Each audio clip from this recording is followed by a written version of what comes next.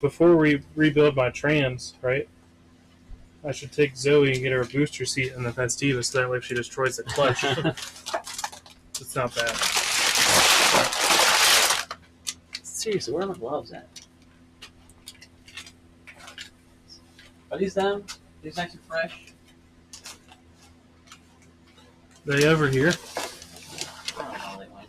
They don't smell like fresh gloves to me, though. What does a fresh glove smell like? Cloth? Raw cloth? Anyway, welcome back to Sam Industries live stream. Today, we're going to be doing some 3D scanning. We're going to be doing some transmission assembly, like for real. Steven's not leaving until it's done. He said so. And then Steven, press the new button over there. Press the new button over there in the corner. Check this out. Press cam! Did it actually change, though? Probably did it change over there. I want to just spam it. Press cam! Look at this! We got a press to do the bearings jobs. And now we have a press cam. So, there it is. You guys looking at the gears that we need to press off of this thing. If you go back to overview, Steven, I'll just pan over to the press. I'll just do one of these. But, yeah, there it is. Check it out. We got the tiny Harbor Freight press, by which I mean it's like, it actually is adorable. In the pictures, you're like, oh, yeah, it's a little press. And if you actually stand next to it real quick, you'll see it's literally below nipple height. To use this thing, I actually have to sit here like a little dwarf. But we already tested it real quick to take a gear off. It worked great. Ideally, it needs some better tooling. It comes with these baby arbor plates. I need some higher like stacks of like I-beams or chunks of metal to really get in there with the tools I need. For now, I've got some wood blocks on the saw, just really quick. I assume about stacking these AC compressors up, but they don't really fit on there either, so it is what it is. But there we go. We're going to do that. Then, Steven, if you give us Note 4 mobile cam real quick. So good of Extreme Master. Check it out. We're 3D scanning today. That is a KL Bellhousing. There's a guy doing Festiva stuff.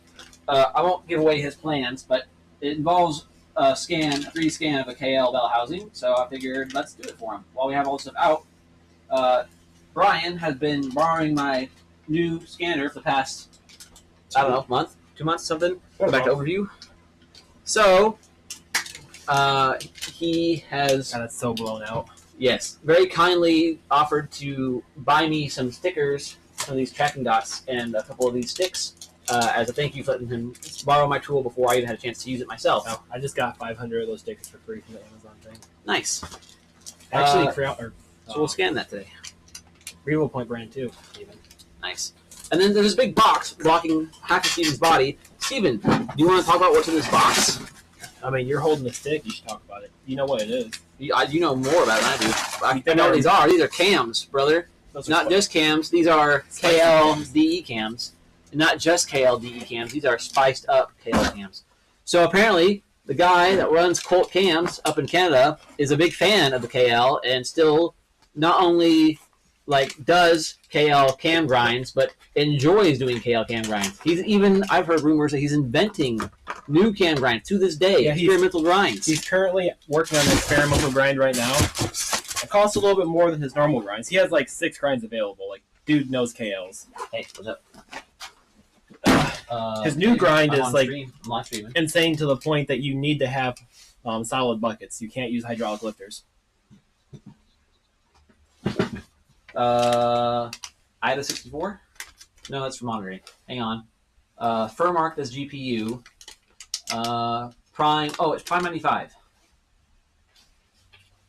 Yeah, that's for CPU. And then...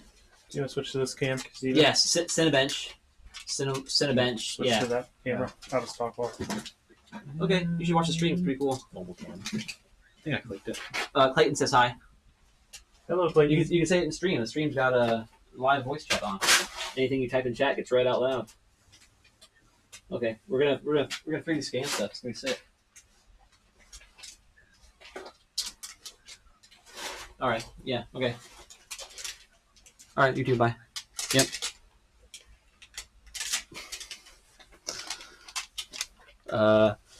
So yeah, that's the plan.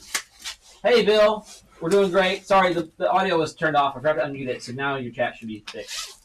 There's also nobody in here yet, so I'll probably say all this again later. But cams, we got hot cams. Thanks to Steven and my wife for getting me an awesome Christmas present. Both the engine itself and these cams. So I haven't told anybody about the engine yet. We are really shooting for. I'm really hoping for like 190, 200 horsepower. 200 is what I really want, but I know how hard it is to do with the stock KL and stock ECU. If I can get 190 instead of 170, 165, I'd be pretty thrilled. So wheel horsepower, or is that crank? Probably crank.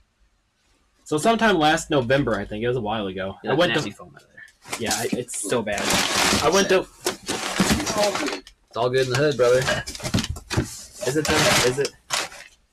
Anyways, so the cams are here. We're all here. Get your camera. I've been having a good day. The cams were meant to be here like 2 months ago. Unfortunately, the Canadian Post wanted to go on strike right when I ordered them. Today's the day! Today's a day. Hang on, wait, he missed it. Daniel, did you miss it?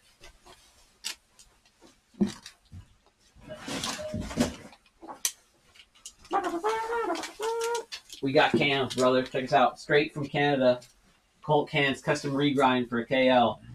Now, finally, we might get to our 200 horsepower goal. And I built his KL this time, so it's guaranteed to last. Yeah, with D&J bearings. As long as it's Steven, as long as it's D&J, it works.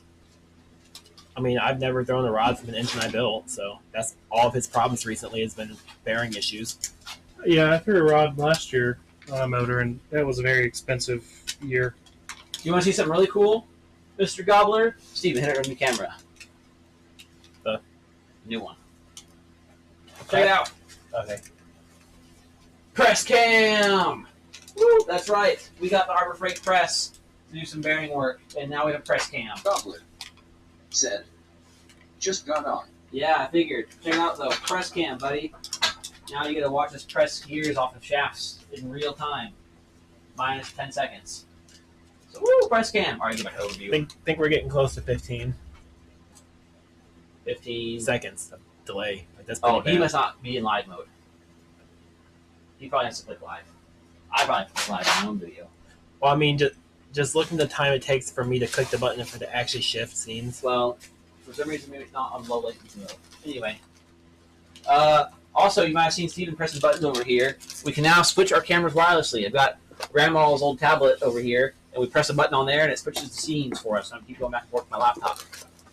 But today, we are finally assembling the transmission. We are 3D scanning the bell housing side. Camera 4. There's not numbers. Nope, 4 cam.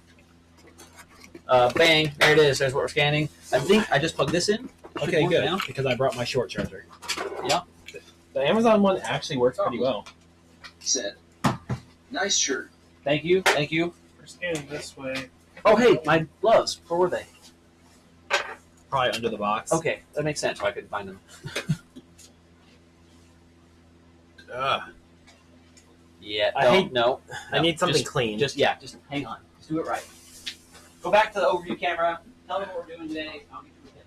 I don't know what we're doing. I just showed up. I have a vague idea of what we're doing. Pretty good idea. It appears like we're going to be 3D scanning some stuff today. Do we really need all that? I feel like there's more than enough structure there for it to not lose tracking. I want to show some stuff off. So yeah, This is cool stuff. So yeah, these are all the official Revopoint brand ones that are magnetic. This is aluminum, so it doesn't really do anything, you know. But as a thank you gift to Will letting me use his scanner, I got these. I ordered them 3 days after Will let me borrow his scanner, so that would have been January 15th. They didn't arrive until yesterday. So these are brand new, like in the box. First time I'm using the official Revopoint ones instead of my 3D printed ones. And then I'm also making a fixture plate that's 2x2, 2 foot by 2 foot, with them 6 threads in it. And the goal is to use something very similar to what Revopoint did with this right here. Nice. But to have these basically Oh god, they don't rip. thread into each other, I'm struggling. be able to do that on a fixture plate. I don't scan anything small enough where I could take advantage of the plate. 2 foot by 2 foot. Yeah, most of my. Well, I guess maybe, but that's How big is that table right now? 40 by 40? 36?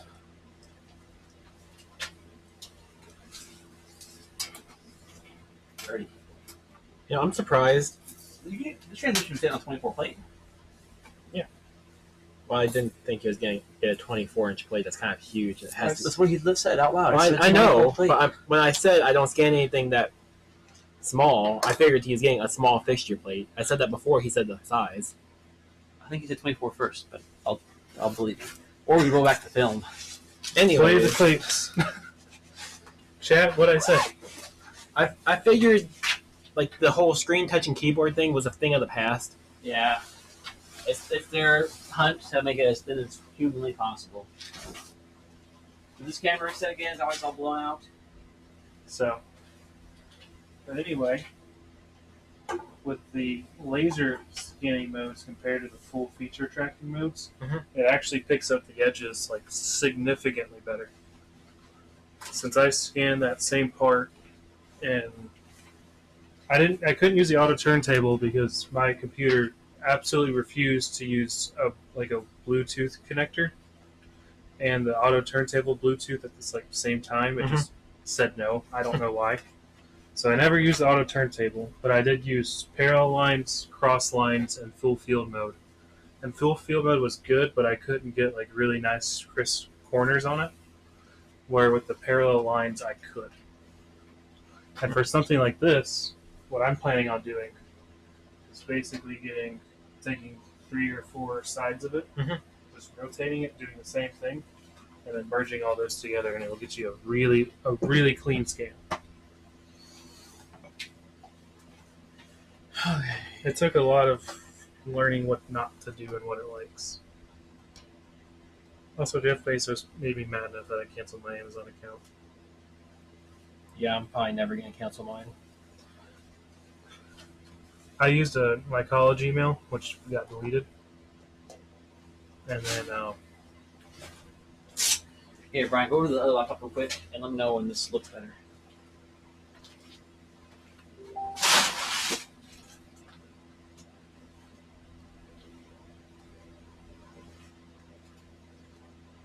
Go away. that's Stupid looking better. updates. Right there. How she So look on at the it, phone, too? it looks insanely dark when I make it go that dark.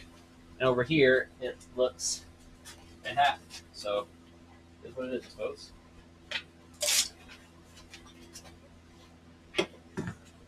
You know, I'm kind of missing my GTX hood now that I look at old pictures of it.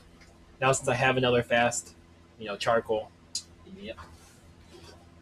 To, Someday. to be fair, I didn't expect to find another rust-free charcoal. There's the box. Boards. Box of cardboard.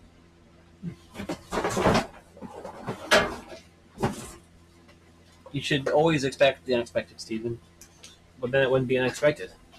Just like the Spanish Inquisition. Okay, so I need to plug in the power cord somewhere. Right in front of you.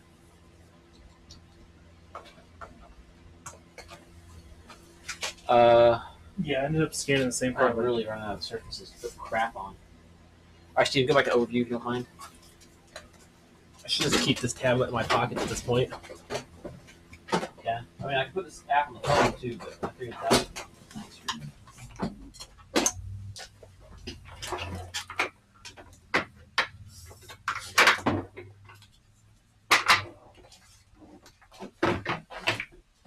We should make them physical buttons.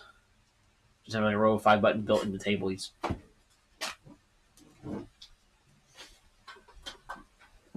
I don't know how this is going to look. All right. Do you want to do the software update? Oh, is there an update? Yeah. And do you want to do the screencasting again so we can put it on the... I have no clue how we actually set it up last time. I'm You- I'm good with it. We just need to figure it out start again. over here. 1 second. Okay, just put this on the table so I can actually click things like that table. I'm going to put this. Oh, here. What I'm going to do. I should be able to unplug this, right? Doesn't need to be plugged in to do an update. I'll do it like this. I don't like their updates Why? because it just opens a tab and downloads it in Chrome. It's not like Mm-hmm. in software.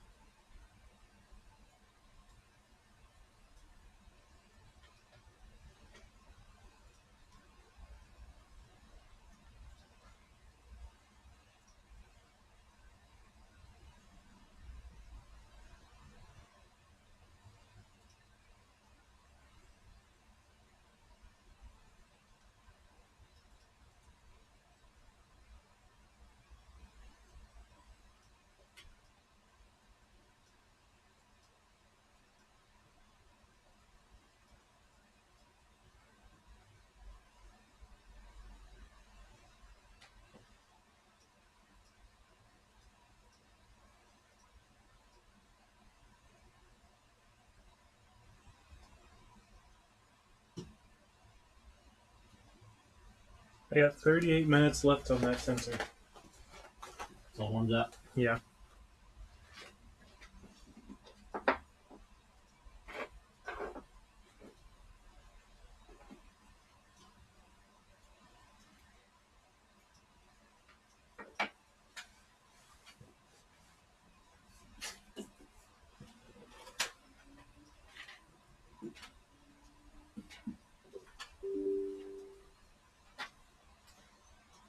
I'm concerned if we're up in the front that we're not going to have enough marker dots.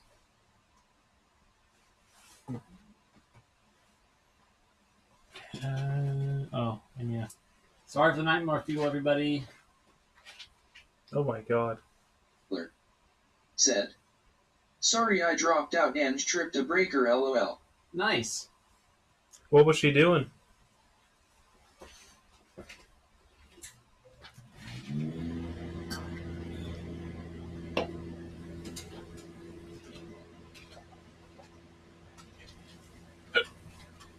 All right, Steven.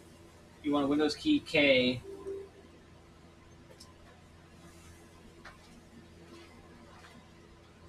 Cast.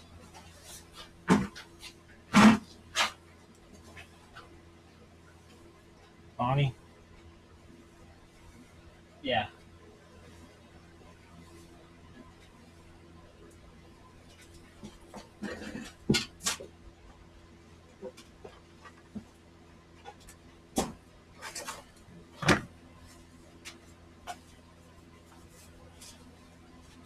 And then I'll go on real quick. If I press overview, everybody should see all of us again. Bill Taylor said, no idea, I just lost internet. Do we got like a tri-cam view there? I do. The scanner, us, and your screen. All the press of one button. Switch back and forth. I gotta agree to terms I'm not gonna read. Oh, the app update. Yeah. Their updates actually seem to matter, so it might be smart to update it. I can't believe you motherfuckers get the Reload chairs. points. Like, they usually don't go down in quality after an update. No. They have a beta for to use the GPU acceleration, because right now it's not using the GPU at all. His insert's looking pretty good, though. That's what I was just talking to Brian about. Yeah, it's pretty good. Honestly, I might try to get the file from him and do it myself. Or just make my own, because it looks pretty simple to make. But now having to make something is nice, too. If I could just move my gauges down there instead of where the radio goes. But I also don't use the radio, so I don't need a... You should I don't know. You should do a Bluetooth. If you don't care about the radio that much, you should do the my Bluetooth speaker where I have just a little amp, the eBay amp. Put the eBay amp just in the dash with two speakers being powered. That way you get in, it just connects to your phone. Set the volume with your phone. I don't even need a radio in general. Okay, you can plug the MetroX back in. All right, Brian, we're ready. Alrighty. Oh, it's already plugged in. Just connected. Look at that. Okay, and we'll see if I need to adjust anything. But there's a new button now on the screen. It says scanner. Press that button, and then 5 seconds later, 10 seconds later, it should show our triple view. One of Brian's back, one of the thing we're scanning, and then the actual view of the scanner. So what is this thing called? We're doing KL Bellhousing.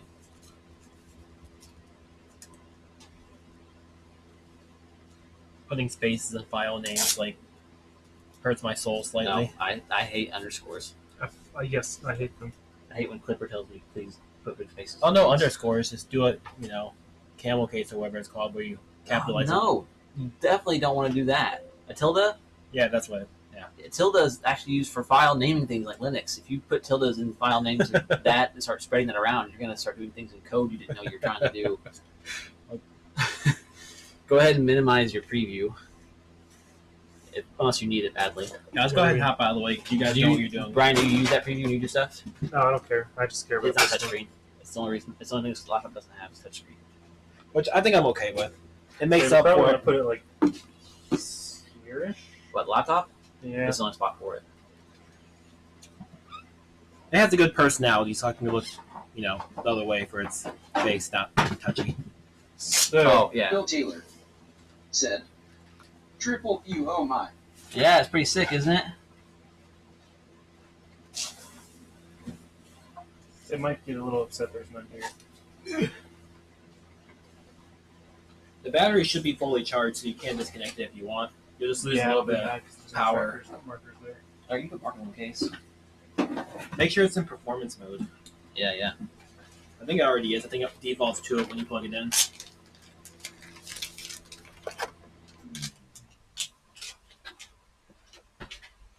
Oh, you need to be turbo mode, man. Yeah, does it make turbo noises? Mine does. Mine ramps the fans to max and put it in turbo. Oh, yep, his work on it. Well, his fans are not nearly as loud as mine. Well, mine's both mobile chips, so Right. not But quite it's just as so aggressive. freaking thin. It's insane the power this thing has for how thin it is. Like Absolutely the mind-boggling. 4070 isn't that much weaker than desktop 4070. Like the mobile chips aren't Yeah, it's that still much like worse. many 100 watts. Like if you take that power off and put it in the highest performance We mode should you start can. saving this stuff. It's not cheap to buy rolls of. Oh, the Yeah, pull that up. I start putting all the gear sets like we mess with in those. it's like the most millennial thing to do. It's like the next step of saving boxes. Well, I do that too, but it's because I run a business in these boxes, so it's fine. I wonder how much this actually costs for this brand. Yeah, it's not the KS whatever maybe stuff.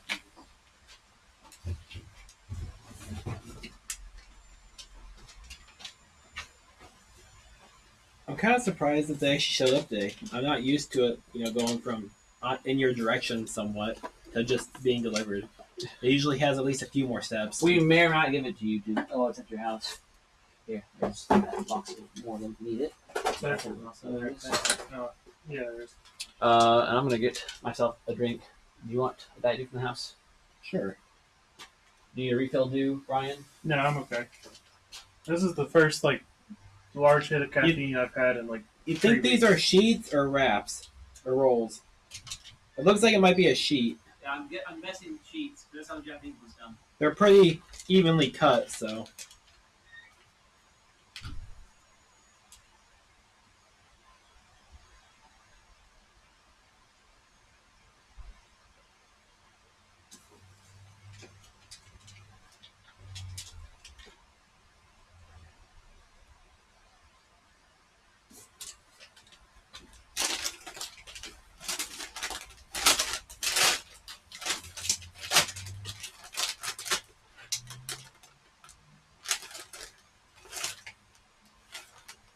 Do you see a measuring tape around here somewhere?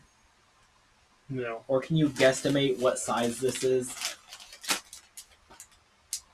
Like, what, 24 by 15-ish? Maybe 24 by... We just had one. Where did you put it? I don't know. I wasn't here when you had it. Yeah, you were. Was I? It's right there. Next Oh. to your drink.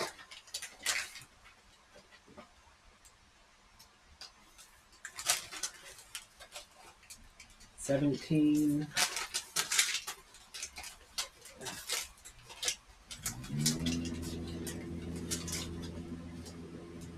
$17 by 25, so I was close just guessing.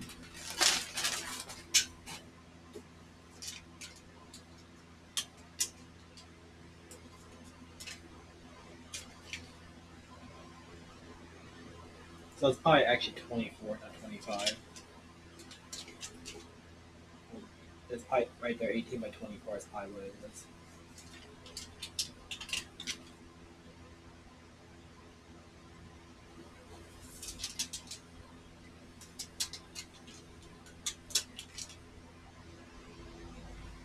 $282.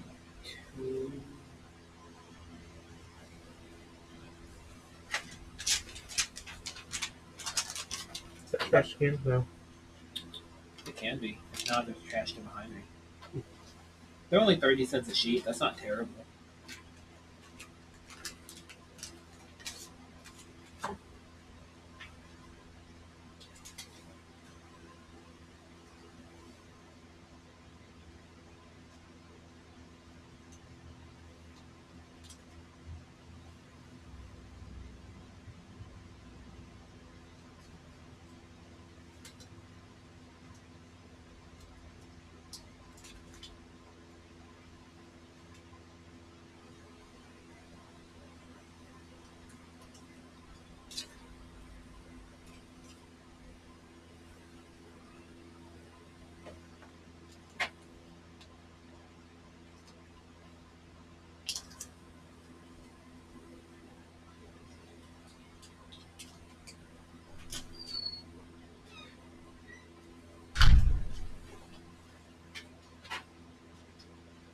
Is auto on? Dude, I think you and I are both due for a haircut. What? No.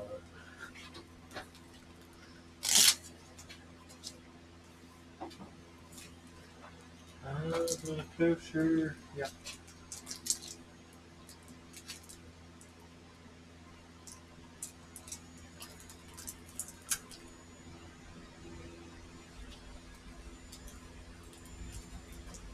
You see how it gets those edges? You see how it gets those edges a lot better? Yeah.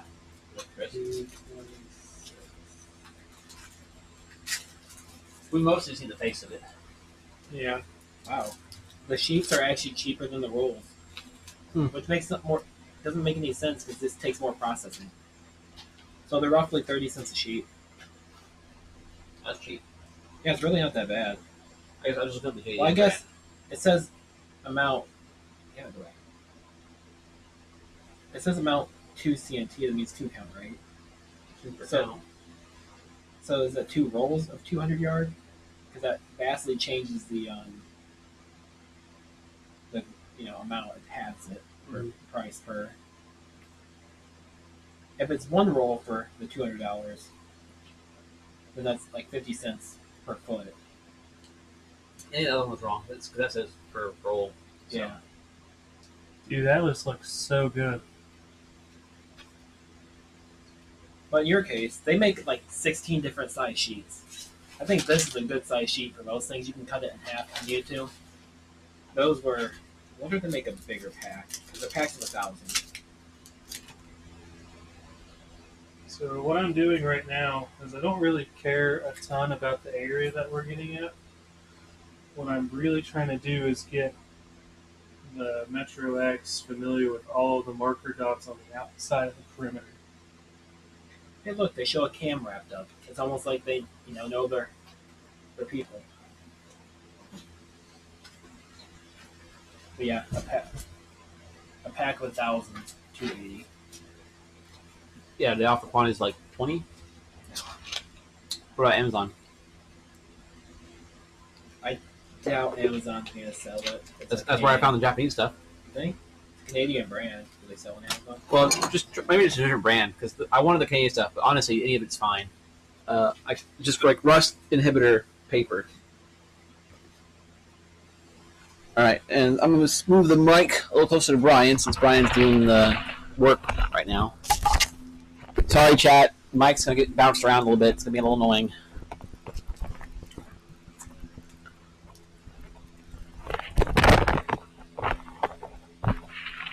All right, now we should really hear Brian.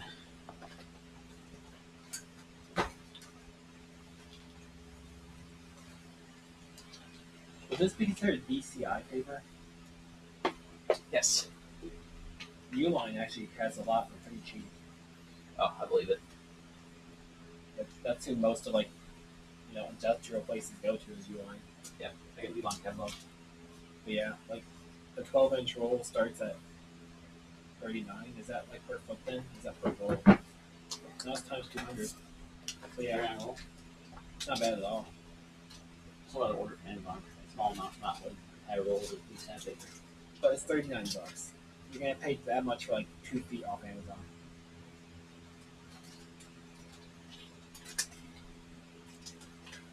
For $39 for 200 yards, you can just wrap all your shit you send off, in the mail, and that just to look more professional. Well, Uline wouldn't though, because Uline doesn't say it's VCI paper. I mean, They need to say it. Anybody That's why I need the Japanese stuff. Anybody that's ever bought, anything metal from someone that knows what they're doing knows what the paper feels like.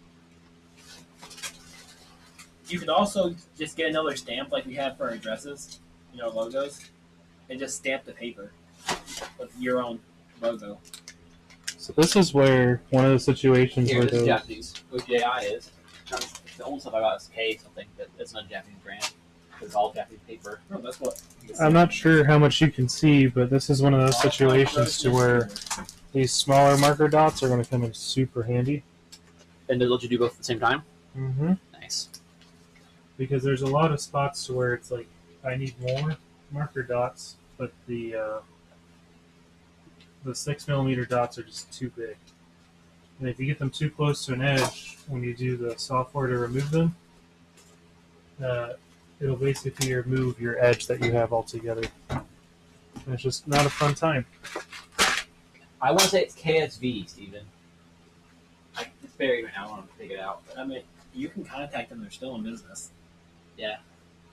See how much KSV is. KSV VCI. I want to see if they have a best better price online. Start from somewhere that you know, contact only and type of then deal. go This looks back like a up. super old website. So you can see it now, take into account the Oh, smaller Amazon, look at that. marker dots. Core tech.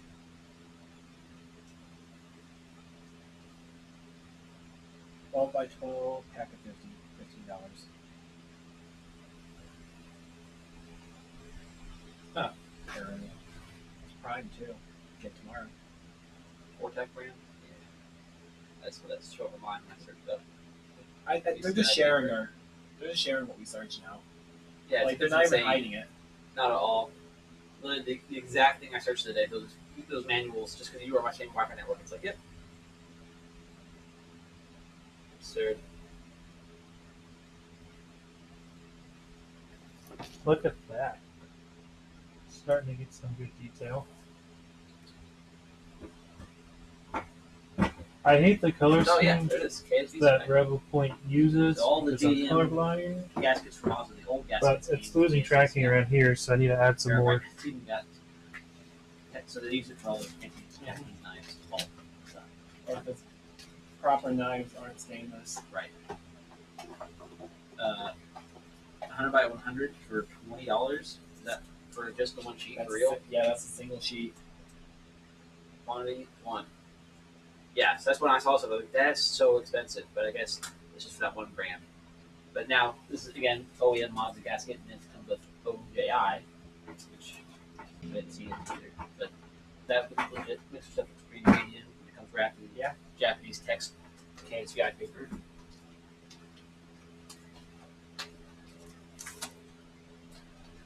Did you know You the look exhaust well. manifold gasket is outer and inner? Take a look at that. You have to zoom around it. You can see where I was picking up the larger ones and the smaller ones. Mhm.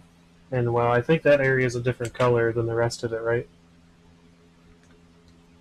Because the stuff I scanned first is a different shade of something than the stuff that I was just scanning. I can still see what people are talking about where the laser lines themselves leave a texture that isn't there. But I'm hoping that it's something they can get better software or just something dirty I can clean off. Since you're going vertical line mode, you see the lines that's left. Yep. In my scans, this on the turntable, they were very clear, like circles coming from the center of the turntable. Mm-hmm. Not that it matters for me. I don't actually need it to be surface grade, but the people who actually bought it as a surface grade thing are complaining about that. I've heard some people say that they're working on making it better, but we'll see. Yeah, you see where all these little small ones are just super useful. Yeah. Because if you get too close to the edge with your marker dots, what ends up happening is when the software removes the marker dots and then fills them in, it'll just remove like the entire edge. Yeah, And it's not going to remove the holes though, right? The actual holes. No, you can set the size of the marker dot removal. All right, good. So- Those are the important thing for us scan wise. So the exhaust manifold gasket for V6 is an LS. And we had the Velcro one, and it came with like another sheet with it. Turns out that's how Mazda does it. When you buy the gasket, it's 3 sheets of LS. That's called the inner. And there's one more sheet that's mirrored. That's called the outer. You have to buy 2 gaskets to do one complete. The Mazda does not sell them as one complete set. You have to buy the 3 inner layers and the single outer layer. Go So back to your point that you know. Velcro seemed to have one that broke off. It didn't break off. That's how Mazda does it. 3 plus 1 that you have to add manually. So I just got an ad for parts too. It's actually cheaper to buy a OEM engine block through them than it's Subaru America. That's hilarious. What is Well, Shipping's probably shipping's gonna be probably a lot. See what it is. Put that second one shipping. $300. It's still cheaper than buying a block straight from America. Wow. That's wild. Is that sound good? That pistons in How it. much do you pay for your short block? it? My Type RA short block was around $2,000. Okay, that's about the same then. $2,000 ship. That's pistons in. Yeah, it's a complete rotating. Son of a bitch. What got bumped? Oh, the Tail. tower back there? The table. Yeah. So the towers fell? Mm-hmm. I'm gonna try and see it, but I think this might be ruined. Maybe. I mean, it's starting to get that edge really. We really just need the top edge because Aaron's going to pull probably the DXF off shipping? of this. So once you get like, just roll over a bit, that should be all we need. Yeah. Shipping's not a direct stack, so it's not like $300 per engine. No, yeah, it's box size plus weight. After a certain weight, it's, same pallet. Yeah, so like 5 of them's $1,300 versus what would have been 5 times 300, 1,500. So that saves a little bit. Let's add some of those ones in there too. Wow. Oh, wait. Yeah, so the one you were buying earlier was so it's the same part. Sometimes they have some that will ship faster. So like they'll dispatch those guaranteed in a day. That's a new thing they're offering. But it depends on what warehouse they're in. So sometimes they'll have like 20 available, but only 7 available in your express. Yeah, that's all that I can buy. 5 Subaru blocks for $2,000. Yeah. They'll only have those 5, but that's not bad. So it's the same 5. It's Yeah. just they can guarantee those will ship out quicker. Yeah, that's not the extra you're paying for the express. Yeah, $400 isn't worth it. I'll just give the And the shipping itself is not faster. It's like the processing for them. Like they're getting stuff from like 10 dealers or 50 warehouses. If it's express, it means they can guarantee every warehouse gets to them within 24 hours. Otherwise, Look at you that. could wait weeks. sexy brand new block. You see the guy that found entire FA20 or FAB Honda short blocks on eBay for like $800. Insane. I think I need to get right here a bit more. Do you have a mouse, Steven? I do. Can we use it? I mean, I guess it's you asked nicely. I appreciate you. It's a ball mouse, the best kind.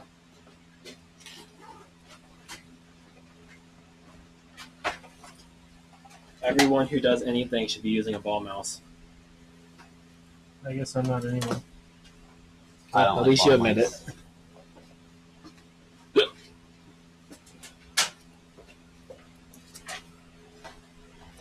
Alright, set this here. And then we'll need this too.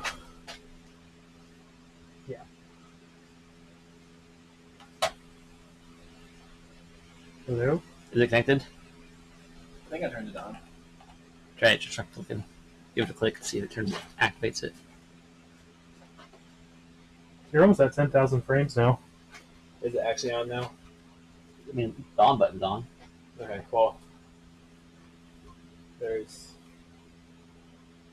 1, 2 should be it. You can connect to 3 different devices at the same time. I see the mouse. Let me try number 3 then. There it is, Ah. number 3. Sure. Number 2 must be my phone.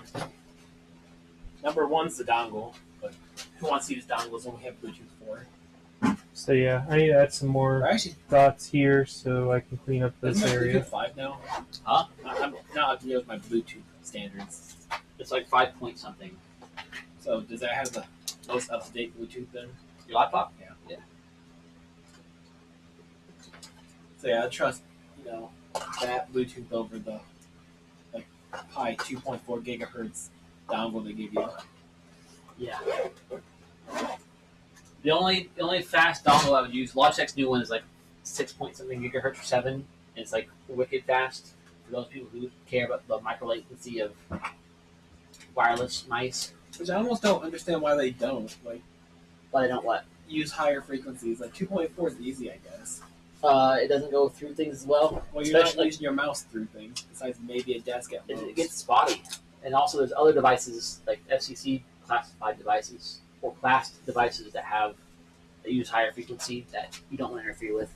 Medical devices and certain communication standards that we don't talk to. But that's higher. That'd be higher than 60 gigahertz. Depends. You should check. You can look at the frequency band thing and it tells you who owns each band. Yeah, I don't care that much. It's probably, that's probably why. It's probably already an owned band. That we're not allowed to have.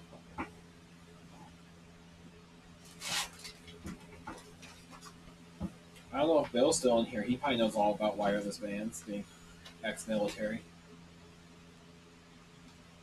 Maybe. I mean, he was Navy, right? They had a whole bunch of wireless communications in the Navy, right? You probably can't even talk about it. Oh, he can talk about it. Military. I would assume back then, in the 80s, Everything's and 90s, declassified by now. it would have still been VHF, UHF, but Oh yeah, I I hear guess it. I don't know.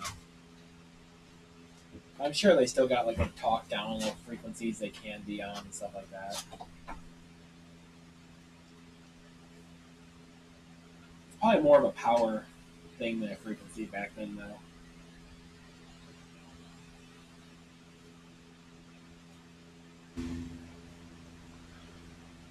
Oh yeah, speaking of frequencies and power, I found my walkie, the illegal one, Oh, yeah, good. and it's still turned on. Like I haven't Nice. used it since we last used them.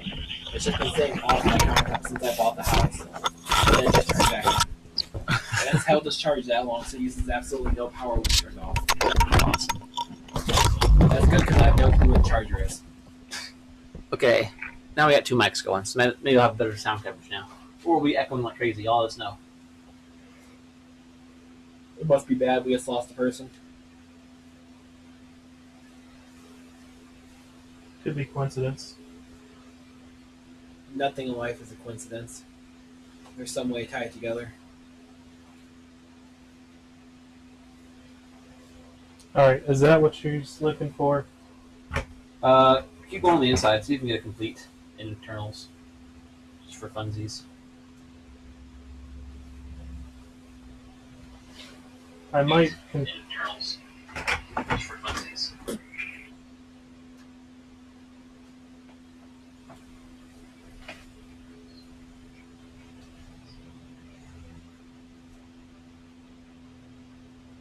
No. So you know how Facebook opens tabs in their own browser? Yep, hate that. They have tabs. Like if you Yeah, click the back yeah, button, and that's it like never 50. goes away. Yeah, I have it's awful. 99. So you have to go options in the corner, and then you can tell it to close all. That's the only way to do it. I kind of want to go through and see what all I'd never closed. I'm guessing some of them just don't exist anymore. Yeah, some are probably ads are now gone. Some of them are probably things you split on accident. So even if the split second you hit back, it still keeps the tab open. I wonder if that's making Facebook run slow, having tabs open. Back in the day, they at least had an option to choose to open it internal, external. They took away the option. They're like, no, stay on our site. It actually looks like Danko did the best Fever one. Suzuki does.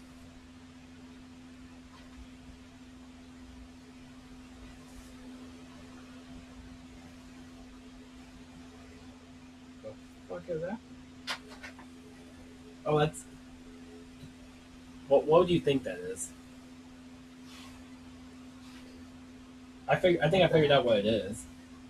It's an oil pump assembly with a It balance shaft. looks like oil something because you got the filter at the top, but that's. It says balance complete, so it's probably a balance shaft in there too. Oh,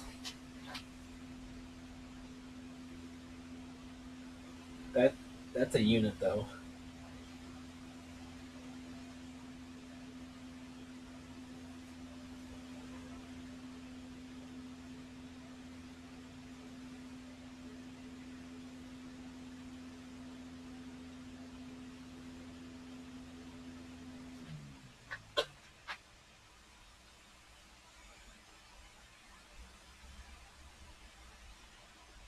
It'd be sick if Parts 2 had a store like in America you just walk into.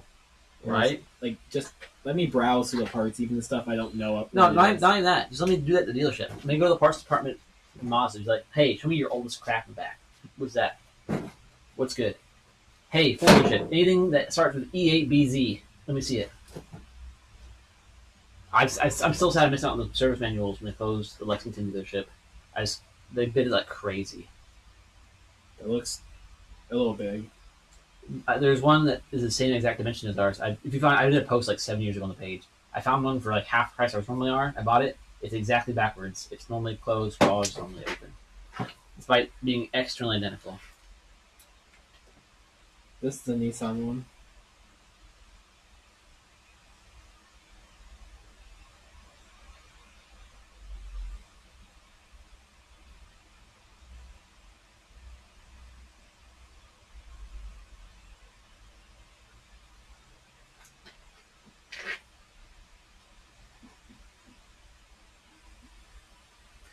Oh, I just love browsing through random ass parts because you never know what you might need that might work for your project that's from some obscure car.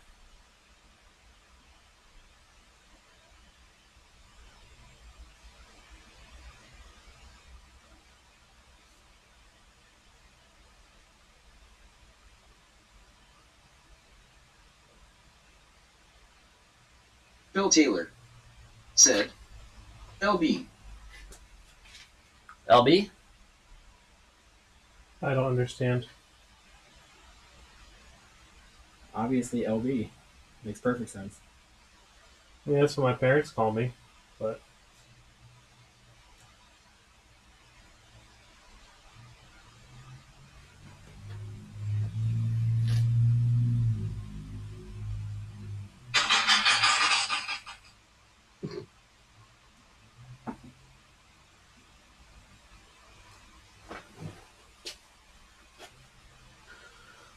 Alright, what can we do while he's scanning that would help our gear prep?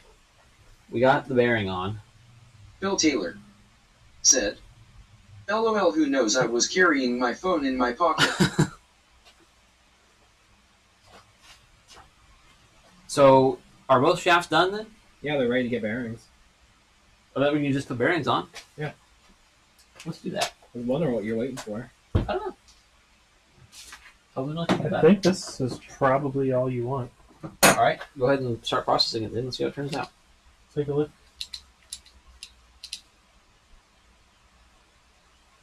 I want to make sure I have it all before I... Yeah, it looks like it should be plenty. You're only 17,000 frames. Yeah, and we can probably do a couple simplifies, but that should be plenty of data for what we're trying to do.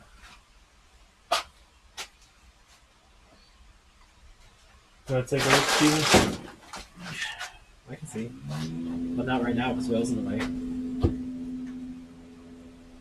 A lot of junk data you need to get rid of, but... Yeah, I mean, it'll pick it up, though.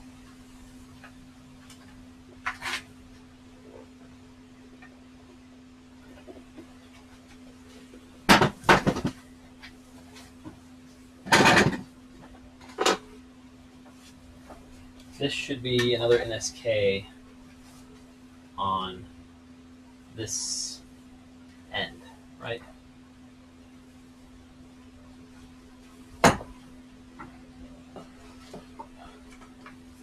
Right, Steven? I have no clue. The fifth, sixth side should be the same. Oh. So it'd be the 2-pack we have.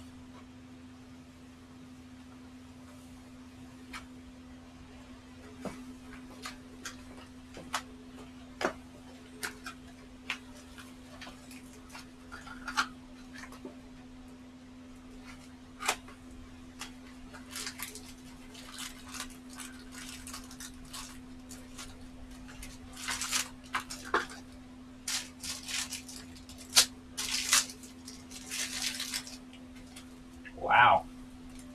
Ready to separator layer. I don't think I've met Chris. Huh? I don't think I've met Chris Hampton. Phil Taylor Probably said, in my defense, I'm smoking a whole chicken on the pit boss and it's 38 degrees. I wish it was that warm here. like 15. Now it's warmed up quite a bit. It's actually 30. All right, Steven, give us press cam. I'm not sure why, but I think your laptop is unhappy. I clicked complete and it's not done anything.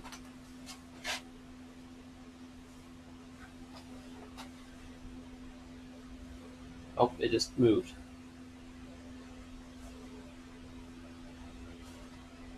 Yeah, just got to pop up thing for a minute. It is a lot of points. Try it again. It is 17,000 frames. It might be working. We're still casting the screen. Yes. Press cam. Bill Taylor said, "Oof."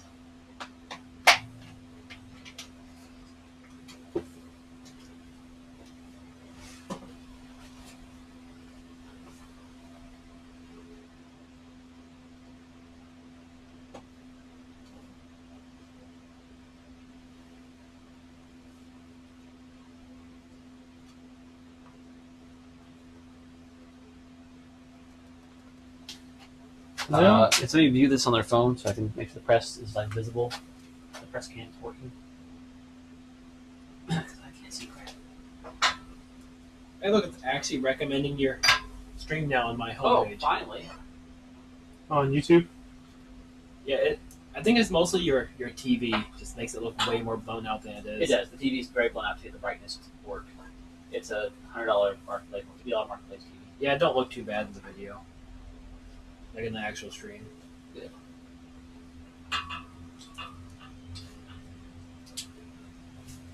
Oh, look, you got one more person. You just leave so that one person goes away.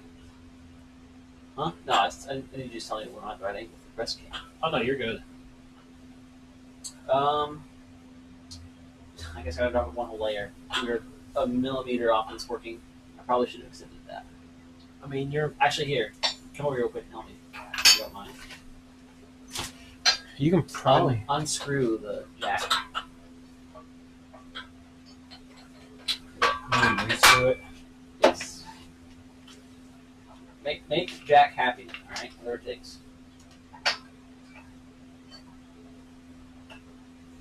Alright, guys. Here's our first chance to use press cam on stream.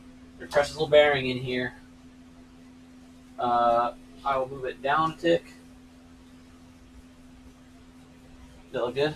On the, I guess we're from over this, both about the same delay. Yeah. While you're casting my screen, I can't adjust it, apparently.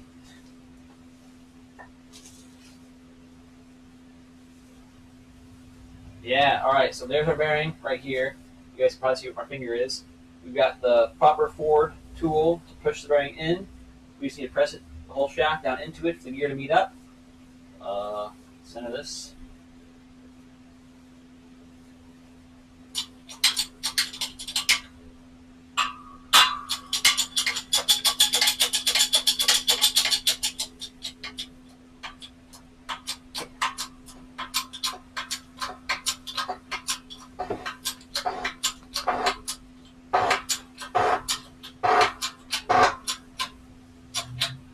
Just like that. All these tools you say you're never going to get, that's actually just nice to have now. Yeah, I know. I said I'd probably never need to press. Then I want to pay you to do the transmission of any turning around a little faster than 5 days. So, You're never going to get a compressor either. and there we go. Dude, that was so nice.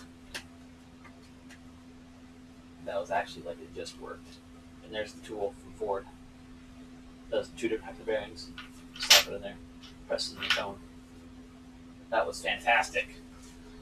All right, back to how's that model looking? Well, I'm not sure yet.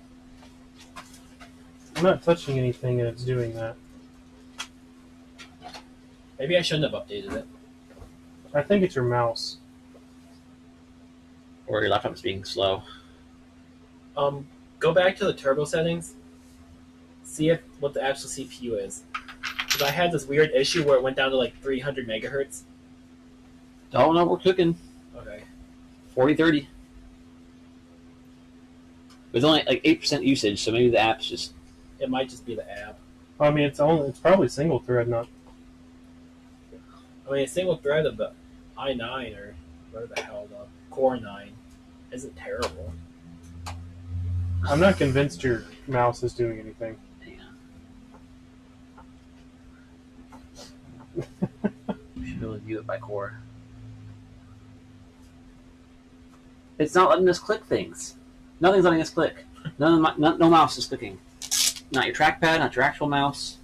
Turn the mouse off, I guess.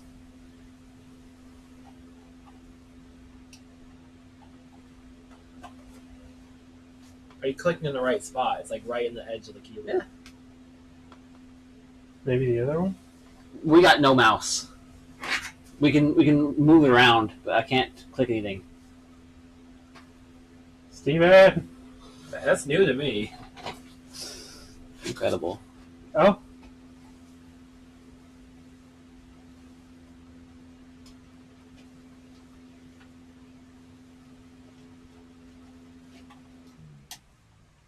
Yeah, let's disable the trackpad and re-enable it.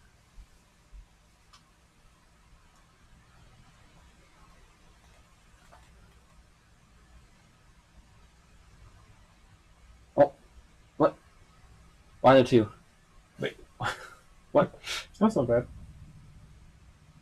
Oh, yeah, you're doing great. What is happening? what did you do to my laptop? I didn't do anything other than take a large 3D scan. Oh, Lord.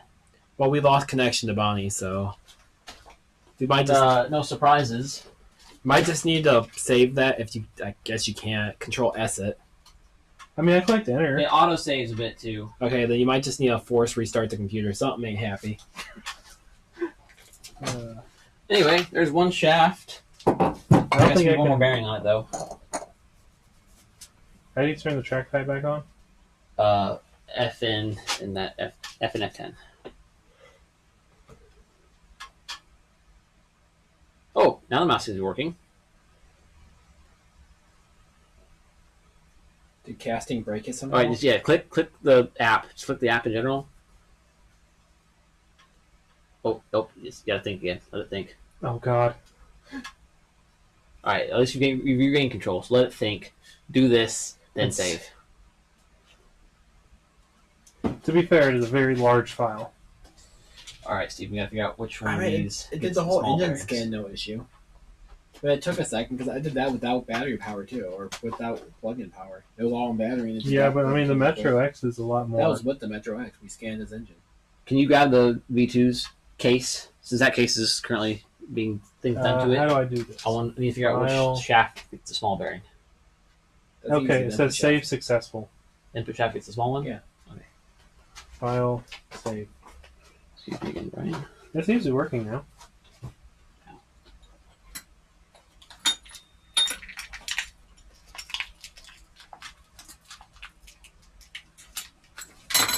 Okay, because I'm not using the MetroX, and I'm terrified of dropping it. It's going back into its case. Not that the case is sitting in like a prime spot itself. Alright, Steven. The new ones are going in the bucket. Not losing.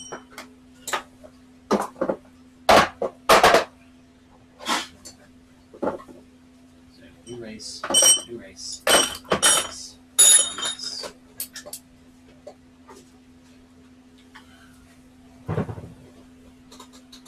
Small one on the input shaft. That's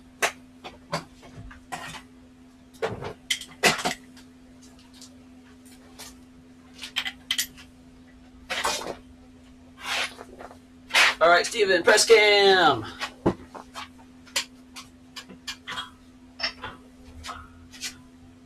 Alright, I'm just restarting your computer. Okay, that's probably for the best, anyways. We're definitely go down.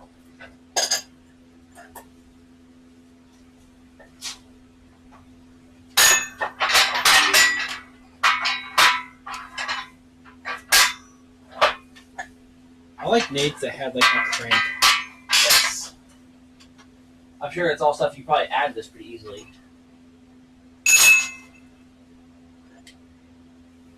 And here we go. I'm gonna say right now, I'm not gonna put a crank on this though. I really don't think I care enough. And then in 3 years, we're gonna do exactly that. Steve's go. Remember, said you need a crank. Remember we said you didn't need to be air pneumatic? Remember we said you didn't need a compressor to make your thing air pneumatic?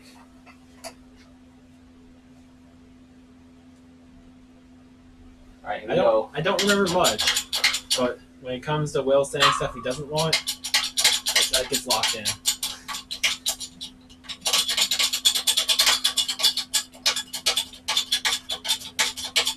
For the purposes of me saving money to be able to do this, and this is going to be an open-ended question, so there's going to be a lot of caveats. But Will mentioned earlier that he might have a shell for me, like a clean shell for a Festiva. If I were to do it, I would also, because we're going to take the motor out and just rebuild the transmission. What would it? How time-consuming / expensive is it to do a B6D swap? And I'm going to say the right way, which means going in, doing all the seals, doing the timing to make sure all the basic stuff, like a basic service on it. I mean, I guess it depends if you want OEM seals or if you find just like off-the-shelf ones, which for the most part are fine. OEM ones aren't that expensive either. I'd just rather do OEM. Like a reseal probably be $100 in seals. Well, that's not too bad. I didn't miss that, did I? Noise.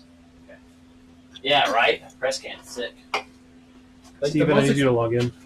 the most expensive part. I don't want to say you're in on. Your face doesn't work for my thing. My face doesn't work half the time either. Yeah, for some reason the Windows Hello stopped working. Oh, really? Yeah. That's weird. I guess my face changed somehow. I mean, your beard got a little long. I mean, within the past, 2 months, I guess it does grow kind of quick. I figured it updated, each time you used it. The long con right there. Each time you use it, it notices slight differences because people do change. Dude, this is so freaking nice. So, what would it cost some parts for the transmission stuff? Have you That figured depends in on them? how much you broke. Yeah, and all you want done to it. How much was the bearing kit? It wasn't Bearing expensive. plus synchro, it's like $200 Yeah. ish. And then Or you're probably getting 220, a new gear possibly, depending if you ground the gear off or if it's just a synchro. which we can do used ones for those. Yeah, we Oh, we yeah. probably have plenty of used parts just laying around. Is that enough? Probably. It's so hard to tell. I'll hit it again. Is that your heater turning on, causing the lights to flick? Yeah, when it first boots. So honestly, I think your transmission is going to cost more than the engine. I'm just thinking ballpark numbers. It's better to have an estimate and set money aside to do this than, be like, oh shit, this cost a lot more money than I expected. The engine varies a lot. It depends where you find it at. Where you find it, what condition it's in, what you want done to it. Like we did my first ever B60 swap. It's to this day my fastest one. Steven picked up the engine for me on his way back to Ohio Steva from some dude in Ohio for $75. So I paid for that B60. Mm-hmm. We paid nothing to reseal it. I had seals left over from this build. It was probably $40 in Velcro seals. I'm talking like cam, crank, rear main, and oil pan. That was it. I don't think that's. Oh, I did the valve cover, which I painted with Rust-Oleum flat black professional paint for $7 in Tommy's garage in the cold. We slapped it together for the first time we've ever done a swap like that. That's it. I have nothing to do it since. Well, no, it snapped the OEM timing belt in a parking lot, and we replaced it I in that remember parking that. lot. I can possibly give you a B60 for $200 that has 80,000 miles. If Yes. it's still there. I'm also working on one nearby here. See, I could do that. Because my goal is excluding the shell, because the shell, like a clean shell costs what a clean shell just not- costs, right? That's insane. But realistically, Oh, I'm yeah. looking at 1,000-ish, excluding the shell. That should be more than enough. Yeah, you do it easily. You do OEM gaskets at some point there. I'm there's- also there's using the Subaru pricing of everything Oh yeah, with SCI tax, so now you're thinking of a 0.25 difference in terms of you're only paying a quarter of what you would. If you want to do a shoestring budget, you can buy an entire gasket kit from Rock Auto right now for the B60 for $85 for every gasket. If you prowl Amazon enough, you can catch lightning sales for $40 for a gasket set. No. I mean, I'd rather buy some wheel if I can. So the only ones I sell are for the cam crank seals. So if you did not know, seal that spins and gaskets. I need you to move your car. I got a quick trip to Lafayette to happen. Okay. And I thought, yeah, I need you to It's you. move your car real quick. Unless you want me to drive it. Like, I'm happy to drive the SCI. I don't think you want to deal with the clutch. It doesn't really shift out at first. No, it does. Like Does it 99%. shift out at first? Randomly, it'll get stuck at first. It's happened twice in the last 2 weeks.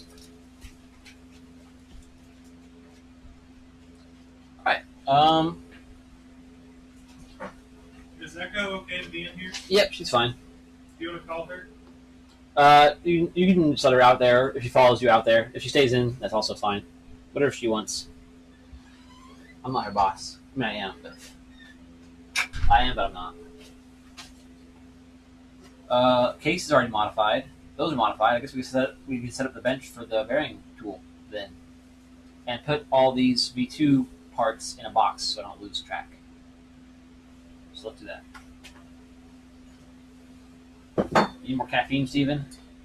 No, I'm trying to stop messing with my nail. Remember how I said it was like cut in half? Yeah. Well, it's starting to like. Yeah, I told you it'd be the hardest part is just to pick it. Yeah. Would you like a Band-Aid? No. Just for the purpose of not messing with it. No, because now if I fold it back down, it's gonna hurt worse. Putting it back down into the raw skin, I'm gonna have to just snip it off. I think I have caffeine in my car, so I can go grab some if I need it. I can get you some caffeine if you want. I'm offering. I don't want you to feel uncaffeinated up here. So this must be 5 speed. That's stuff. 5 speed. All this corner. Oh, right. This Protege5 stuff. We don't want any of that right now. We can stay in that pile. Tools we're going to need. Seals, we're going to want these. This is stuff for V2. These we want to save. So these need to go in a box. So let's find a box about the right size for things like this. What's in here?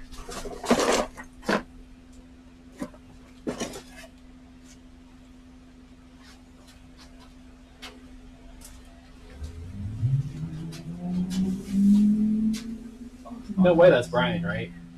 It can't. There's no way you can do that. Especially on a cold engine at that. If he did, though, I'm so proud of him.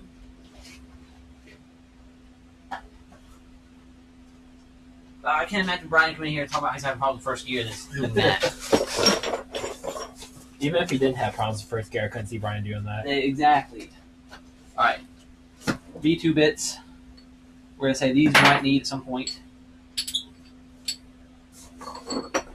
These we might need.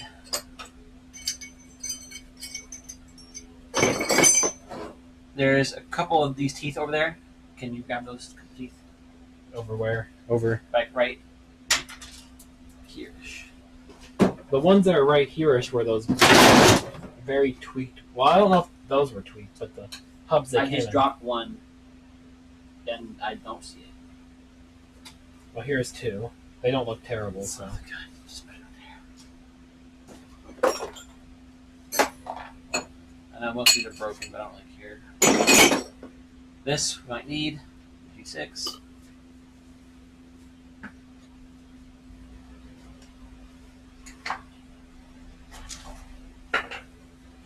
That's scorbage. So the little baggies for bearings. The bearing boxes, bearing bags, those can go.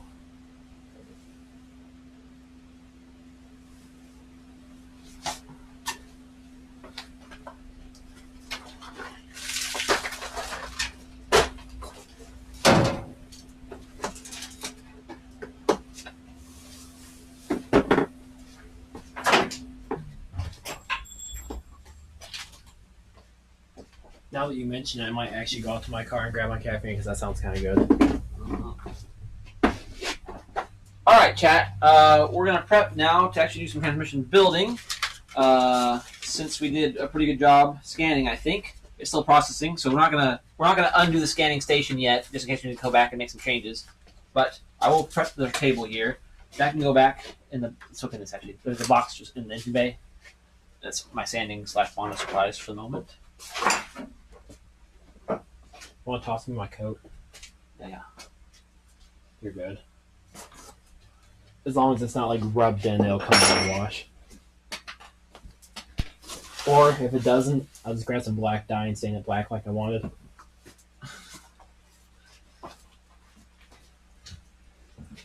For $11, I wasn't complaining. Why don't you stain it with oil? Well, I guess. I have no argument because it would act just like dye. Uneven staining is just stain, right? Making it uneven makes it, what's the word? The new, distressed. Ah, yes. That's what I'm looking for. Vintage, legitimately distressed clothing.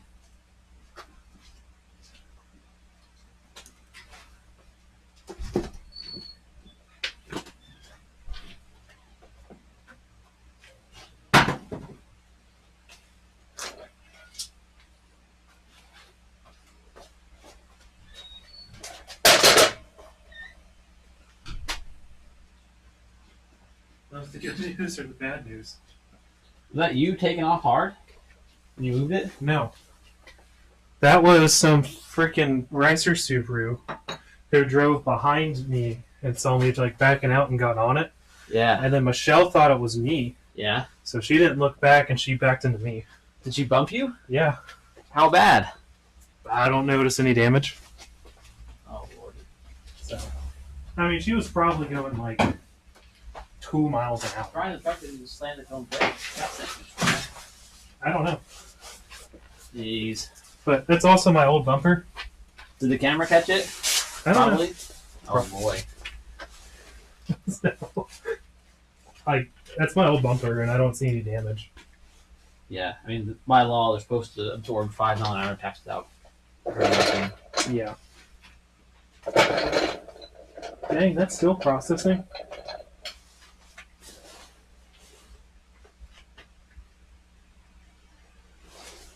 Yeah.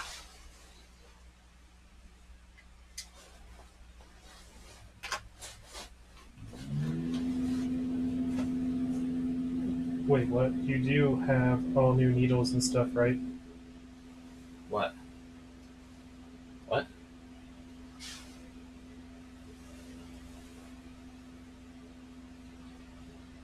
I think Zoe's asking about the G6. The needle's like built into it. It's not. There's no shared needle type thing.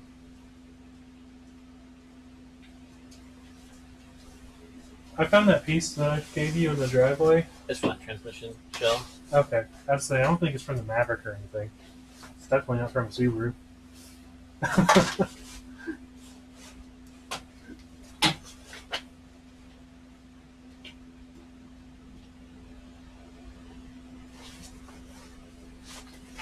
pulled the camera. Apparently, Michelle ran into Brian. Shaw3RD said, always fun to share needles. Oh, yeah. Oh, yeah.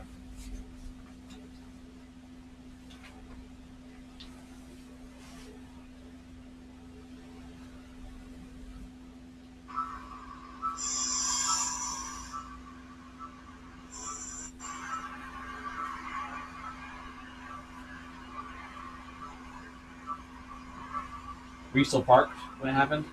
Or Yeah. You hadn't started moving yet? No. There was a gap and I thought about going and then I just chose not to. I was all the way at the edge of the driveway. Oh, wait. So you had already moved? Yeah. Okay.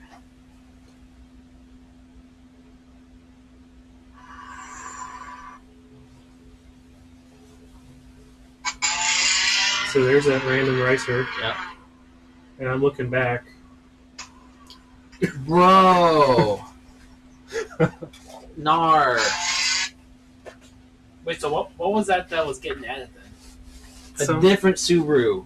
Just showing off he saw Brian backing out. So Michelle heard that. She thought that was Brian leaving. Just wasn't paying attention and backed right into him. And I'm looking back and I'm like, what the fuck?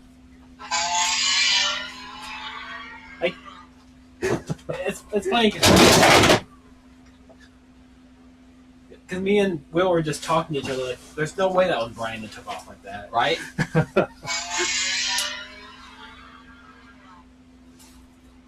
yeah, I just sent it. Dude. Good grief. Okay, well. Oh, dude, look at this. I have no idea how to zoom in on this thing. There we go.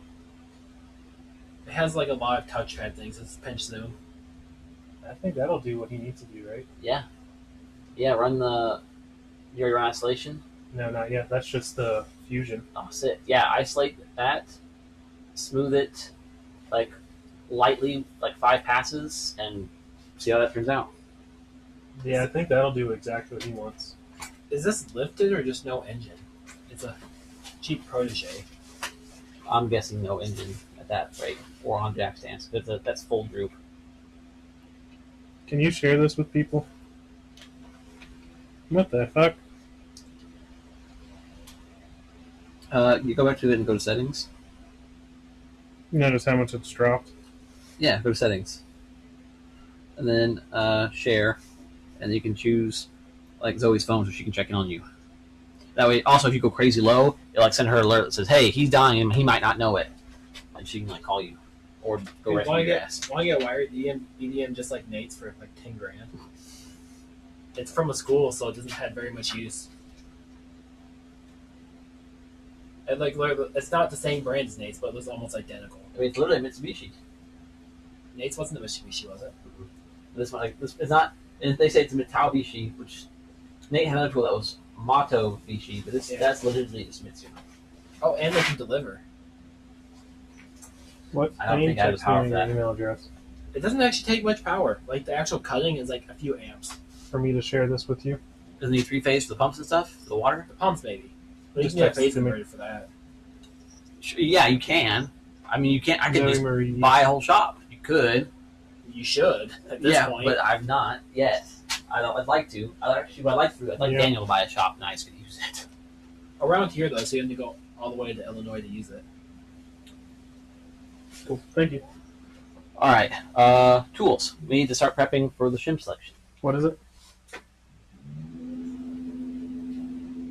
That's good. Oh. That's really good.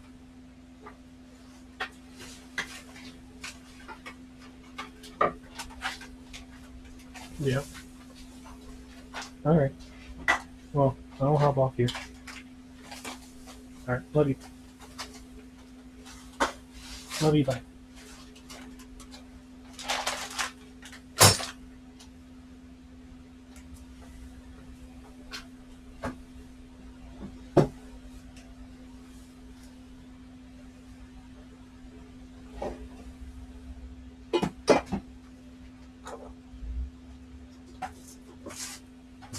All right. Well, Bronson's scan looks good. I guess you can start de-scanizing that thing. So de-sticker it and get the dust off of it, and then Steve and I can start using it to prep the bearing job.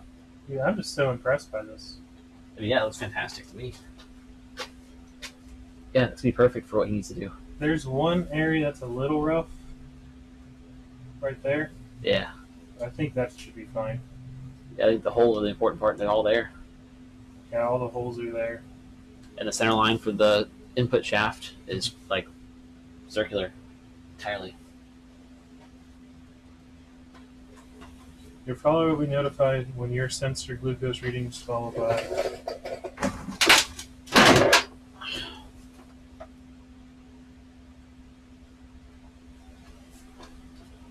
All right, Steven, you want to check the service manual? There was one that I thought we need the smaller one for. You should see if we actually need that real quick. One of the bearing cone pressers. Where? Oh, there it is. This is your hand. Is that a way of saying I haven't done shit? I think you held the device for me earlier.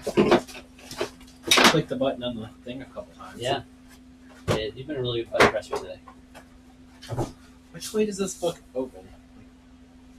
You can pull that bar in the middle. So there's like 90-degree bend on top. That steel bar, very top of the book. Pull that tab up. Okay. You know your book's too damn. Wait, is that just?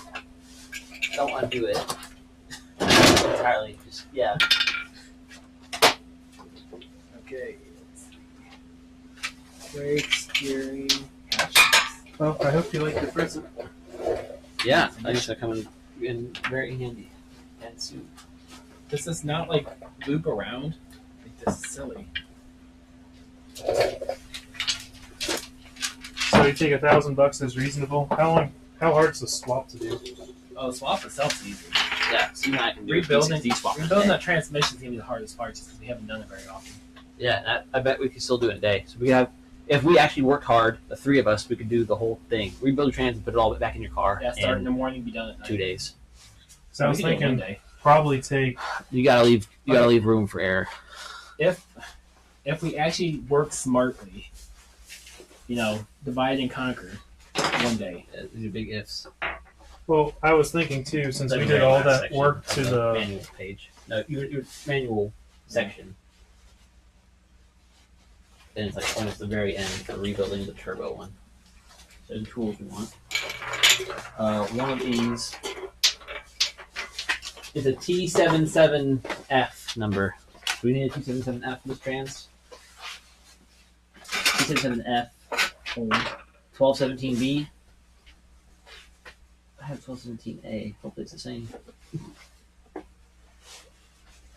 The B is the installer, the Yeah, A's so I think puller. one of these should be the baby one for the smaller bearing. Oh, Yeah, there's 1202A. well, the bearing cup just kind of drops in. They're not like a super tight press fit. There's one of them that we use Nate's aluminum handled one for. I guess I got our aces right here. I guess I can find that right here. Yeah, Michelle also hit the old bumper, so I don't care.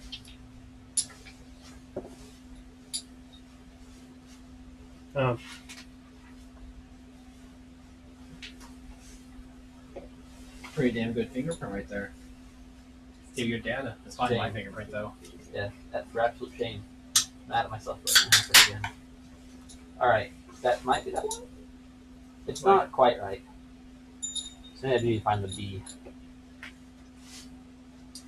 But that'll help.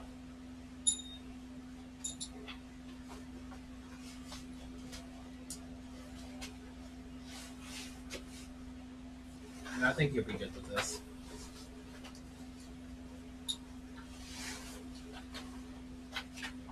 It'll work at least. It's not going to harm the part that matters.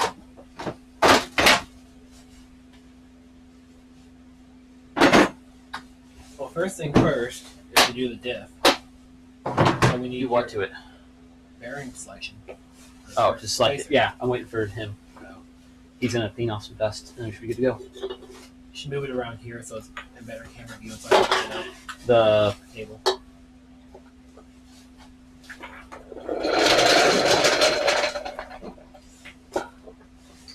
Primarily the second one. I mean, camera view is not really an issue. Although these cameras do better than the mobile one. here, these up here, Brian. That's fine. Wait, so what do you want to do? Just bring the table right here. So we can do a transmission right here. Oh, you want to do the transmission not on this table? So this table has a lot of stuff we would have to move. We can. Yeah, I was gonna move the buckets out of here.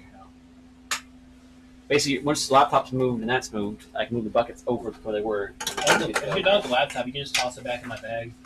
It's scanned. It's processing the scan still. Wow. It's done with the isolation now, right? Yep. So you go to the next one. Yep. I want to smooth it out. Well, isolation. I haven't deleted any of the Oh, okay. stuff down there yet.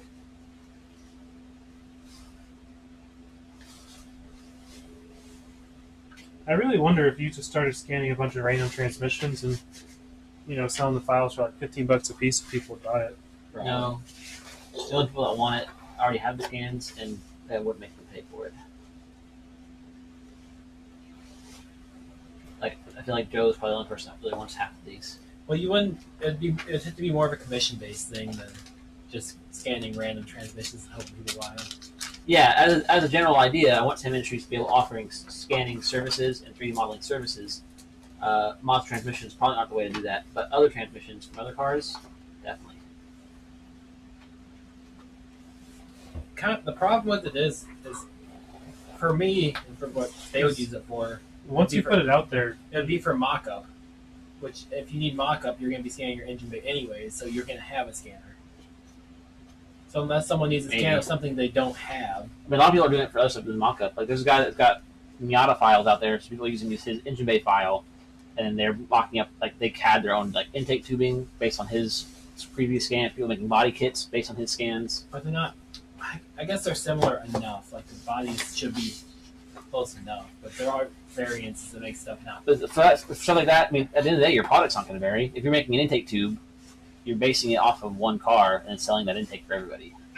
Hoping and all the mounting points are in identical locations. Yeah, well, I mean, that's how the Mazda one was. Your Mazda factory intake is based on only 2 mounting points. So if it works across, when you buy a used one, it's just as much chance of fitting as a new one would. You also have to build in tolerances that make sense. and so anybody with their worth their salt doing that stuff, though, can take a lot of that into account. And anybody that knows how to take that into account probably already has a scanner or just does manual measurements.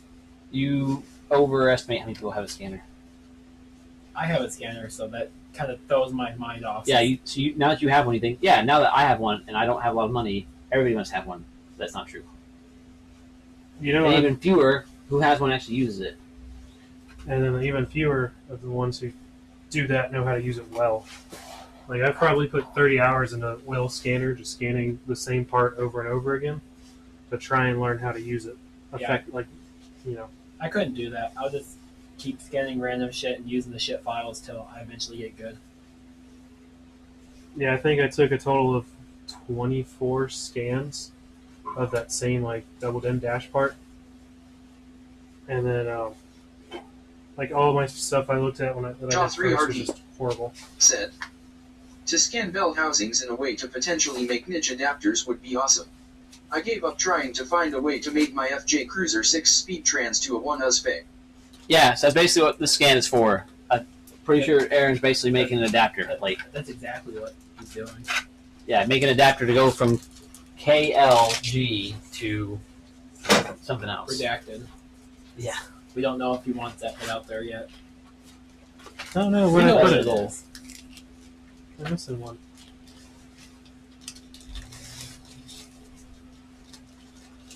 Also, Zoe's very appreciative of me letting me borrow that. Oh, yeah. Of course.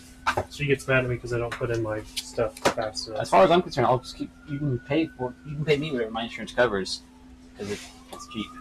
All right, and you can clean that off, clean the stickers off, spray it with some of this, and wipe the dust off, and then Steve and I put our bearings on this side, which it appears I haven't pulled those out of yet. I guess we can see if our 2-jaw puller actually pulls out that inner race this time without tearing stuff up. Oh yeah. I mean, we'll see. You sound not so confident. Not at all. There wasn't much room in there. But I think you also see how having a lot of those tools make that process a lot quicker for scanning. Yeah, with the laser especially, we really want that tracking on point. Yeah, when it has the tracking, it's absolutely insanely good. Like the full field mode with the tracking dots is good, but it doesn't get like your edges very precisely.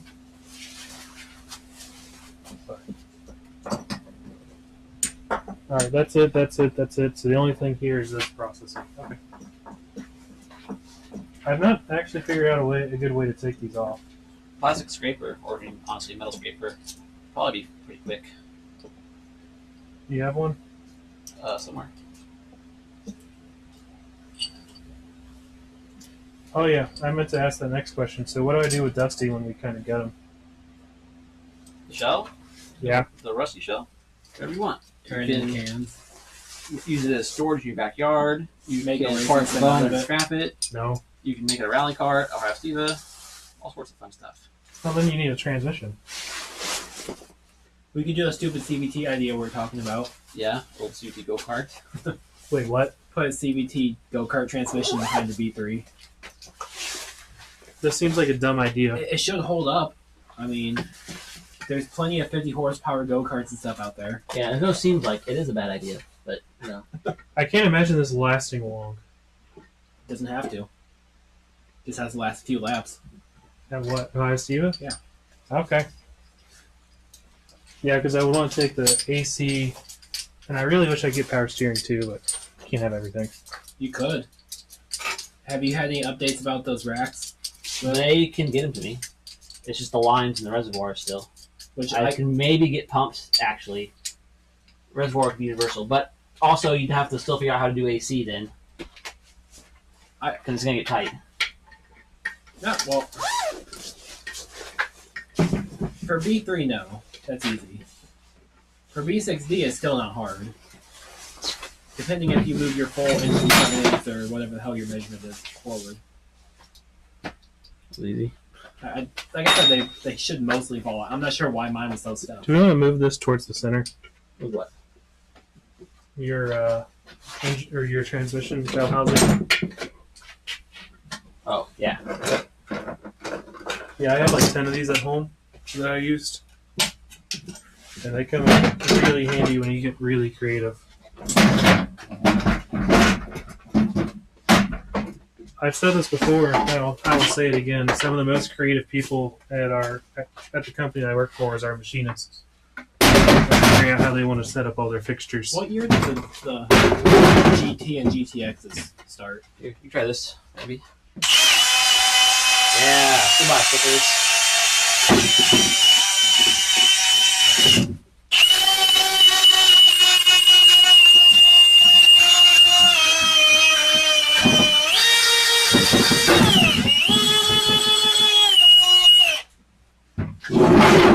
What?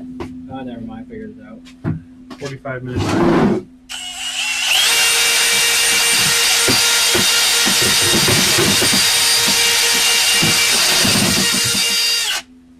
Right, they'll just scrape off. And the one's inside. Which one is inside? Those. Oh, those just fell off.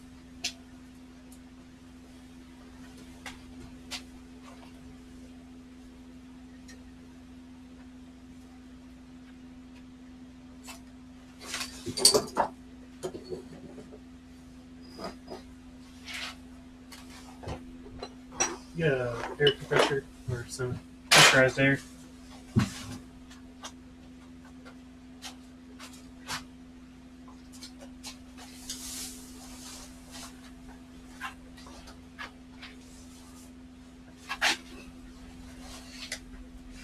It's so fast. Blow a circuit.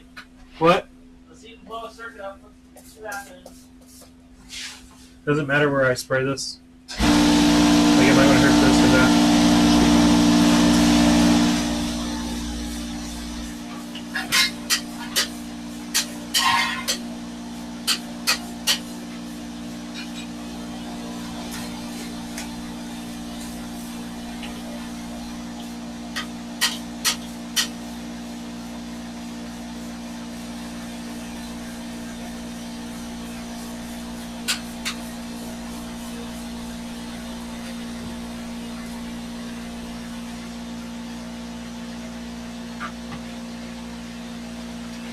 That's all I got.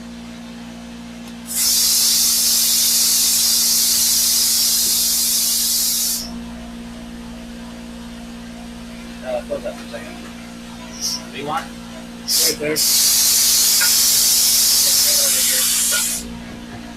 There's one I quit yet. There you go.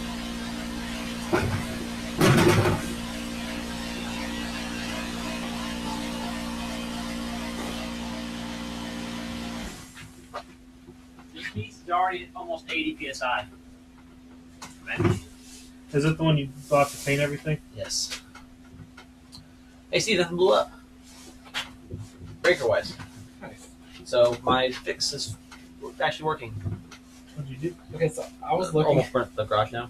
I was looking at GTX stuff. What's new with fire this year? So much shit in the transfer case. Yes. I think that's the ring gear. It shows it outside the transmission. What So are they calling it?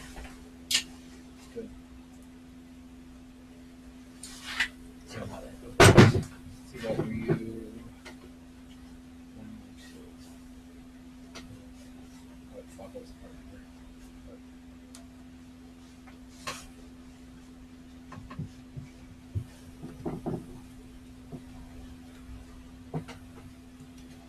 Wait, won't your insurance figure out that you're using both the G7 and G6?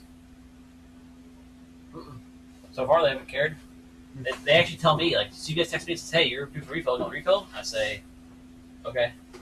Well, won't your doctor catch on? I have not talked to my doctor for a month.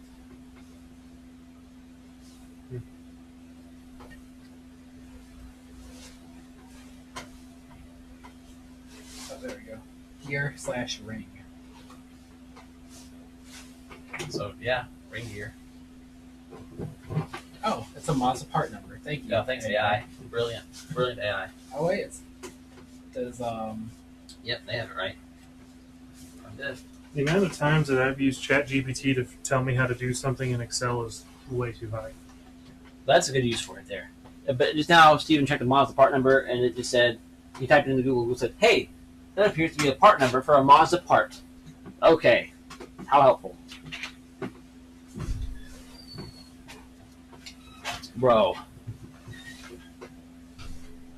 I thought I heard his car leave. Yeah, that's what I heard. He's so short.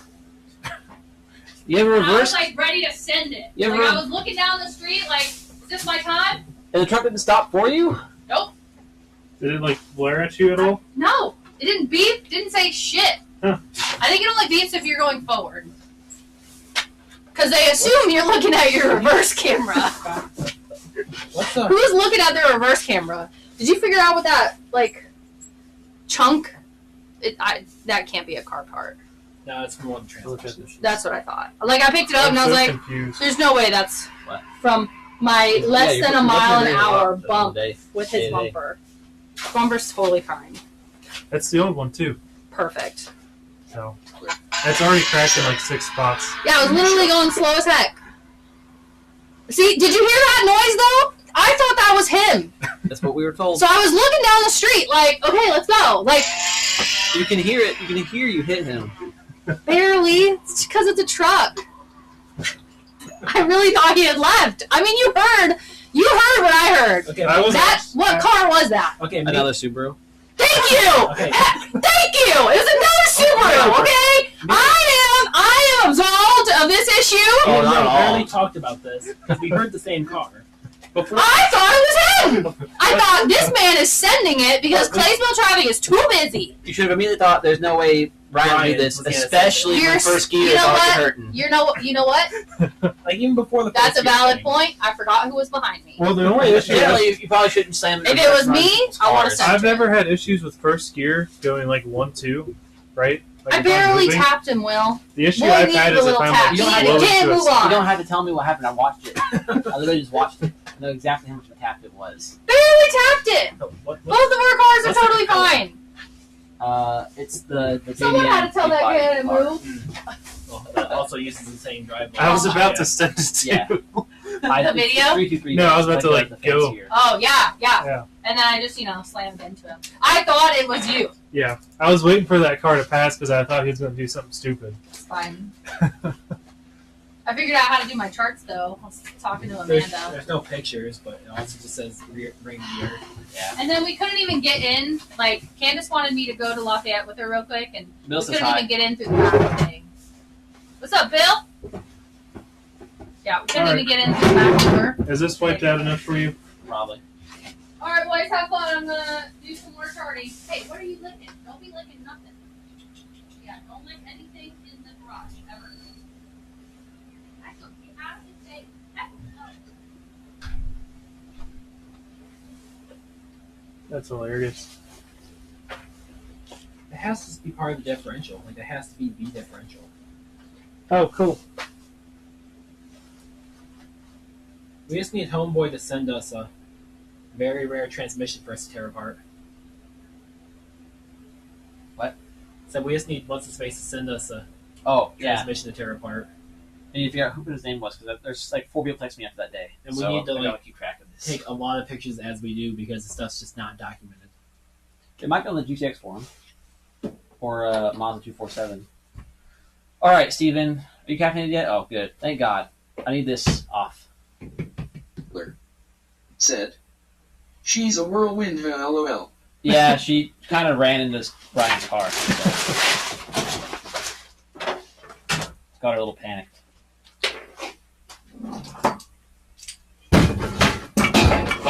move this Like the cap off or the whole thing on the table? to cap. We're going to need that half of this.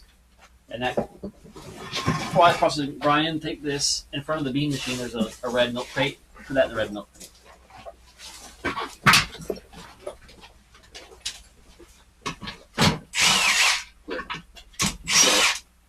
Oops. Yeah, oops.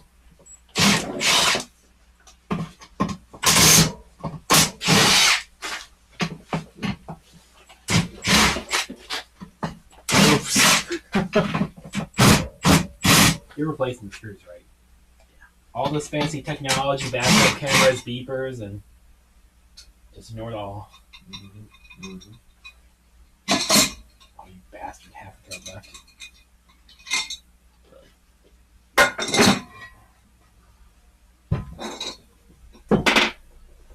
Alright, I got another half an hour, then I have to leave because it is date night.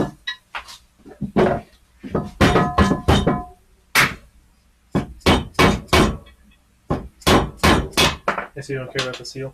Oh, it's replaced. Oh, yeah. Also, it's hard selling. It was. I was like, the only issue I've had in first gear, which I don't think it's super hurt, is if I'm coming to a stop, it sometimes doesn't want to go to neutral, but I've never had any issues going like while I'm like at like 10 miles an hour going 1-2.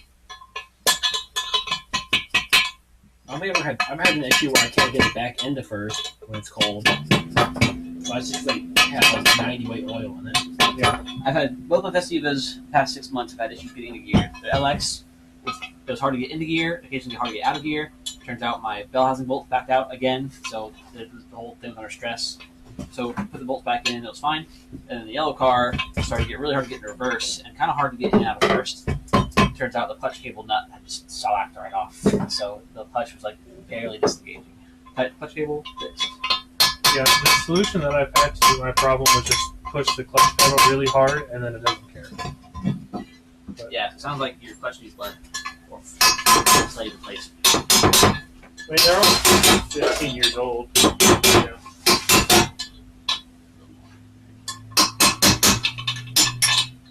These are all fashioned as well. And we want to keep this. This actually looks like a red. No, it's not horrible.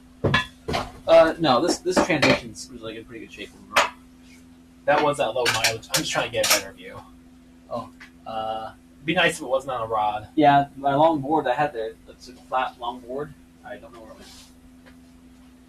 You got any new Festivas, Bill? Let's just give him motion sickness for a minute.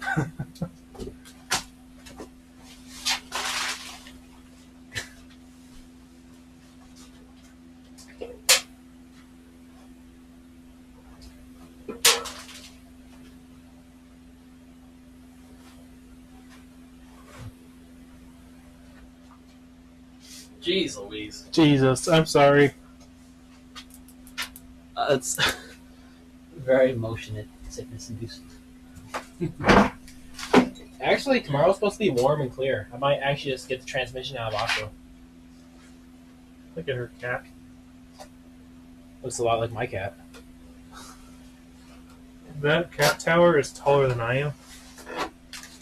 So when he's at, it took him 3 months to get the courage to go up to the top level, and now he's never seen anywhere but the top level. Cats do like to be looking down on people.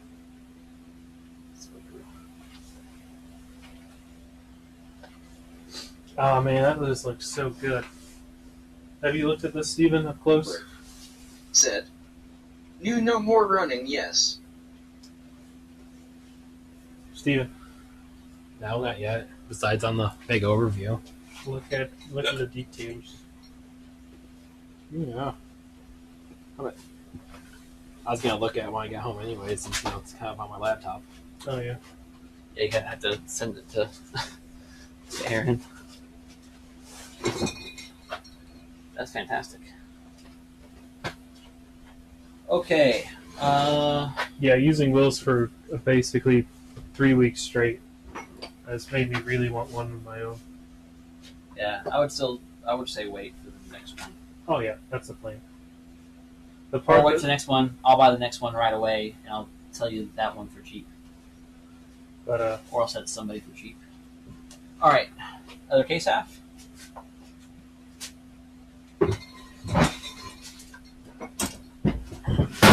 Sick. Then. all right, so what are you doing right now? So we're gonna get the old race out up here. Somehow, that old race. I hit the broom handle with that tiny ass bearing, just dead nuts on. Oh, seriously, getting that out? Yep, replacing all the seals. This is the one that was a pain on Steven's transmission. It's starting to seem like it's going to be a pain on this one too. What did the board recommend for this? Let me see. Like a 2-jaw puller thing that's meant for seals. I don't see if there's enough lip for it to catch it all. Yeah, it's pretty much just pry the bastard out. Don't do it that way. You'll wreck the actual seal because it's not a very deep seal, so you can just kick it sideways. Well, that's what I tried to do just then. And, use a bigger screwdriver, or a pry bar, something longer you can actually get leverage, or your seal puller. You just want the Lyle one? Yeah, the long boy thing. Yeah, it's in one of those drawers. The hook thing. Yeah. The thing designed for doing this job. Well, I wouldn't say it's great at it.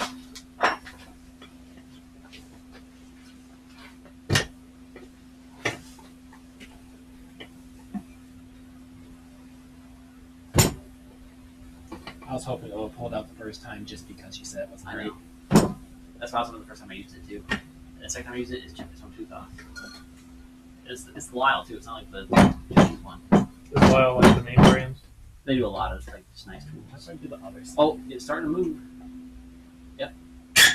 Bingo. Oh. Hey, look, a proper tool for the job.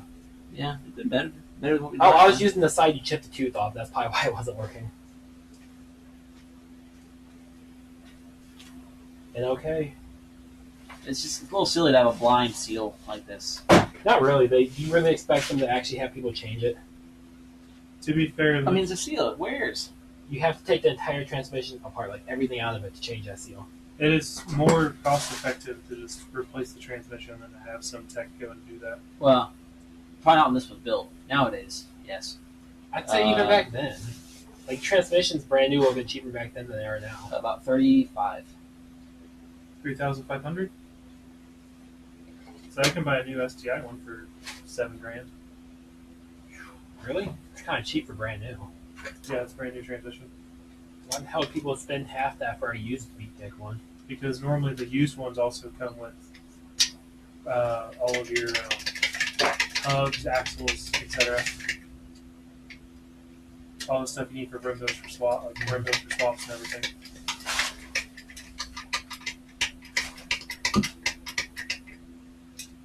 And then if you really want to, then you can also just pay a shop to like $4,000 to rebuild it. You know. So it's been $3,000, 3,500, almost $4,000 nowadays on a swap kit. It's been another, multiple grand on a rebuild. Right, and then you get a brand new transmission, basically, with everything else you need. Or you can just spend $7,000 and just have a transmission, nothing else to go with it. Subarus are expensive. Actually, let's just keep doing that. I'll lift while you do that.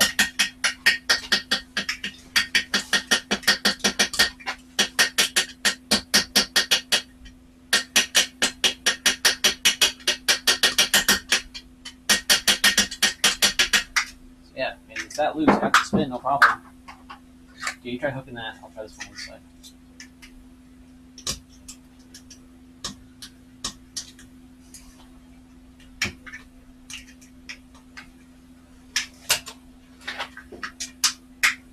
That's what I was hoping for. It can't come out. Okay, why don't you decide how much to smooth this, because I'm still learning that.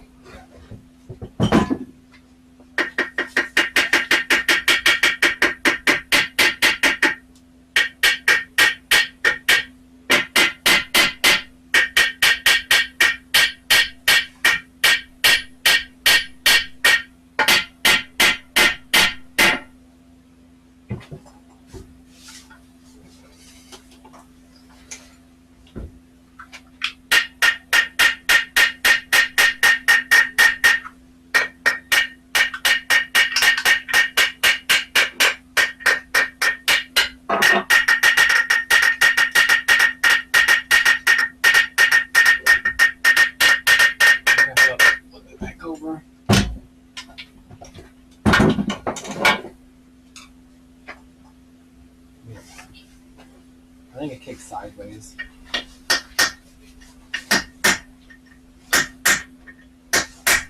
There, I saw it spin a little bit. Yeah, it's spinning, so it's nice again. So now let's just try to. There, put the hammer again. I'm gonna fall in the cup while I hit it. So what's that cup do? Spreads oil into the shaft.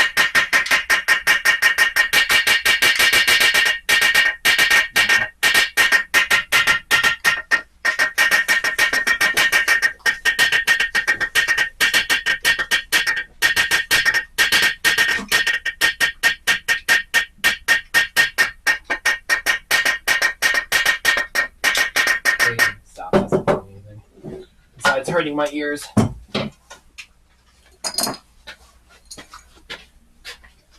Can you reach in there and pull it up? Like, as I turn this?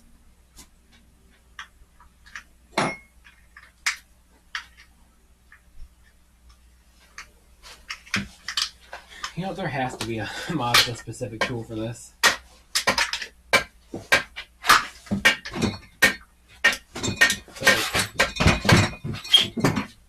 See if you can get the cup or the.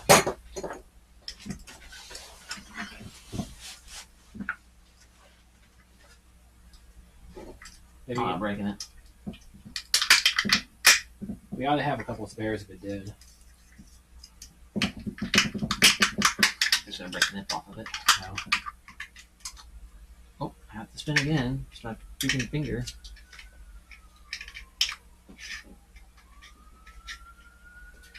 Need like targeted compressed air. There has to be a spot in here that had them cut out. Oh, looks like you got some room right here. Well, yeah. Yeah, but it's uneven. You pull from this one corner. It's stuck again. Put it in a vibratory tumbler.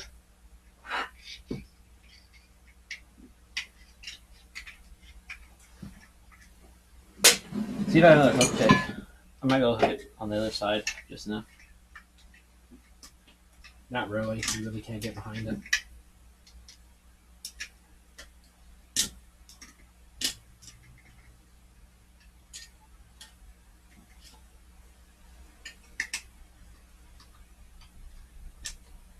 Can that special tool right here? Not hook. No. I'm crazy. Okay. You could try hard in there. You're right, it's not going to be nowhere near strong enough to pull it out. Got stronger ones.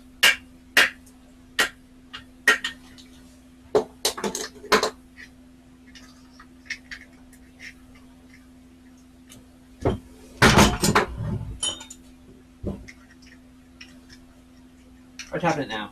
With the hammer. Do you have the hammer?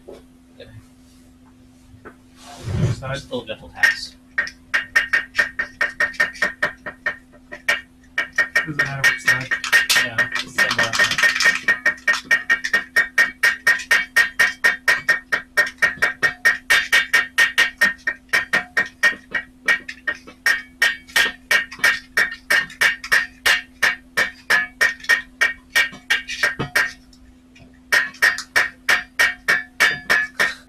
It's wild how easy it is to spin. And I've got zero movement. Oh, like that.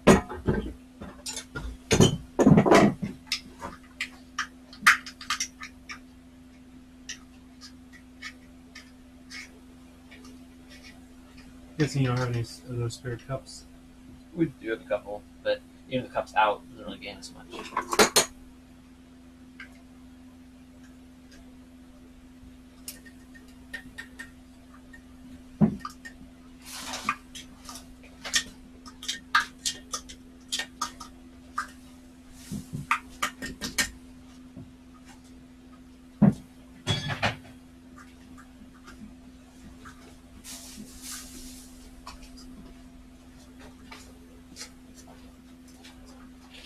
You see it?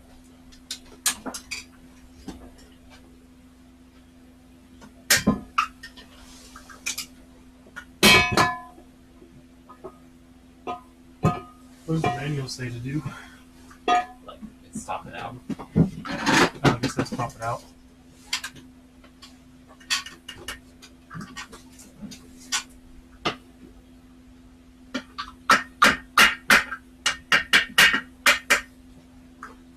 Rotating again? Yep. Well, with this, I can make sure it comes out straight by just Right. kind of burr it down. You're not reusing the bearing, right? No. Okay. So it doesn't matter too much.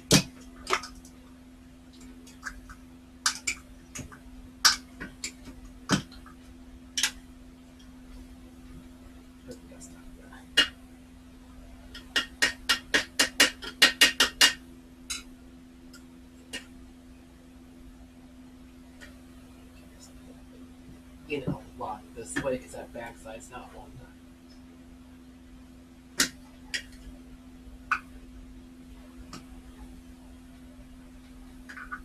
Mullet. Might have to.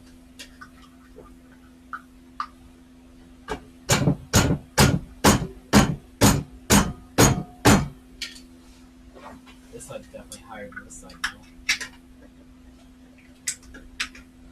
We need to pull up on this back side. This needs to get out of here. I feel like it's our way. Did I give you an idea? I just see if we can get the tips long fit in there again. Wait, did you get that?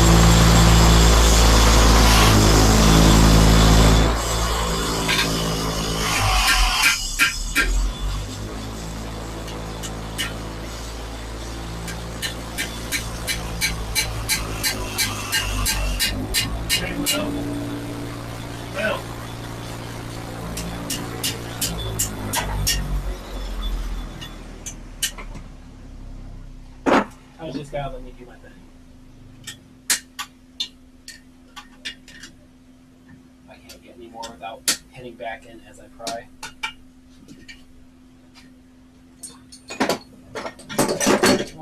Maybe a little bit right here.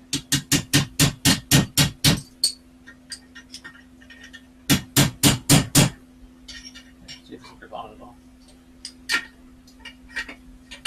It should. I don't like the idea of pressing down and then part down there.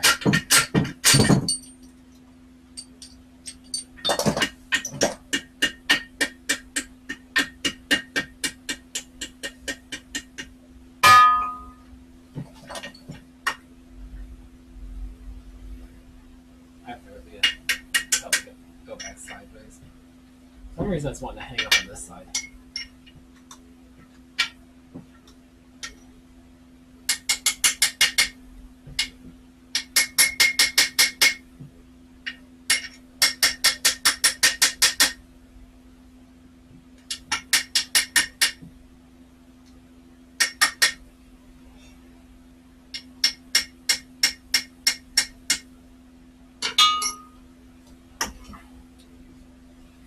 What a Chad. I'm not sure why it was Just hanging up. spinning the bore at one point, like on its own. Not quite. I can see the edges, but I can't feel them. I think there's still a bit of schmoo in there. What do you mean? Just dirt, grit. Okay. How's the cup look? Oh, the cup? I mean, it's plastic. So Did it break? No, it's fine. it's literally just a funnel for the oil. All right, one more. We got a Natchy. This one's actually got taps.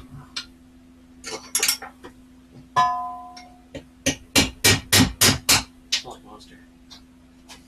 I would hope so. What is it? So I smell like Monster.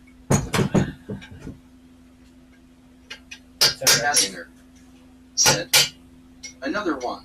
Yeah, we gotta do 3 total. 1 down, 1.5 to go. So was the first one 4v2? First one was actually been. it could have been for V2, but I've had the transmission case for like a decade, so I didn't really give it up. Sentimental, first turbo car, all that good jazz. No, I get it. Now, the first one you guys seen us do on stream was for a small G. This one's going to be a big G, so this one's a lot more of a direct drop and swap. If we didn't have a bunch of absolutely bone synchros. I would still consider that drop and swap. That's just maintenance at that point. Throw away. Yeah, this we're friends of this we get done yesterday. I thought we'd have done yesterday. Where's your trash can? Over there. Yeah, this one's currently going into a KL transmission. Yes, this is KL for the Protege5. Now we can use bearing tools. We want all of our shims on this side. This race needs We driven. want all our shims on this side. Yeah, this race needs driven. Yeah, I think I brought those over here.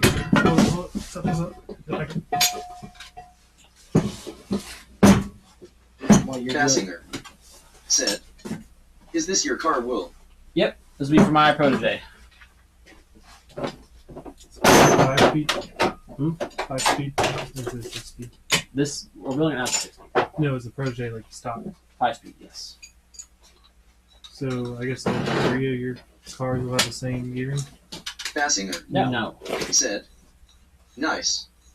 Yes and no. They'll both all be 6 speeds, but they'll have different gearing. Okay. Yeah. Both different, like mid gearing and Final drives. yeah. The only thing the same between all three is the 6 gear ratio. Just because I happen to already have the best. Is this thing done processing so I can put it away so I don't shit get it dirty as I just explode Squirt lube oil all everywhere?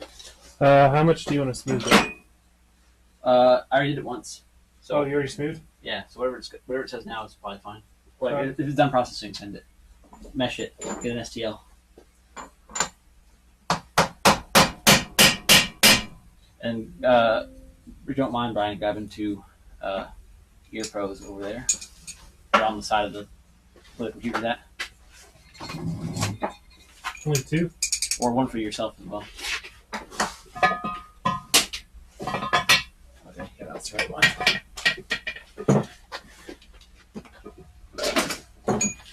So what are y'all doing next? So when you put these bearings in, each bearing is slightly different than the next bearing, so you have to have the right preload. So this is a fancy tool that you spread apart so it has this gap in there, and you measure the tension of the whole assembly as you twist it. That tension tells you what size shim it needs. So you measure this with a feeler gauge, and then you end up with like these. So these are the shims. There's like 15 sizes. It goes from 0.05 millimeter up to 1.15. So it could use any shim between those sizes. So I sourced these brand new from Mazda. So I have an entire stack of OEM brand new shims, 2 of each size that I can get. Except for the diff, they didn't have all the diff. So we are saving the used ones, so that way we can use them. If you don't mind, Brian, taking that actually, there is a pair of calipers up there above the computer. Find out how thick that is in millimeters. It should be a whole number of something in the 0.05 multiples. This is the same diff going in the same case, so hypothetically it should use the same shim if the bearings are the same. Right, but that's the problem is the bearings probably aren't the same. I mean, they're only 30 years different. Maybe, who knows when. I mean, these are, according to Mazda, Nachi stopped making this size, and here they are. So.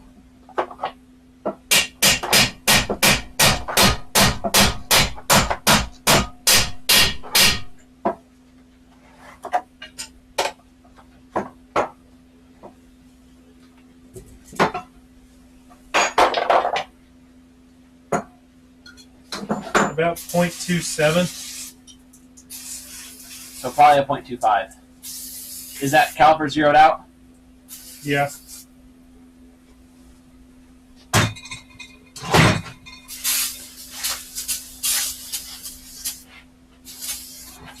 Alright, 0.27 sounds pretty good. It's probably 0.25 there on it.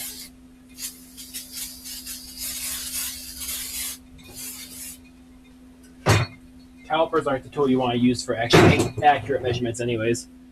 I mean, you ideally want a micrometer for this. We have one. We don't have metric ones, but you have the standard measurements, so. Grab that box.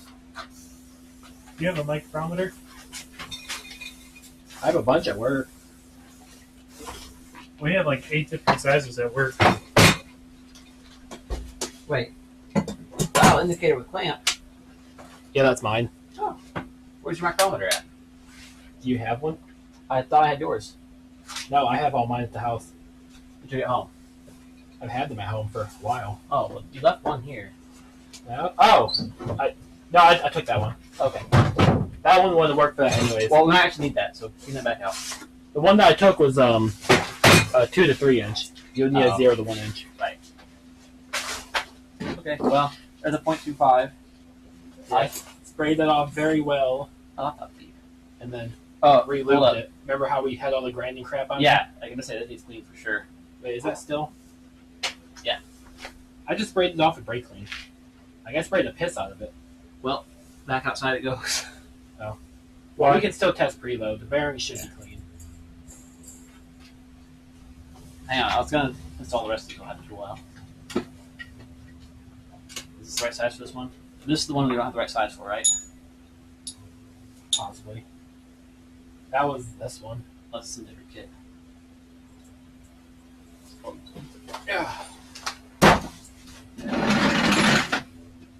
Well, you need to find the seal before you can install the small one. Yeah, I have the seal. It's right by this. So that's your diff. This is his diff. Oh, right. Yeah. But that's This is the diff that's going in here. Sorry, I'm used to the diff being like completely separate, not internal to a transmission. Well, it is internal. And the Subaru is the front one is. The rear one's not. And no one ever really messes with the front diff on Subarus. Unless you want to deal with whatever the STIs came with. But no one puts that in the standard transmission. Most people don't even mess with the STI transmissions. Like the most I've ever seen people do are carbon synchros. You know, my dad didn't have the money at the time, but there was a. So you have the Forester STI transmission from Japan, and that has a longer 5th and 6th gear in it. And then he was offered a different transmission that had a longer 1st through 4th as well, just custom made. Mm-hmm. And I think it would put his first gear at like 40 miles an hour, which is crazy, you know. And that's with that's 45 miles an hour at like 6,500 RPM, and they go to 8. So whatever that conversion is. But since they do a lot of drag racing with that car, you know, Yeah. that makes a big difference.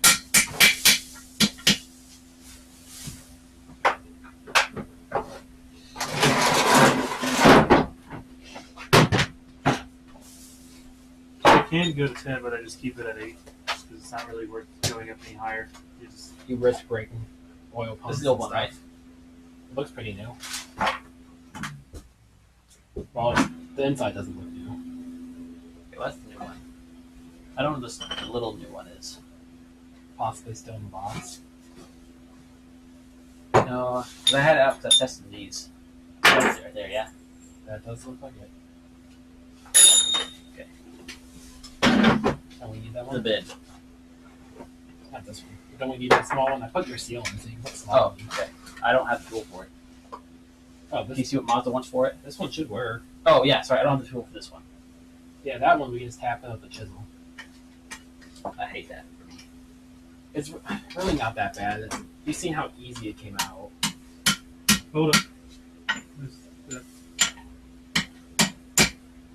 They literally fall out if you're not careful. It's more of those two. What's the purpose of the earbud right now? When you hit these harder, to get the diff ones in, it rings like crazy. You're welcome to take it off. It's your ear. No, I was just asking.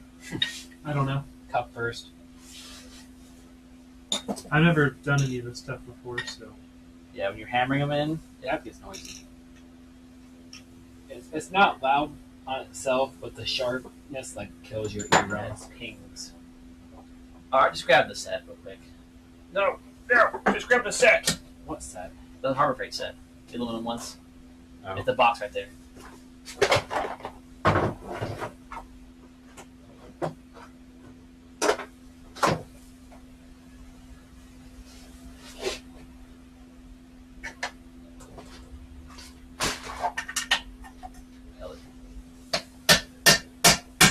hopefully that funnel thing fits right through the center of that. Looks like it's going to.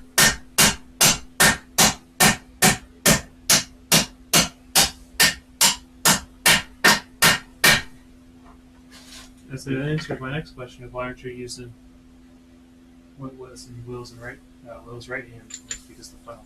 Also, because I don't care about these. These are cheap as hell. Those I paid a lot for. And Steven hit one of them the other day. That we had to like smack the shit out of it and actually start denting it. I don't do that again. It doesn't matter. It's literally just visual bonding at Turkey because I paid a lot for that one kit because it's new. This kit's never been used till we used it. And the other one I just bought also was never used till I used it. So I'm giving Steven the one he smacked so hard. Don't you need to put a bearing? Not yet. So what we need to do is measure this. So we have to have enough space for this to fit. So there's those spacers that are the exact height of this. That fits on that perfectly. We'll put these on here. I don't remember the actual space. It's just every other. Yep. Is that threaded hole? Or is that Yeah. The only non-threaded one are those two. Actually, you put it on a non-threaded hole. Yeah, you did. So, there. Looks good to me. Oh, just deeper threads. Yeah. Put this on, loading on top of it.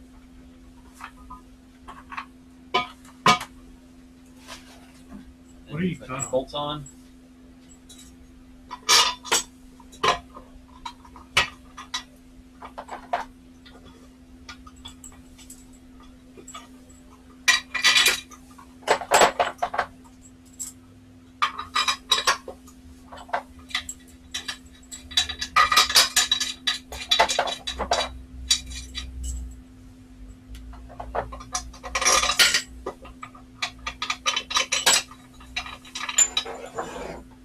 Then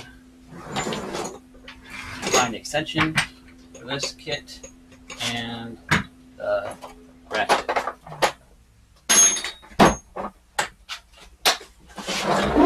There's one set items.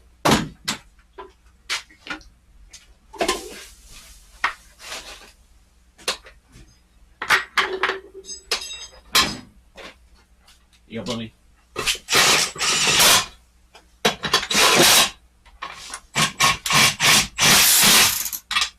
Just kind of bump them down. You don't have to really make them.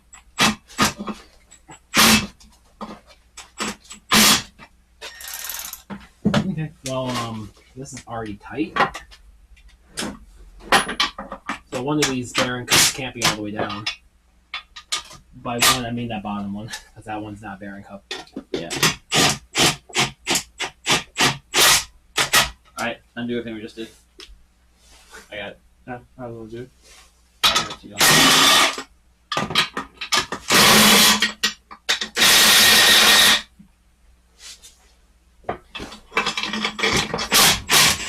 We know for sure that this should fit this case. Yes, this came out of this case.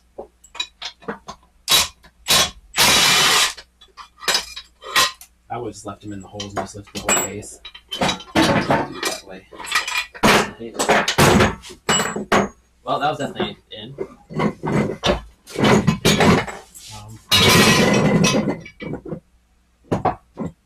I don't think you put a bearing in there. So pull that back out. No, we definitely put a bearing in there. Is it hitting this because that's loose? Oh, probably. You think that literally just jammed it? Be odd, but possible. Unless the spider's tipped over. No, spider's not tipped.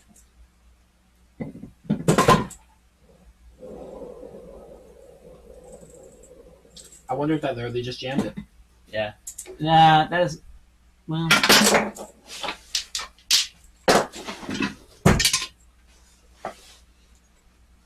It's hard to say if it's all the way seated. It looks almost a little proud. Flip it over. You can see from the backside. It doesn't look flush. That looks all the way seated. Okay. There's a small gap right there. Yeah, there's a natural gap on the outside edge. You don't see it. I think it was literally just this. Hitting the shift gate. And I double checked both your bearings. They are fully seated. No, wait. Yeah. I did the same thing Steven did.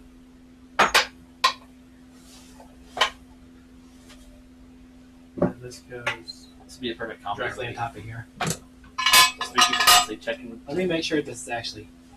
So this is.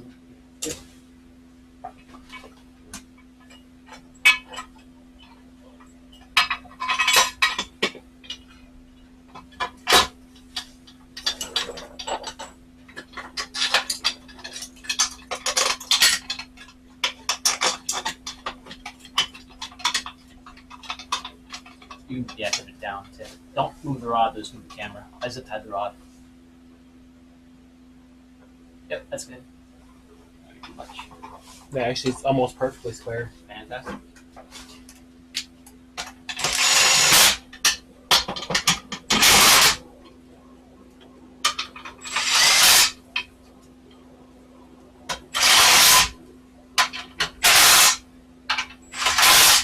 Okay, that's a good sign. It's still moving. So yeah, that must have just kicked out just enough to catch it. All right, and now, So you see now how it still has play in there in this kind of loose.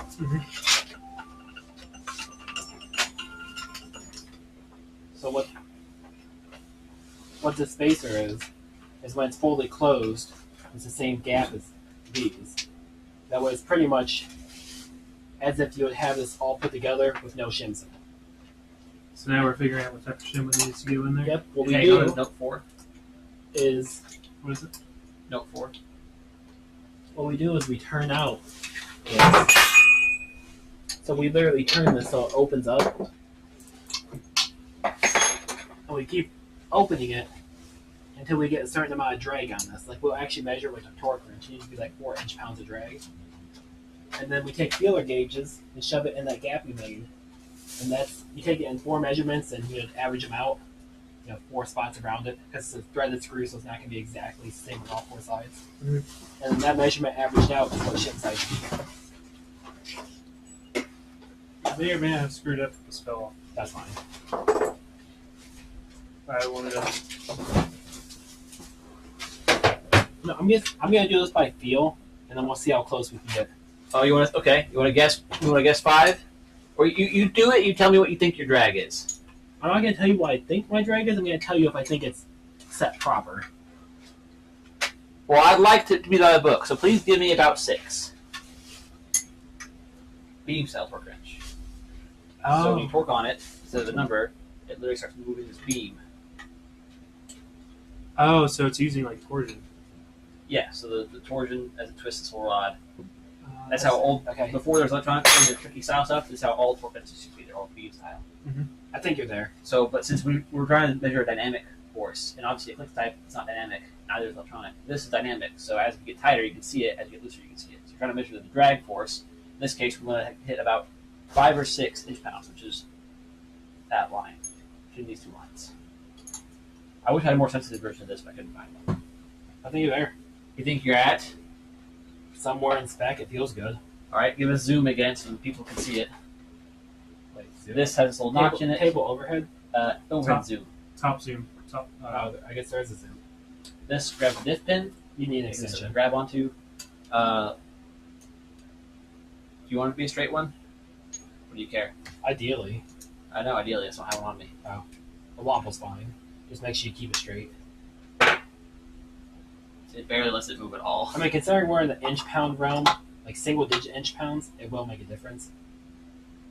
Nah, too soft. Maybe like it hard. You're at like maybe 4 this way and 2 that way. So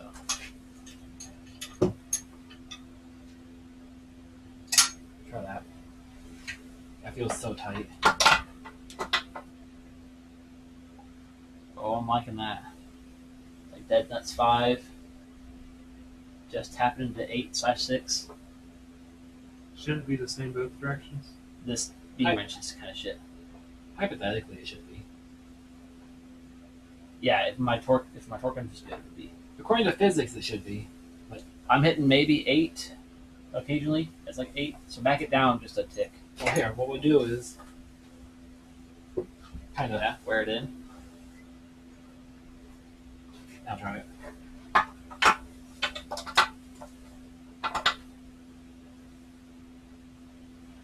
So about 8 that way.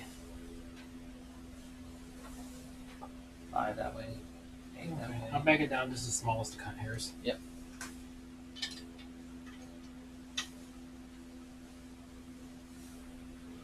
Oh, wrong cut here.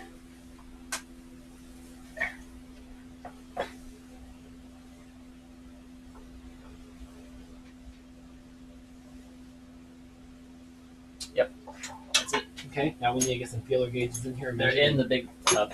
Or I got it out. 1, 2. what big tub? This red one? I already got the thing set out. The bucket? Or like the one you put it in with a tool kit? The toolkit. Oh. I thought I got it out already. There's like 6 red buckets over here. Yeah, that's the bad one. The good one's already out. Well, it was good until Steven folded the feeler in half. To be fair, it was the freaking like It was the one that was Aluminum paper foil size, size. yes, or half a piece of paper size. Okay, any guesses again? You wanna go for more guesses? what was the stock shim? 2.5. I'm gonna say 2.5. All right, I'm gonna go 3.5. Or 5. You're thinking that gap's looking small. I don't know what's going on. So we need to measure this gap right here we opened up. That gap is our shim size that we need. And these are feeler gauges. So each one of these is very calibrated to be exactly that thickness.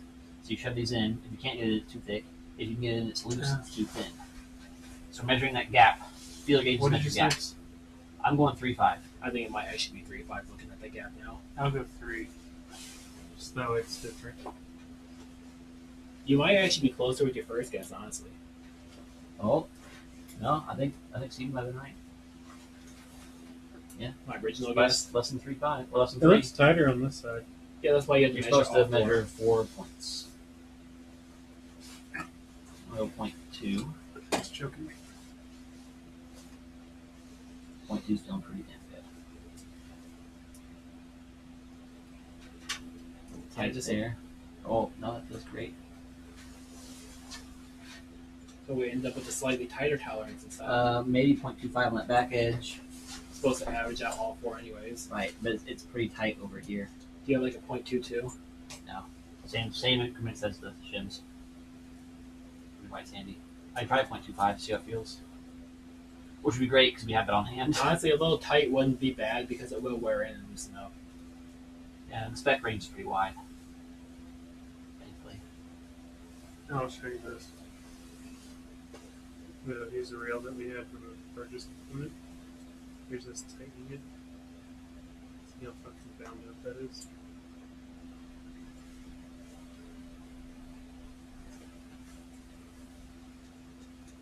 See how much that gap closes? So the elevator was vibrating so badly, it was vibrating the entire structure. Yeah. It's about a 12-foot structure. I think 0.25 is going to be great.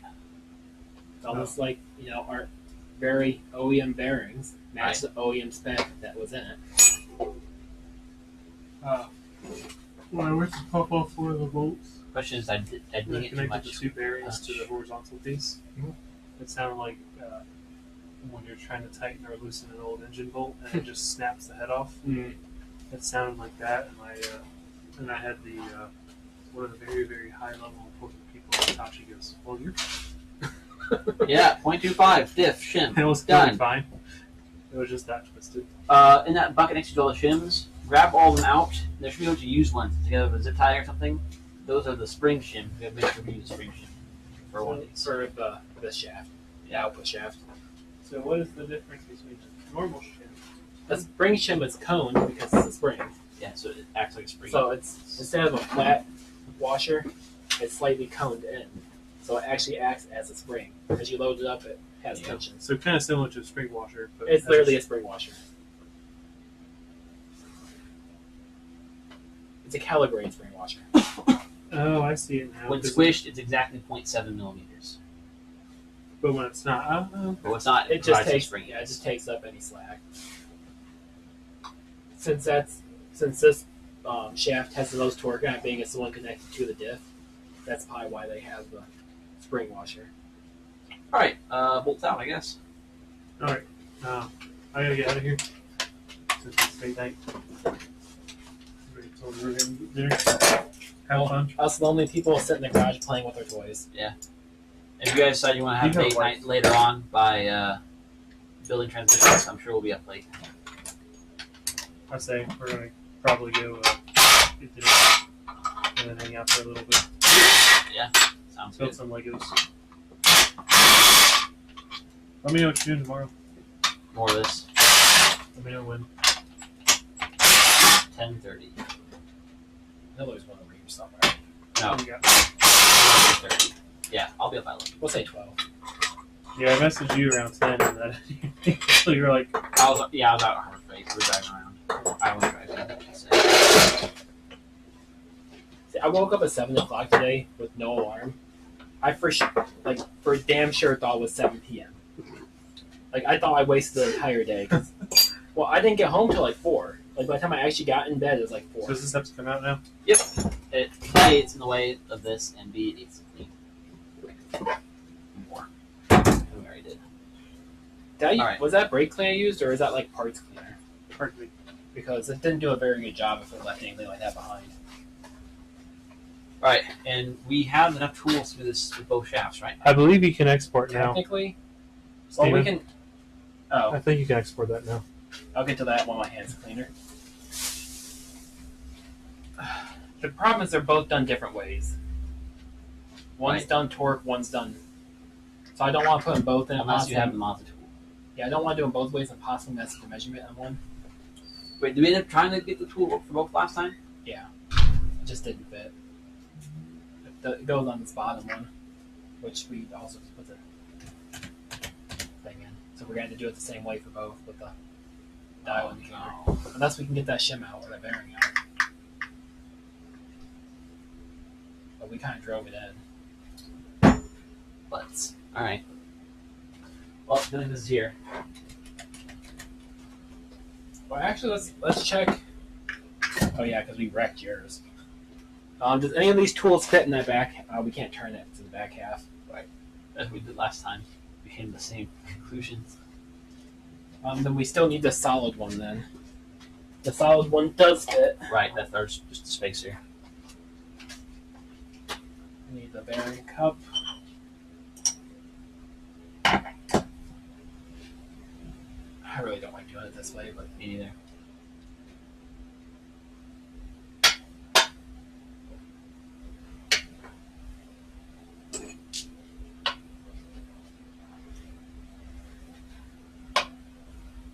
I guess technically if we have 2 of these, we could do them both at the same time. We should have 2 of these. Currently.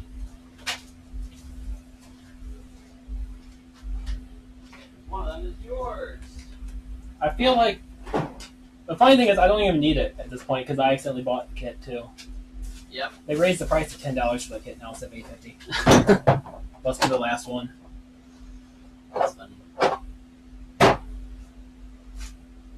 I don't know where the other shaft is. Oh, this one's colder than that one. It's gonna throw our spec off. Gotta get them up to the same temp. I mean, it's funny because they've been in the same garage too, and it's not touching the floor from the same thing. Yeah, grab them. Where the French door is this shaft? That actually doesn't make much sense. I mean, you moved it. It was on this table when I left. Oh, wait, is it right there? Literally right there. Just like those bearings.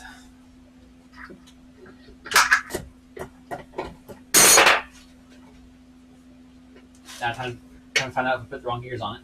I think we're good. Everything looks like a mesh tub. I think that like just barely fits. Hopefully the offset's perfect. You know, so they're not actually like spread apart right now because they're kind of. Oh, and this only gets the shim, isn't it? Huh? This is how it gets the shim. Only one side gets the shim. The spring washer, yeah. Look at go from the side. It's actually almost perfectly offset to Oh, the yeah. bottom of the tool. I was like, wait, those won't line up. Like, oh, it shouldn't. This one should be shorter because it has the extra thickness of the washer. It's visually. You can visually see it. So are we supposed to put the washer or the shims at the bottom then? No, we're supposed to measure it and then subtract 0.7. Thanks, Mazda. Well, 4. I think the Mazda tool you actually do all three at the same time. You don't. dick with this. I'll go ahead and put the case on.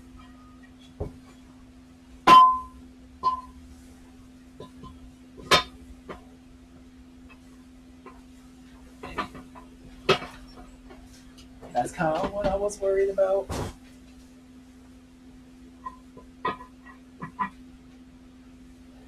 Yeah, we cannot do both at the same time. We could if you take one of these rings off. So you just keep it in. Yeah, it's not going to be touching anything.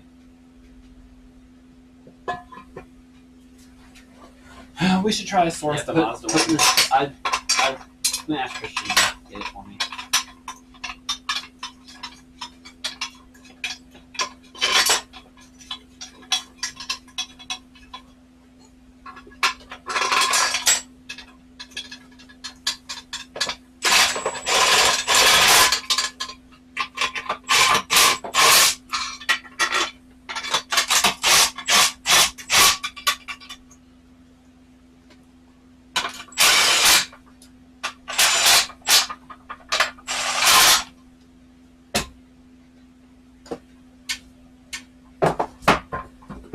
Well, at least this one actually moves, unlike the first time we did it. Right?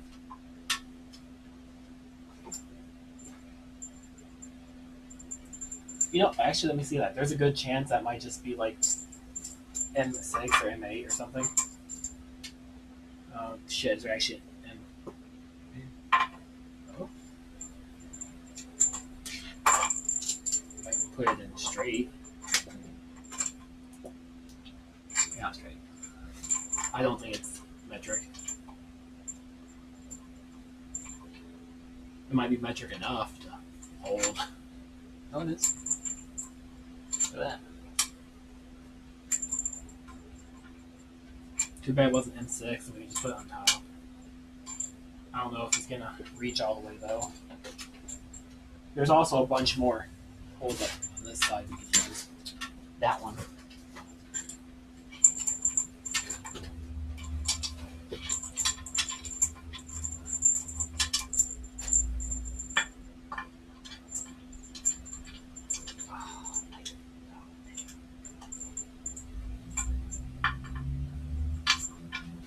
Here, this can fold all the way forward. That way it's not in your way. Kinda had to. I don't think any of these are gonna work great. Well, yeah, I'm going to try one more thing real quick.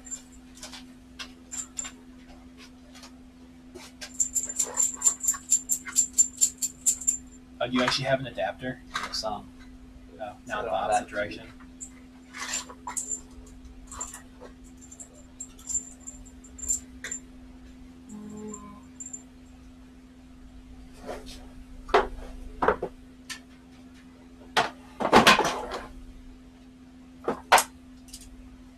Clamp that to a bolt. I really hate this thing. The Passion. It's pretty not great. Doesn't bend very well. And it doesn't get tight very well.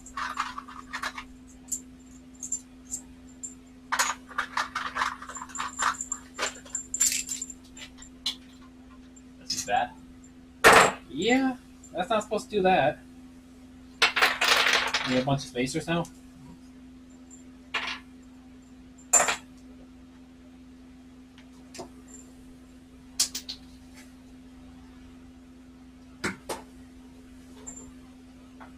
Just I'll just hold hold it. it really still. You still have yours though, right? Nope. Throws the bin. Oh, the whole thing? Yep. I didn't want any part of that shit. I think I did. I meant to get one at Harbor Freight today. That was the other thing I was supposed to get.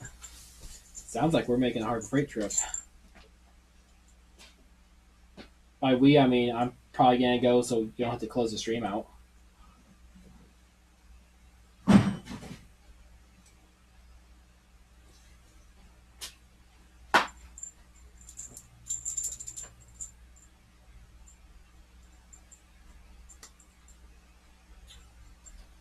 Yeah, it's frozen. Alls.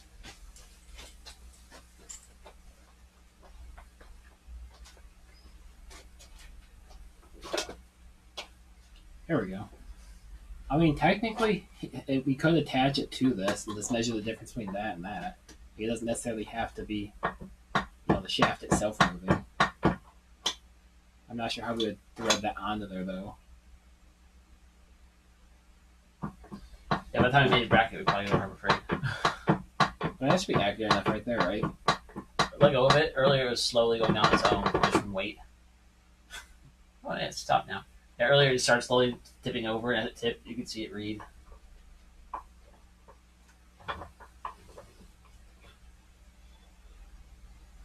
That's a perfectly concentric hole. Definitely not an unstable reading. Oh, shit. I wasn't expecting that. I guess that's why it never got tight.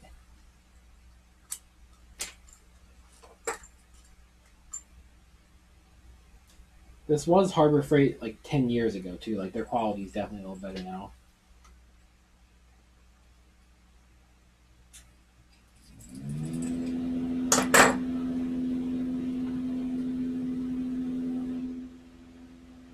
See, so like over the N6, hold that in, right?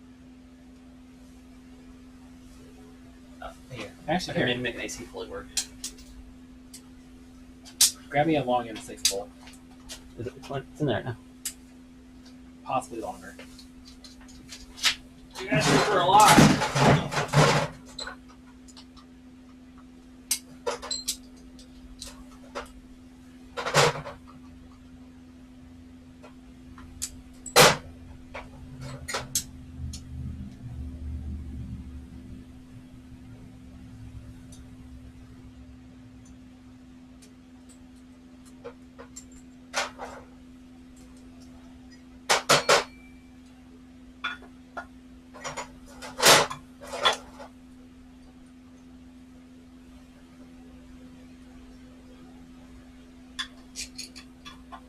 Actually, I need a shorter one.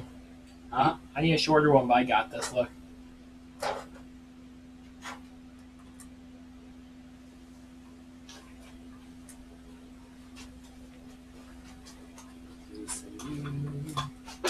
We'll insert you.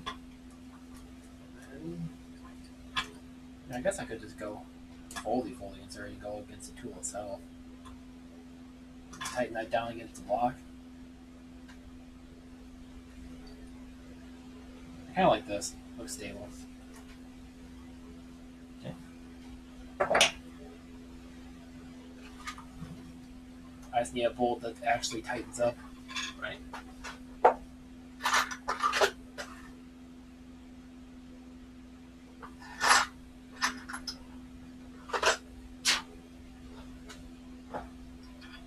think I should do pretty good. The washer's a nice touch too. This is actually part of my job at this point now too. Fixturing stuff. Yeah, build a fixture right now.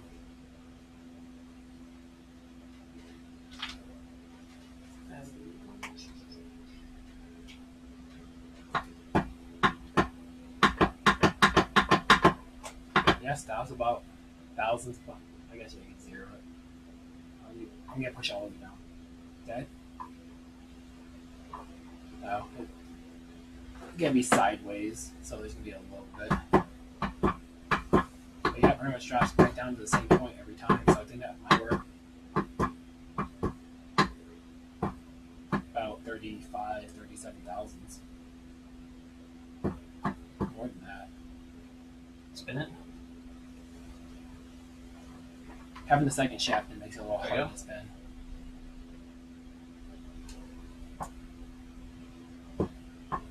It feels like more than 35 thousandths.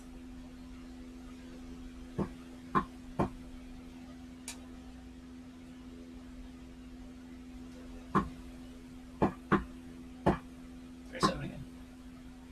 If I really force it, that's probably be 40 total. And then if I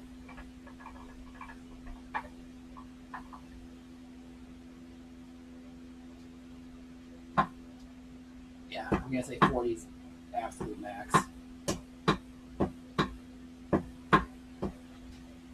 Okay, it's 40,000 millimeters.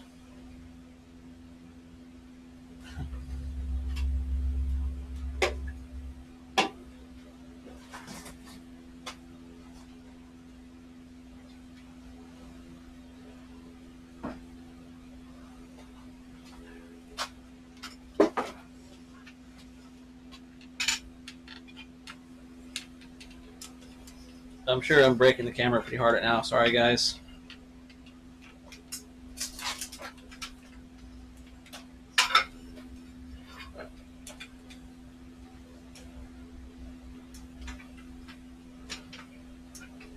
Alright, we're going to do this the dumb way because I don't have the better tools, but...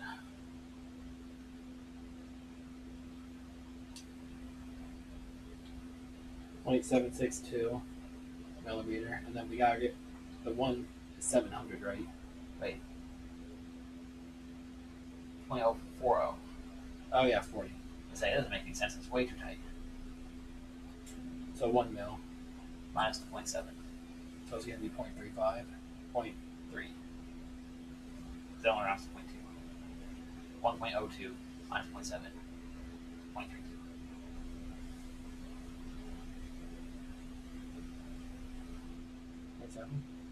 Yeah, 0.32. And then you have increments of 0.05, right? Yep. So we'll just do a 0.3. Alright, so here's what we're looking at, guys. You can see our dial indicator here. We're trying to estimate the shim size. You literally just stick your hands in here and wiggle the damn thing. And we're getting a pretty consistent 0.4. You guys don't have to read that. Let me zero it out again. It's like dead nut 0.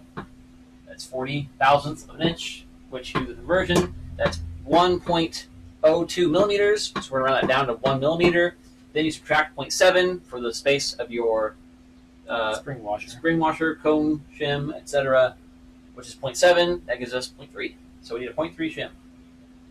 And pull up the shim part number list that I made a while back. We can see what that part number is. I can pull one out of the bag.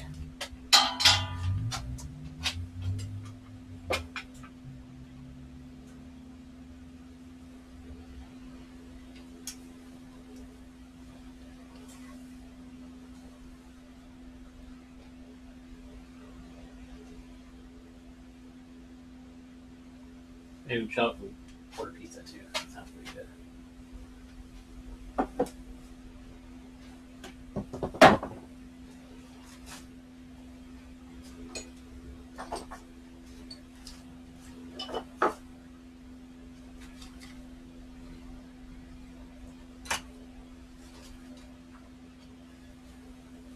This happens way too often.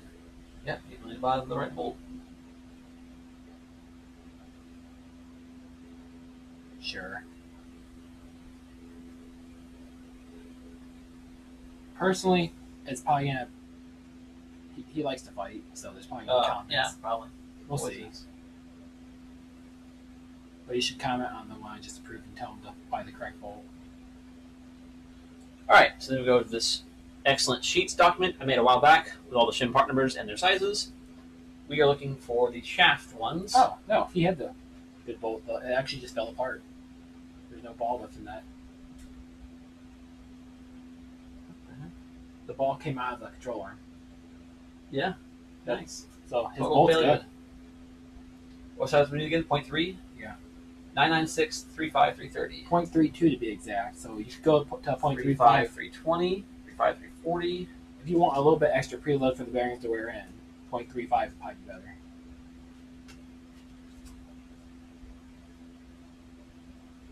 Okay, so we did 3, 3, 5.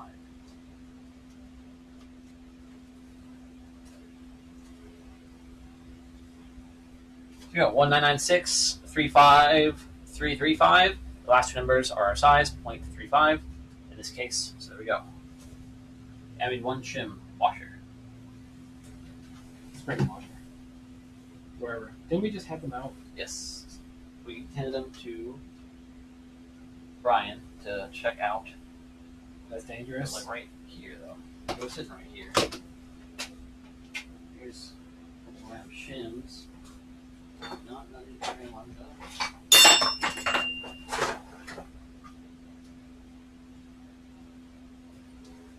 What if you like put him in his pocket without Be like, oh, there. realizing that? That would be hilarious. The bad kind of hilarious. Are these all just spring washers? Yep. And since we don't have the right tools, we'll tear this whole thing apart again and switch it all over. Hooray.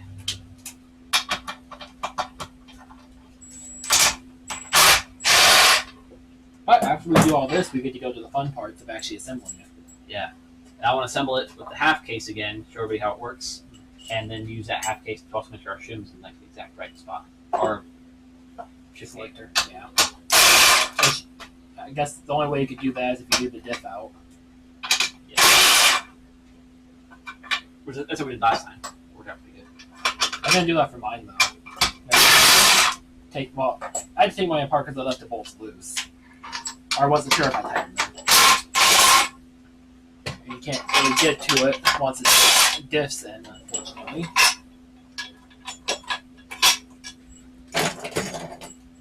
For that, we should honestly just get some of the fancy bolts that have the holes through them. That way you can safety wire them, because that's something you don't want coming loose.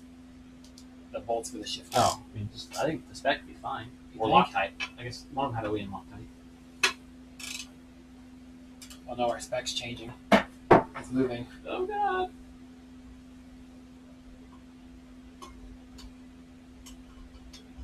I just want to do something with safety wire. It seems like a cool thing, but it seems super tedious. If we get to cross drill our bolt heads. I only have the equipment here to cross drill a bolt head very nicely. Yet. We need to. No. I refuse. No more.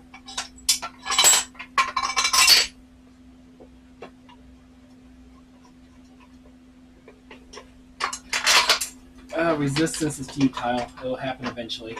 I'm not a machine shop. You said you would never have error.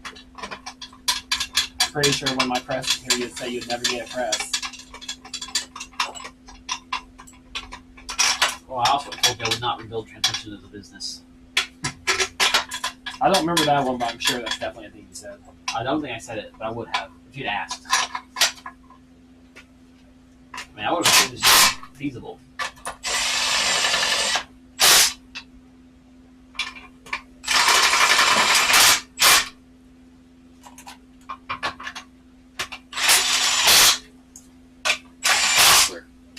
Said, safety wire while cool is a pain in the ass.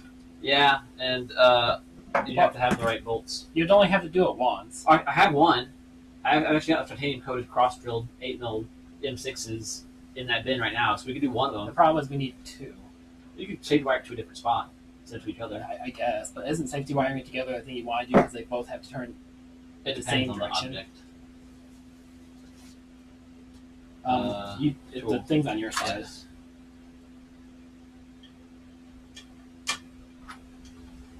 I think we just made a tool. You did. Tool die. Tell your employer. You didn't ruin the score. See if I can get some work at home pay or something. Good practice. That's gonna be my excuse for them trying to get me up mill. Alright, try to see it down again. See what happens. I won't actually get all the way down. It won't go any lower. Make sure. Okay, it can go lower if I can extend it. So yeah, that's. Hey, right here, buddy. Focus. Thank you. Okay, that's all the way down. No. We might need to take out the second shaft. Oh, just the gears are too meshed. Actually, this one doesn't have the spring washer clearance, so Right. it would be a lot tighter spec to begin with. Yeah. Are we supposed to just use fingers? I think it showed fingers in the thing. I feel like I can make that go a little higher with a pry bar. That's only like 5,000s. What would 5,000s be? That would be like almost nothing millimeter wise.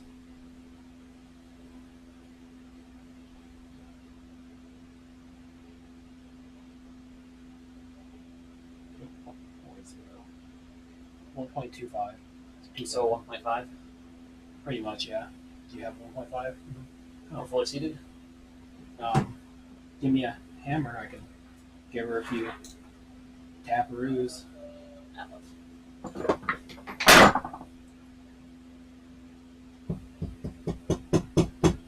Can't really get in there without accidentally wrecking my thing. Well, it definitely didn't change. You went higher after you hit it, so.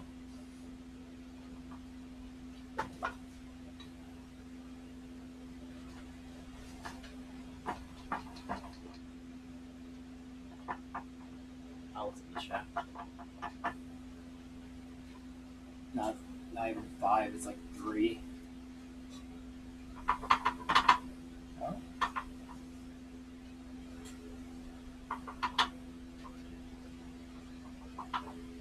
Yeah, that's the lowest I was able to get. Yeah, it's like 5 or 6. So 0.15. Yeah. I wish we would have kept the one that came out of it, so we would know what it was. Ooh, I would have done that. Really? 0.2. Sounds like 0.2. Unless we can get it seated more. The tool's definitely fully seated. I could give the bottom bearing a few more taps, like the raise. Unless the thing says, like, do certain math after you measure it.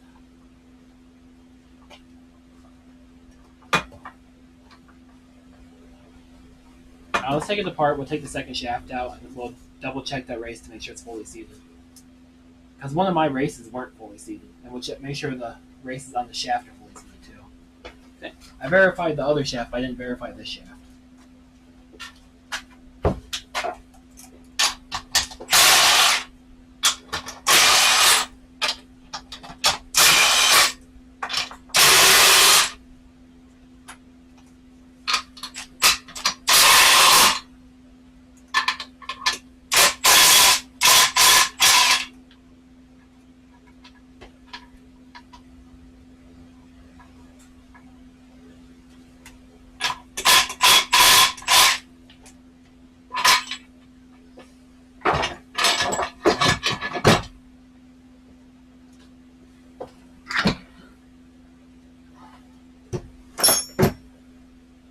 This bearing's not fully seated. I can see a gap. I agree. Shim size gap. Easy to fix. Since we have a press now.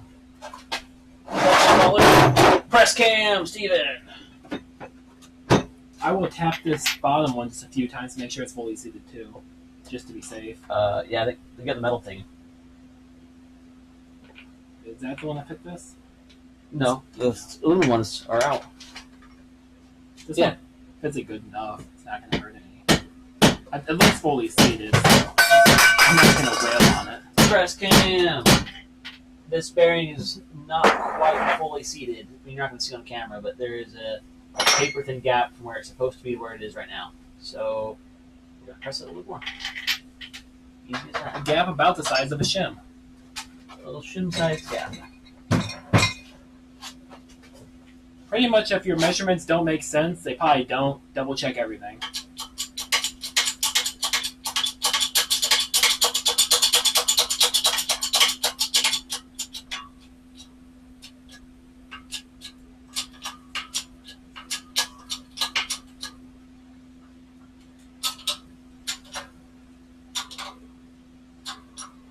That should be fully seated now. Shouldn't take that much force to press it down. Oh, yeah. Big difference? Yeah. I bet our measurement changes. Yeah. A good bit. No. Yep. Or like this one picked it up. Well, you're lucky because we weren't on the right color. No one saw that.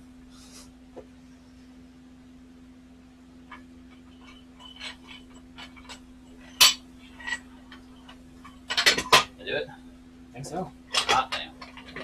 Oh shit, don't take off. I'm not gonna be able to do that again.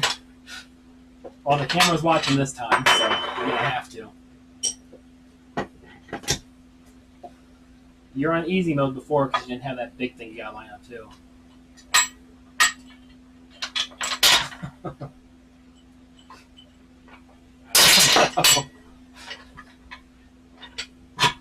The pressure.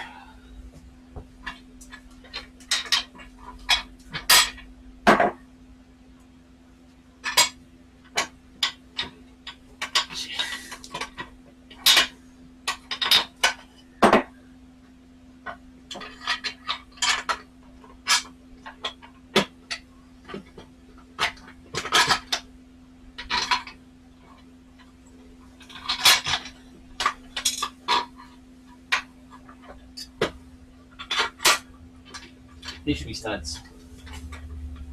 Since you have to do this on and off so many times. Like 6 times. Or more if you're like us and mess it up the first couple times.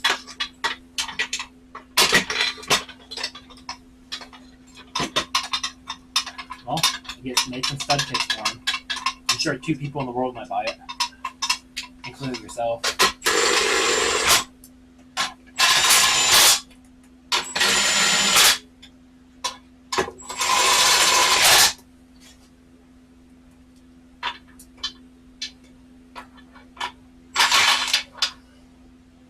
Oh, you actually tighten that down.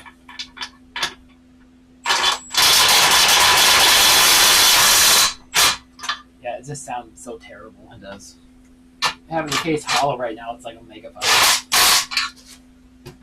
Alright, now give it some wiggles.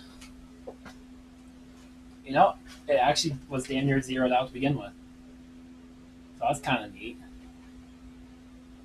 It's still about the same. What? That makes no sense.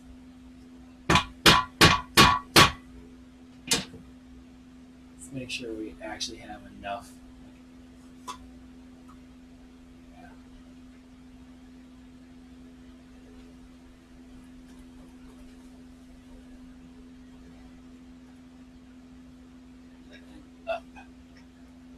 Yeah, that makes no sense. Something ain't kosher.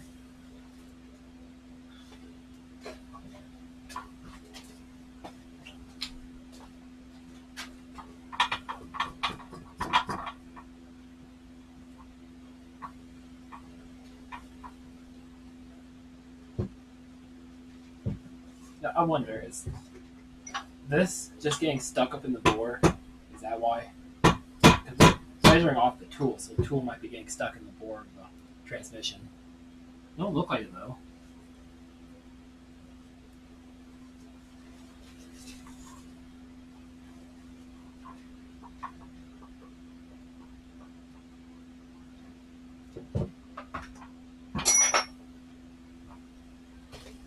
Can you keep messing with it?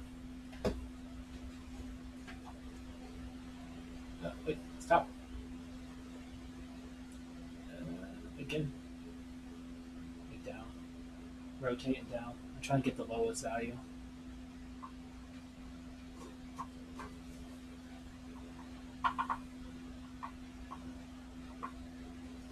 There. Now give her an up.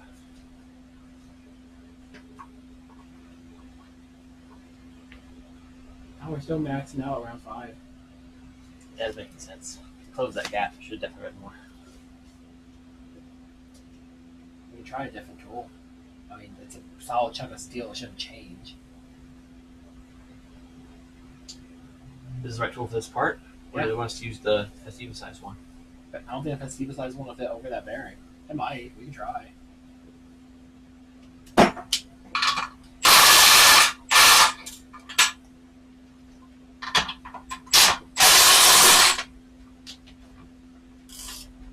I don't think it will. No. Bend the fuck out of my tool. There we go.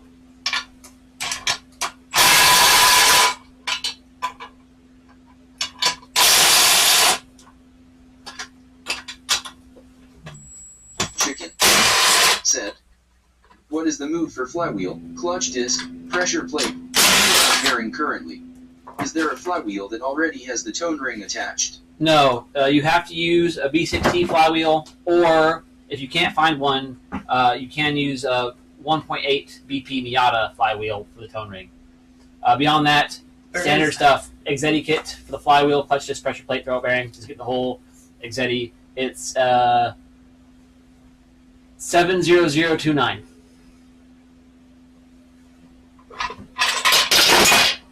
Now you. There's some slew under here. This is the right. This is the right race. Yeah. Are we hitting the table? No, surely not. No, It feels like I'm drawing on the table right now at the end of the shaft. you're not. I can see a gap. What am I on it? Just the bearing surface?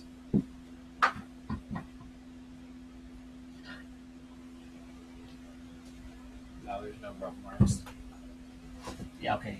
It's definitely a little bit tight. All right. That certainly will call in to me. I gave her a few more left tabs, so it's definitely in.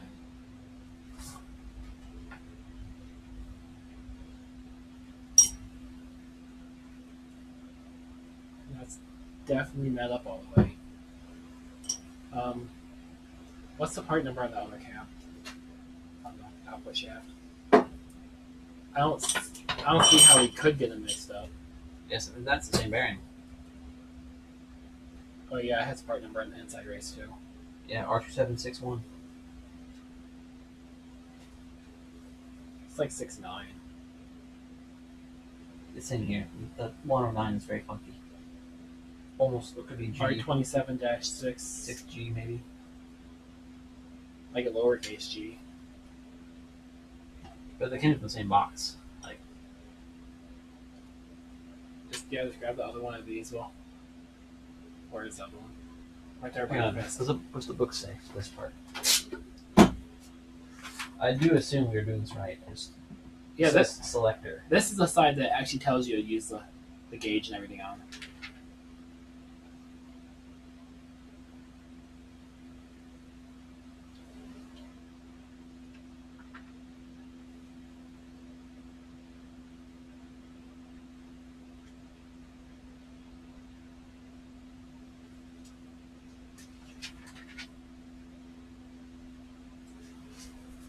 It actually said for the other shaft. For this one, to use the Festiva one, Mm-hmm. and the next one just says selector. It doesn't say which one, so it could be this one. So yeah, use that one, not this one. Okay. They're the same one, but Right. this is the one we use on that shaft and it measured right. So maybe there's something funky with this one. Not this one. This one. There's a little bit of stuff in there, but I don't think it's enough to make it that big of a difference.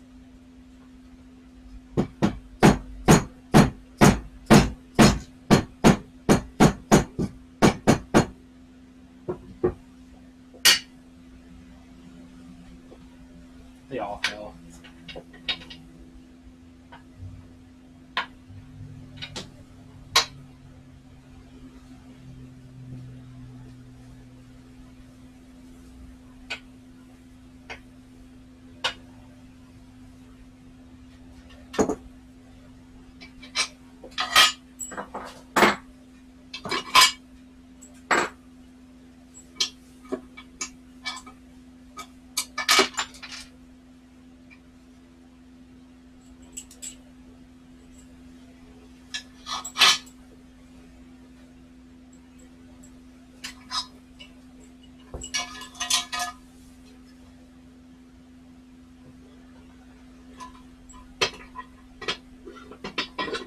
Is this bolt tight? Should be. Oh wait. Now turn it.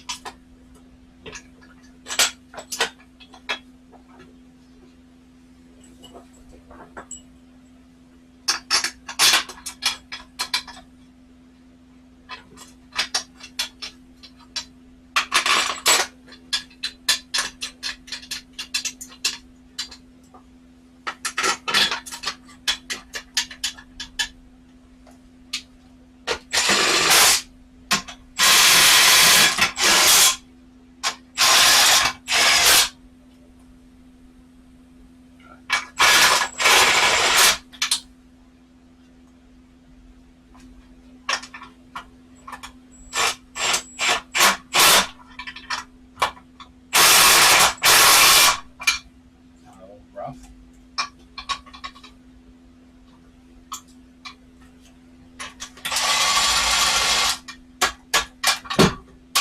There's less than I think.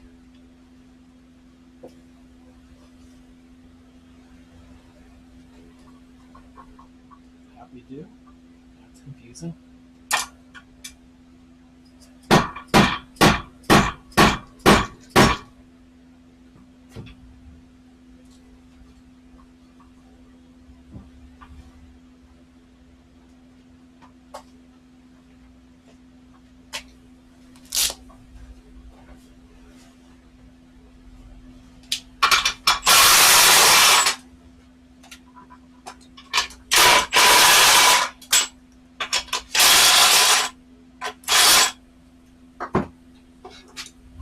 We could use grab the Festiva one.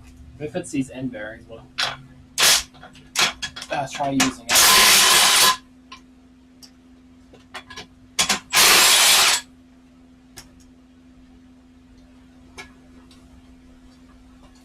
What do you want? Actually, I'm good for now.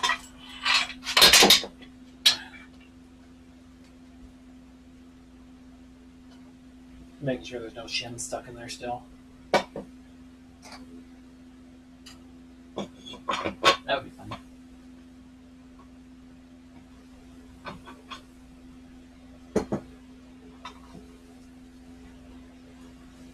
It's definitely not.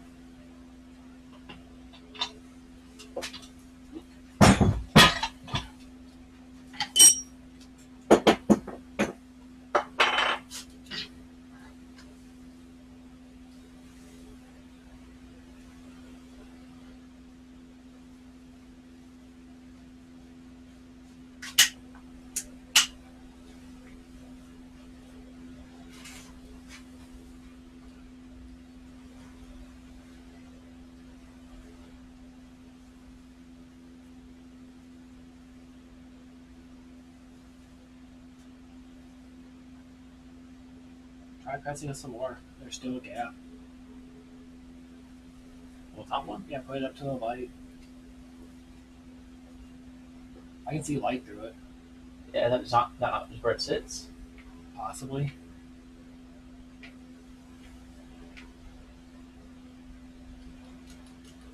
I mean, they both sit in shoulders, so you're not going to hurt it. Give it, 4,000 pounds to get asked for.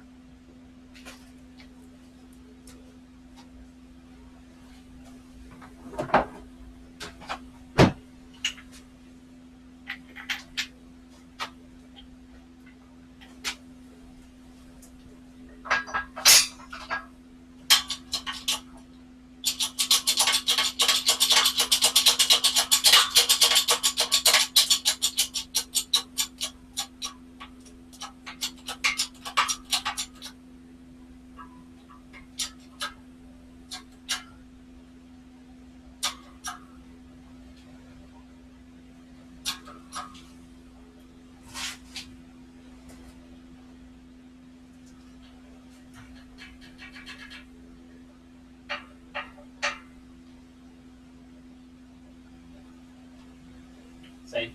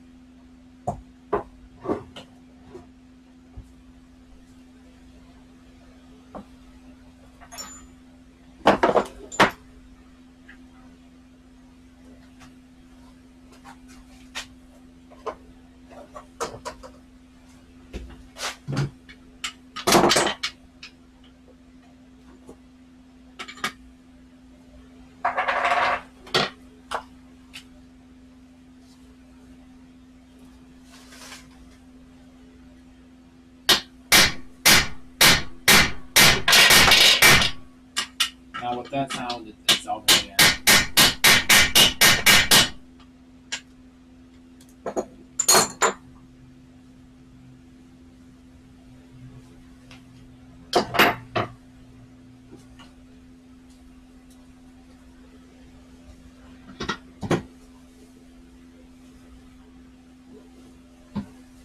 Maybe it's just almost a no shim situation. Give me the cap from the other one. I don't think it fit differently, but worth the shot.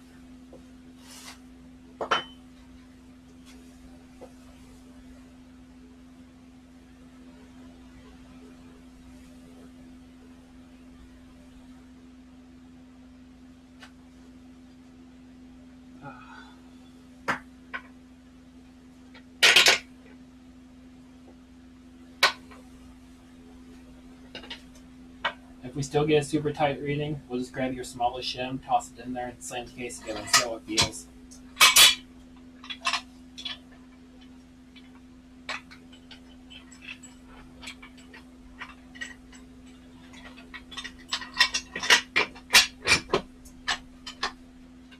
What? Oh.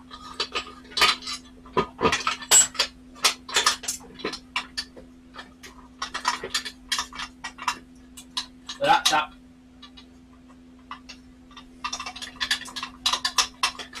Wow.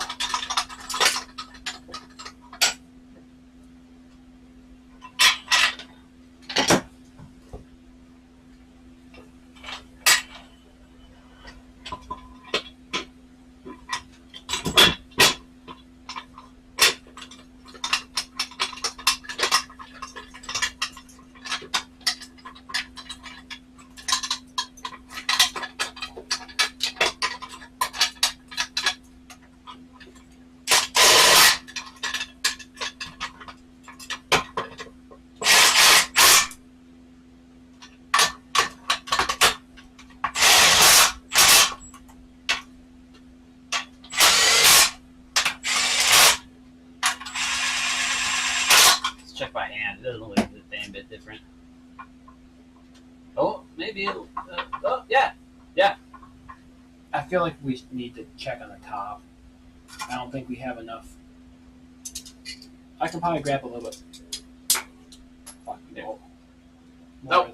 Don't push the threads yet. Dude, I already did. Go find the thing you just lost.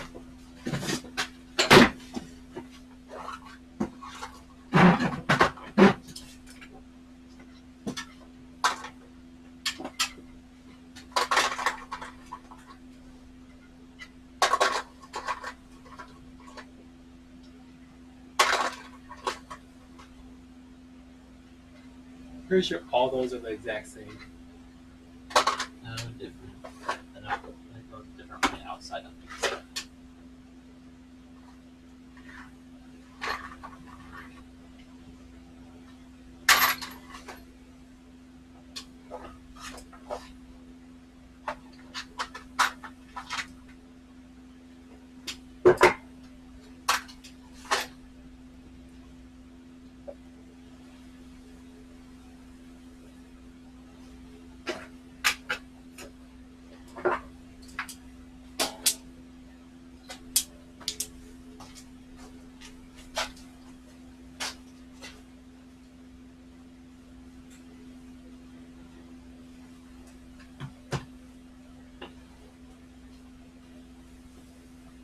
You're gonna want to grab like on the very edge to get enough depth. I don't worry about that. What are you worried about then? No. Well, this bolt's not gonna cut it anymore. Yeah, just grab that. What are we going to ring? Did you take Where's it another somewhere? 126 drawer?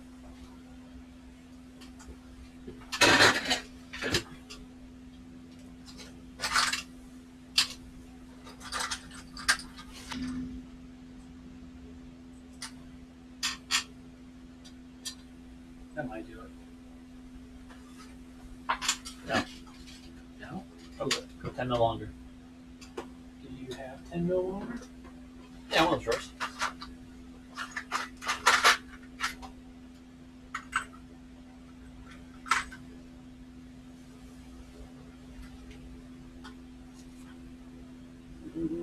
Maybe. It doesn't have Yeah, to be. it's fine. It doesn't have to be crazy tight. These are somehow, I don't know how Miguel found these. They have 8 mil heads. What he's holding his valve cover on with. Set it where you want it. We got to loosen the vice grips too. It needs to rotate a little bit. I want it on.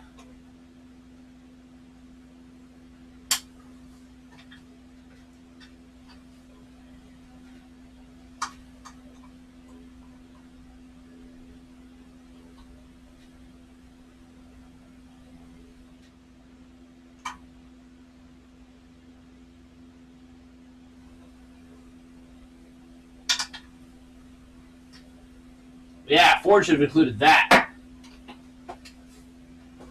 That's honestly better than what they recommended, I think. Feels a lot more secure. The thing they had a magnetic base that On magnets aluminum. to nothing. Exactly. It just chilled. Excuse me. Oh, Yeah, it kind of caught me off guard too. go no. Oh wait, no, we're on. Okay, we're good.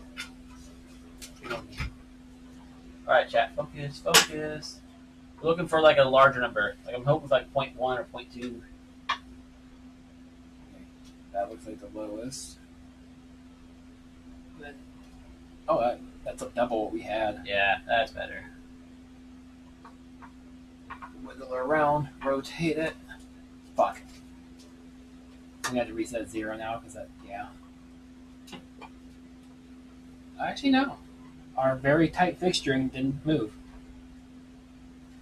Come on, where's that 10 again? Oh, there we go. I'm gonna say 10. The 11's with the kind of cocked. So 10 all the way up. Yeah. So what would that be? So 0.25.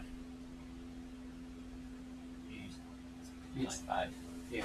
That's rolled for a bunch. Yeah. Okay, so that'd be 99635,325. Before I go grab one, actually no, I gotta grab one. I think I gave Nate all my used ones. Yeah, you did. The only thing we kept was the spring washers. Yeah, because I feel like we'd be gaining more than he would. 340. And then for this one, 325. I want to slam it together with just that shaft and feel how it feels. Just to make sure that we're not dummies.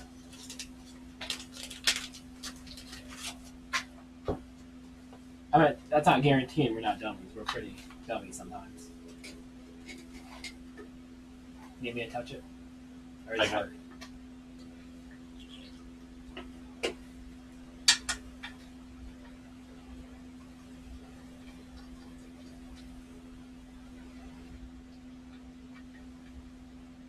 Alright, the spacer can't stay with this kit though. What's a spacer for? I guess it could actually. It comes from the G series. Oh. Well, It can, because we should have extras of those. That also comes in the steel plate ones. That comes in the pressed and the... yeah, but we reuse it. And the G6s don't come with this. So we only have enough for the cases we have. We should have... Kind of. We could have one extra for the Protege trans. But I do have this bucket here that says washer/spacer. Might just have something about the same size. We will just leave these in the kit For now. now. Indicator for the kit. Oh, I bought these were on eBay. The Master car leftovers, like old stock. These might actually work better for that anyways, because you can stack however high you need for the perfect height. Although both should be the same height. So you just need a set. So 2 of these will probably be out. 3 of these. Yeah, just use these. Toss 3 of those in the dial indicator. 3 of those if equals about 1 of those. Doesn't have to be exact. We have a little bit of height adjustment. Yeah. Those are kind of nice. They are. They're not super cheap enough for you to grab them. Yeah, be a little closer. That probably works better for this bolt. Matches the color. Even better.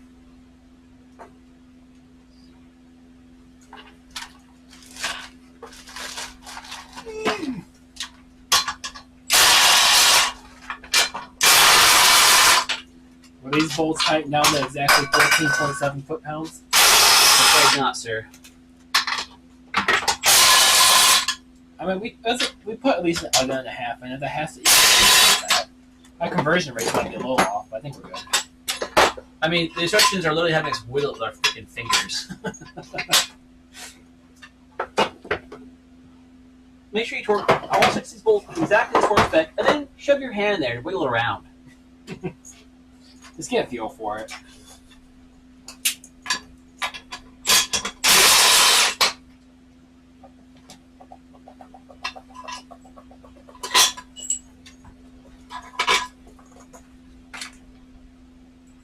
You could just get it hot as fuck and just set it in there.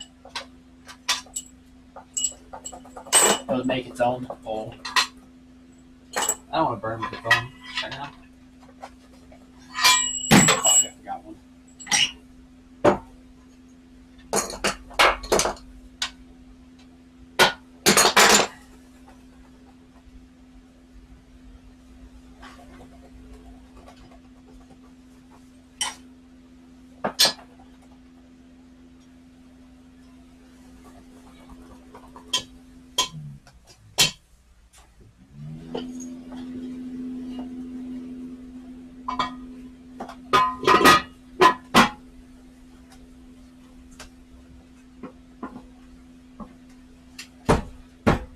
Well, without torquing it down, it looks like the gap's gone.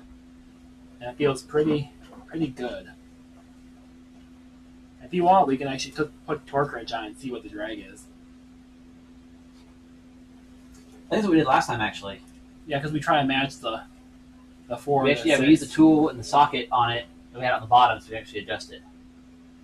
Which is how the Mazda one. So we need a few of these, a few of the bolts to actually tighten it. Side case down. Oh. Case.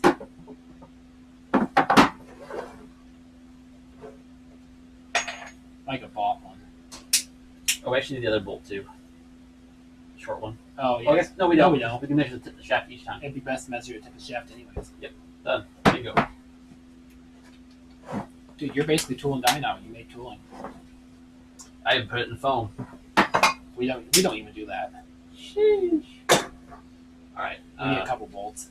Yes. We can either use the new ones or we can use the new ones for last. That way it only gets torqued once.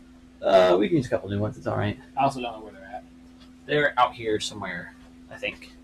Or are they still in the bin over there?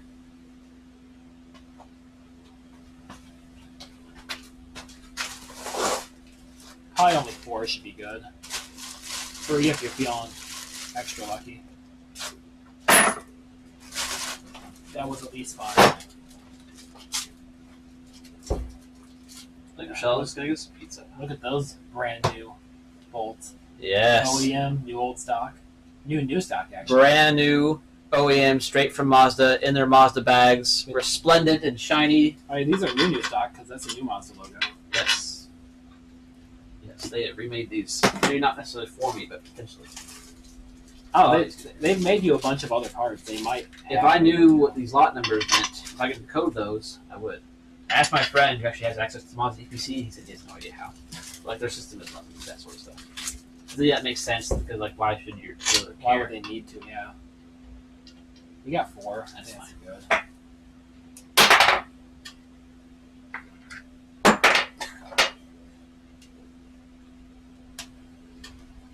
I don't think that second drop was on purpose, but it kind of matched up with my drop perfectly, so I'll allow it. Is the shim in? Yeah. Nice.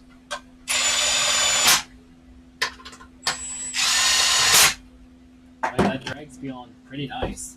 It's about what the diff was. Frickin' good nut on there. It was like land over here.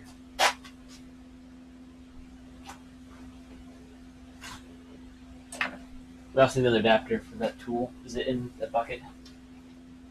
That connects 3/8 half-inch adapter. That's stupid. Oh, looks like an extension. Why is there an extension in there? No 3/8 to half adapter in there?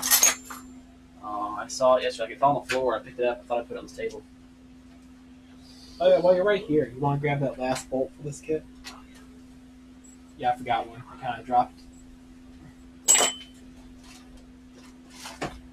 Oh, why am I so old? I'm barely bent over. I'm like dying. Dude, we're almost 30. We're pretty much over the hill. Shut up. That's one I left behind. Okay.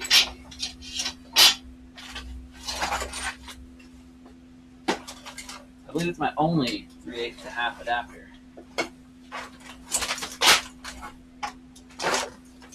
3/8 to half is still weird direction to go.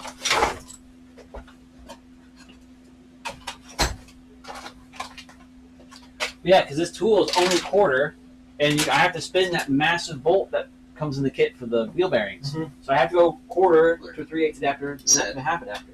Old rolling on the floor laughing, rolling on the floor laughing, rolling on the floor laughing, rolling on the floor laughing. You better not roll on the floor and laugh too hard, Billy. You won't be able to get back up. Might break a hip. Brian left his gloves here. Well, we can either keep looking or we can say, yeah, that feels about right. I want to check it. I think it's the right thing to do. It's probably up here. Hello? Hello? I haven't gotten pizza yet, but I'm on my way. Okay. Hi, Poppers. She is big. I just wanted to show you what I've been working on all day. Show Steven first. Steven? Don't dox yourself, just in case. Where's the camera? Right. Okay. We are overhead view right now. Yeah, you're safe where you're at. Look at these. So much color. Said, Yeah, but they're like orchid. already did TGAT at age First of all, it's not that much 28 color. face. Steven's not helpful. Will, look at this. There's too many things going on around me. Yeah? Yeah? That's so readable. I should have put a label for these are map scores. Fuck. Maybe I'll redo that. Yeah, descriptions. Hello. Ooh. Look at this. Wow. Yeah. So I called Hurley because I was like, I don't know what I'm going to do. Like, they had to make a choice, but then I had them explain. And then I was like, but I don't know how to fit all their explanations on here. And then I, like, took the time to color code all this. Yeah. This is technically the text. I colored, with the conditional formatting, I said color text and color the cell the same color. I made these colors myself. Hello? It looks fantastic. It took me all day. Well, it's worth it. This is great. Yeah, should I put map scores at the top? What does I X don't mean? know if I need that. That means they didn't take it. Is that listed somewhere? No, I guess I probably should Yeah, put it at the answer bottom. me. Or low. Yeah, like a little legend. Dude, that's awesome. It looks Goblin. fantastic. Bruh. Said, puppy. Puppy! Yeah, I'm very proud of it because this has been a battle. Steven, I'm crashing out. I'm crashing out, Steven. Yeah. I'm gonna go get pizza. Okay. Maybe fix a couple of these things. I'm losing it. Well, we didn't use it in any other place. Like, the last No, place I literally found it like last You want night, to like keep it for a yesterday. little bit until I get pizza, Will? She's staying here. Okay, never mind. Just kidding. I'm just kidding. Sit here.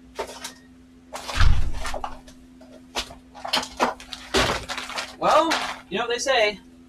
Ah! Etc. Where is this thing? Well, it's Chrome. I just had it out. I saw it. I'm like, oh, we might need that. Then what I do? Lost it. Said, echo. Is one out in here? There's nothing Chrome in there besides those three things. Did you put it on the table over there in anticipation of using it? I thought so, but I didn't see it there either. But I guess I didn't dig as hard as I should have. That happens to us a lot, actually, where we listen it down and we don't see it or we're blind. It's the ADHD blindness. Alright, yeah, let's look a little bit harder, I suppose.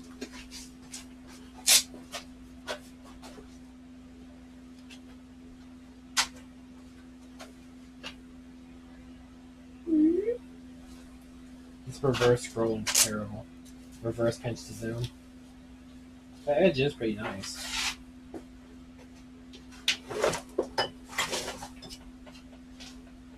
I don't know. I feel like if I'm setting up that many points, I would just pay someone to do it.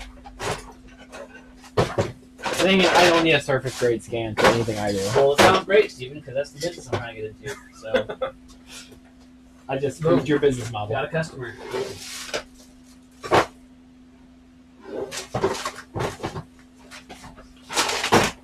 I put it back in the tool case.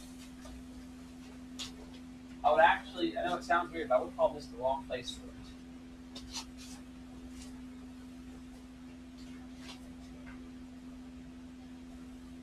That's the other way around. It's half 3/8.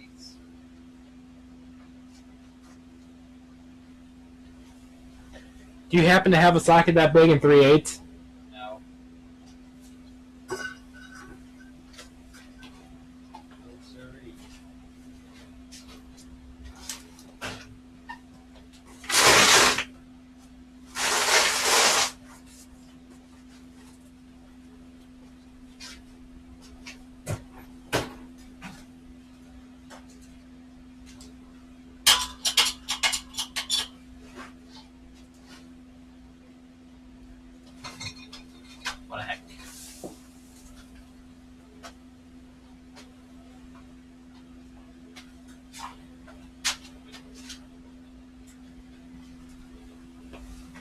I put in one of these buckets.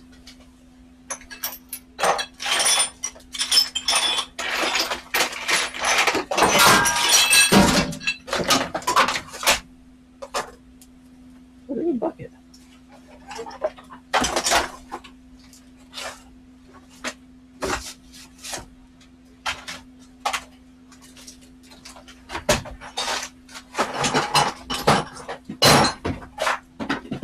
Oh, time to see what's on the floor over here. Just complete luck. Well, good, because I'm getting tired of looking for it. Doesn't take you long. It does not take long at all. Alright. Now find the nut. Nice and that over there. Well, we should have multiple nuts. That tub should have one. A tub? That Oil tub? pan. Yeah.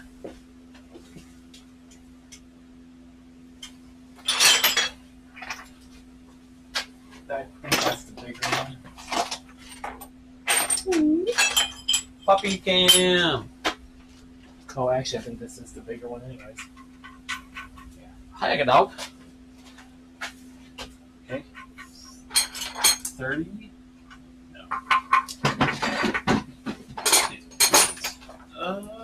Oh, you swapped the camera to the dog. Like, No, I'm back to us. Is it really the 30? Feels like it's bigger. Or smaller, barely. That's 27. It must be 29. Must have a chrome socket somewhere that I don't know where it's at. Inch and like, what is that? Inch. We have inch and 8. Which is, who knows where. Alright, whatever. it'll work, just a little bit of backlash. About 5 that way. 6 and 7 that way. Sounds fantastic. We're professionals. Yes. Cool. That means we're good to like actually start doing stuff now. Unless you want to do the same thing for the secondary shaft. Yeah. That one, they all mathed out pretty well.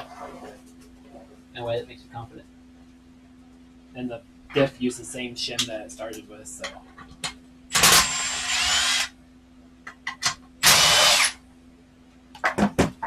I got like 6 on this side.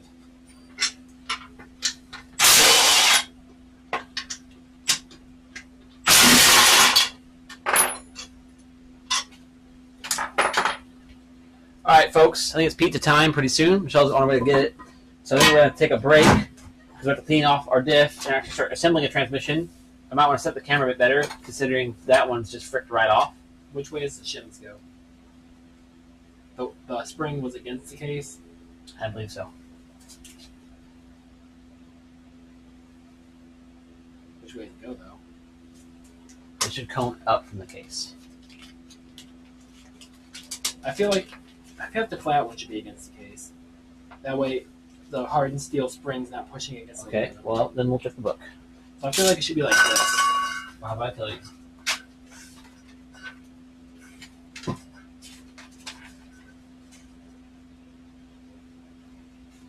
At least in my profession, you always have a hardened steel washer before your cone spring.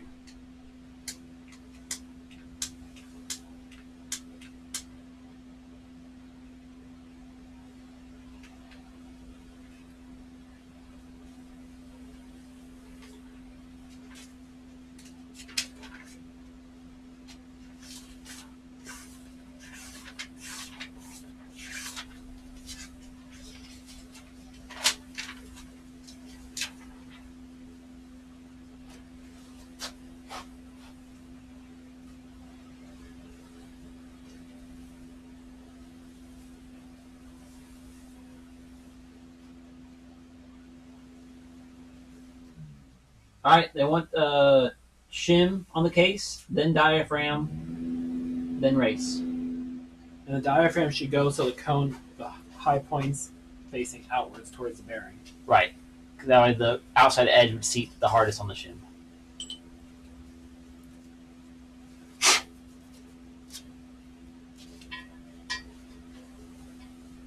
And then I need the diff shim.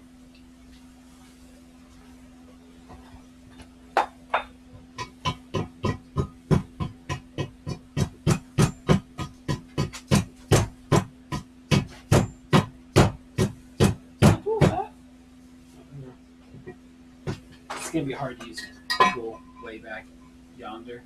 It's kind of deep in there. What? No way. Well, give me one of the bearing cups for the diff. It's on the diff. That one's.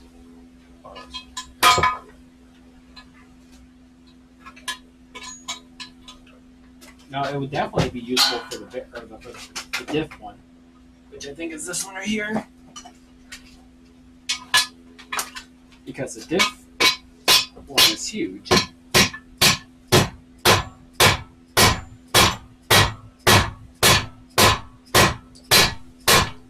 One, you're right, for sure. Yeah. That's why I thought. Nope. Yeah, it's all funky. I'd pop it back out. I just need something that's not this. Yeah. And your driver, if you don't want me to hit directly on here. Although I'm gonna have to go right. Felt like a straightened out. Still a little more.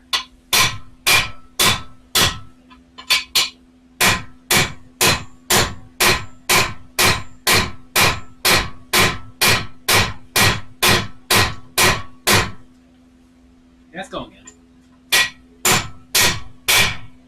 That's it. That was the one. Because that fucking hurt. Jesus. Ah. So, for the 10 people, if you've never driven in a bearing, when you get that really sharp, loud hit, that's how you know it's actually driven in all the way. Wear hearing protection. Don't be us. Yeah, we actually have been doing pretty good about wearing Ear Pro till just then. If you don't know what tinnitus is yet, you will if you don't wear hearing pro. Speaking of, you can put it on now. And Does this one work for this? once you put that race there, you can use this and the hammer.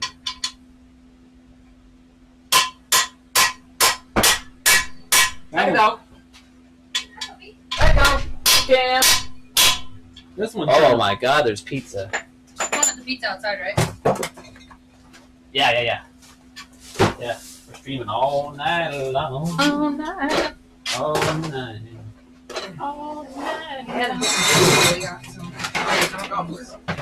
Said, pizza came for us. Heck yeah, pizza's all around, boys. It's all around. This game seems pretty good. I'm glad they're back to being open again. So I added some cheddar and sausage to it. Oh, nice. They We'll have definitely a shake deal. and cheese to absorb all that grease. Oh, sorry, I didn't bring it. Oh, it's all good. If you could, that would be fantastic.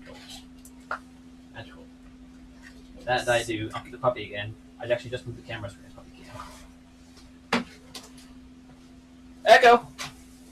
Come here, puppers! It's puppy cam! Come here! Come here! Hi, Echo, come here. Come here. I know you just want to go play outside. Hi. Hi, puppers. Come here. Look at my puppy.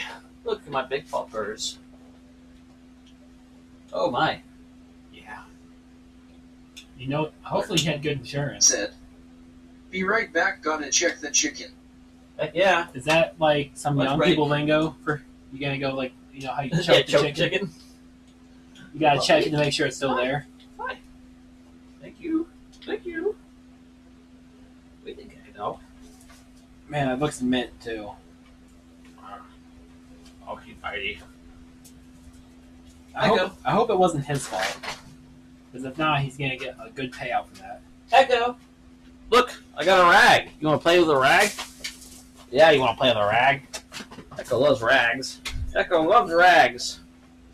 Look at this little rag dog. Just a little soft. Rag dog. Rag She dog. does love a rag. Could you not? Could you stop? Rag dog. I mean, she is kind of the reason it's not up anymore to begin with. Check it out. See that? That's pretty cool. You see that? The other half's right here. All bearings properly selected and shimmed. Ooh. And look at this. There's a 3D scan. I love of a the proper transmission. shim. Oh, you're leaking again. I'm leaking? Yeah. What are you talking You're about? leaking feathers, brother. Oh, it's fine. Said, it's on the smoker, silly. All right, here, Michelle. Alright, I gotta go. Take that with you. Take the dog? Look at, she loves that. Trotting away, so proud of her rag. I'm a smoker. Damn. Does that mean like? Love you. Love you. Thank you. Is that like an aggressive way of it? You know, it's on the smoker. Yeah. Smoking. Smoking the thing. It's not late enough for shaft punch, dude. It's only 7:30.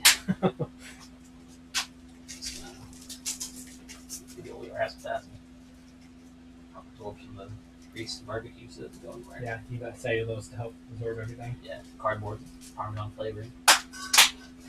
Oh yeah, they sauced it. Oh, Yes. Too. Yes. Okay, that's hot. Yes. This one looks a little more edible. This might be a fork kind of pizza. I don't have one. You can use a pickle fork.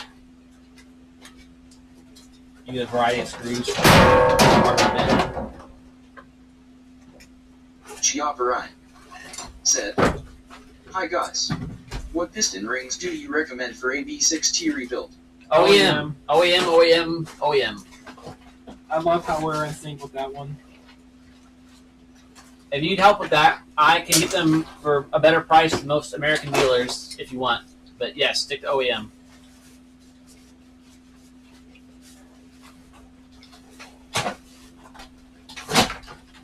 I can actually now source oversized like stock cast pistons. Unless you don't mind blow by. If you love blow by, then you can use any ring. Yeah, definitely OEM.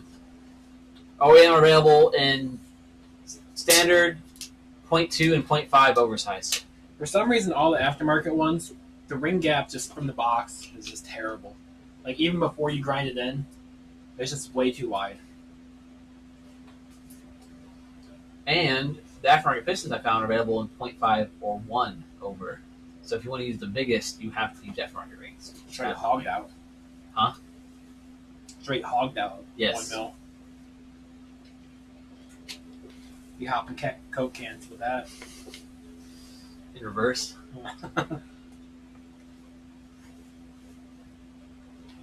It's a little different for us. We'll be when we go through a corner, our tire will be hopping it because we're up on 3 wheels. Absolutely.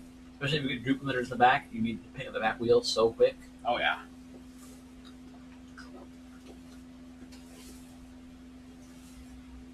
Yeah, my pizza soup. I thought I had a fork in my bag from lunch, but I guess I actually took my stuff out.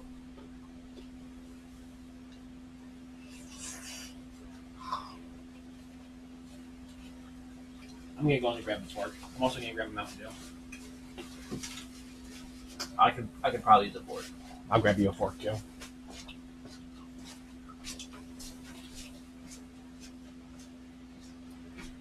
Alright, so to recap then, while we're eating lunch here, the 3D scanning went excellent. We haven't finished off the file, like saved it fully, but we're going to save it shortly. Maybe when Stephen washes his hands. And we can send it off to the person who wanted it. We got our shim selected. We ended up using the shim selection tool in the middle. I think we were measuring from the wrong edge that last time, which makes sense. Now we measured from the right edge. We got a pretty reasonable 0.25 size shim, which is great. That's not even the smallest one, so we know we're probably pretty good there. We even measured the drag load on it correctly, and it measured out fantastically, so we're doing great. Now we have to actually put the gears back in it. Then the shift forks, and they get kind of tangled up with each other, so we have to do that just right. With the forks in, then we can balance our shift gate mechanism so that it hits the right spots, bolt it down nice and tight, put the last roll pins in, and then we can start assembling the rest of the transmission. So there's a bunch of little roll pins and little brackets that go on the outside to hold it in place. A bunch of things pinned. Then you put the sensors in. We have to put our seals in for the differential, and our output shaft shift seal. Make sure not forget that. So yeah, it's going pretty good.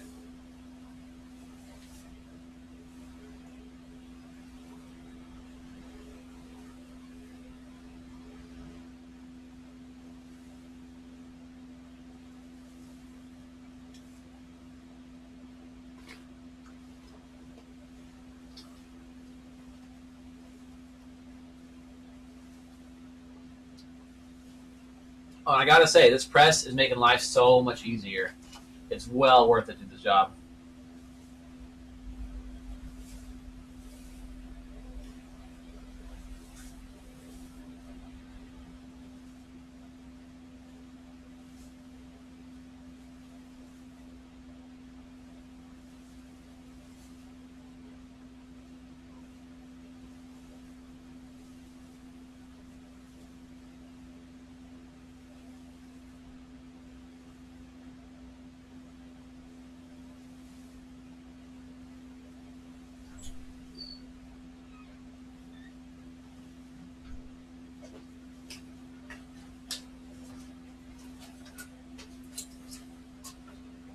shit.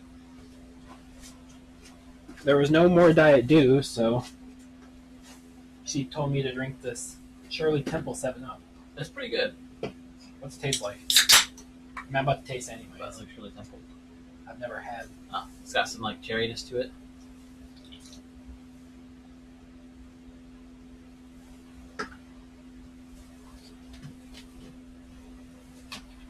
Kind of like a cherry creamish.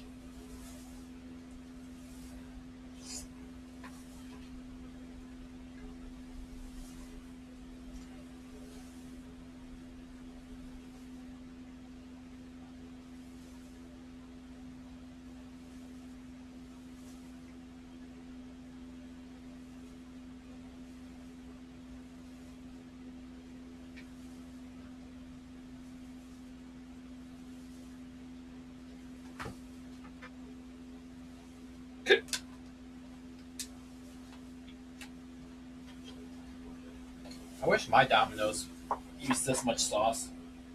They skimp like all hell on sauce. Oh, really? Ooh. Like if you order wings from them, they just kind of sprinkle like drizzle sauce across the top. Like they're not actually coated.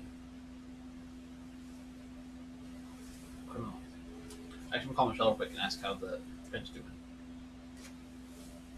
You can install a camera in there. I know, and lights, and then open up the server port so I can check it off my own home Wi-Fi. Hey, how's my print doing, cutie? Very well. Oh, fantastic. According to the screen, at least, I haven't like gone up there, but it's at 37% up, and the numbers look fine. Great. Maybe we'll just loose cable then. One may hope. All right, cool. Thanks so much. Yeah, no problem. All right. Love you bunches. Love you, boy. All right, bye.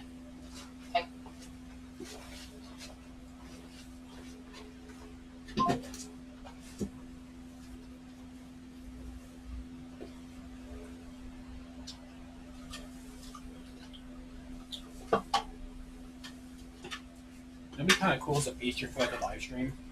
If like right now where we're not really doing anything, if some of the audience like could actually video chat in, like live chat. Oh, do a live call? Yeah. Yeah, does anybody want to be on live stream and do a Facebook call?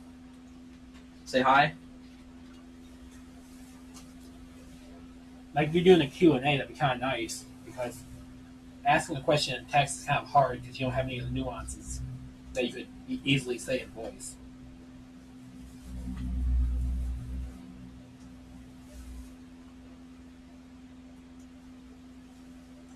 And then if you need clarification of something, you have to try to find the text that they sent second to clarify. I mean, you only have 10 people.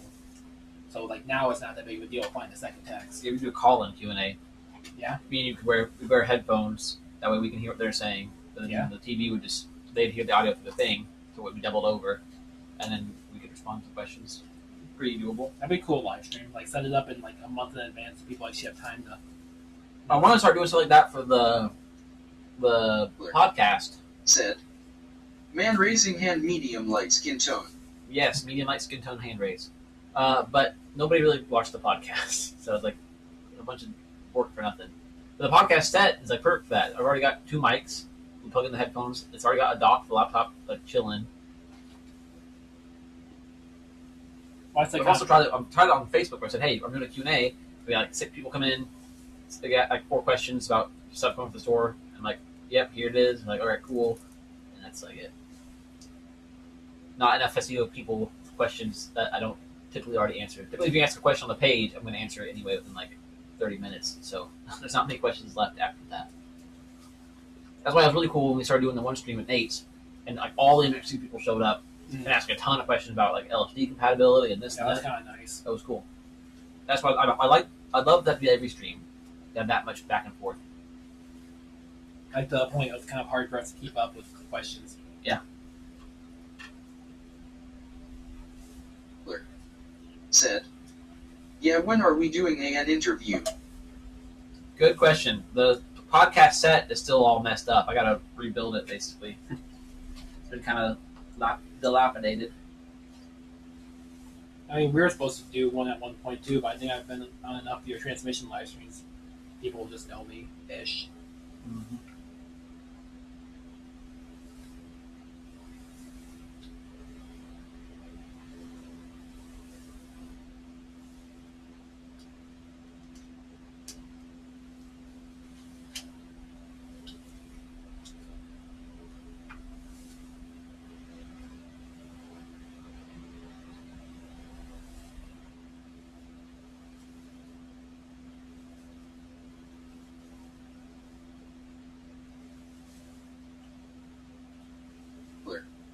Said, need me to come lend a hand. Maybe. Extra hands, no matter who they are, is kind of nice. Yeah, I'm always down. There's always something going on here. I never, like, 3 times a month, I will just pick one, or twice a month maybe. Well, not even that. Once every 3 weeks, if I meant to say the first time. Once every 3 weeks, I will, like, take a Sunday and just crash and sleep for 16 hours straight. Beyond that, I'm always doing something. Like, if you come down here, he's not going to turn you away. Yeah. You know how many projects I have, Bill. You missed out when you fixed my heater wiring. That would have been good. Oh, and us finding that dodgy neutral. Yeah. That would have been a good bill. Help. Bill loves being under my house for hours at a time.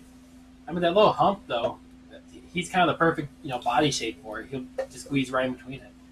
I had to drag stomach trying to get across there. I think he even fell down there for like 12 hours straight. For plumbing day. I will say, for under houses, your under house is really nice. It's really not bad. It's fairly dry. It's not moist at all. It's dry. It's not. The dirt's a little itchy, but it's not disgusting. That's just you. And maybe so. And the crickets are like the only animal down there, Which is perfect, because well, actually, they do eat other bugs. They eat plants too, though. I'm surprised you have so many. You have spiders down there too, but your spider population is not that bad. No, it's super chill down there.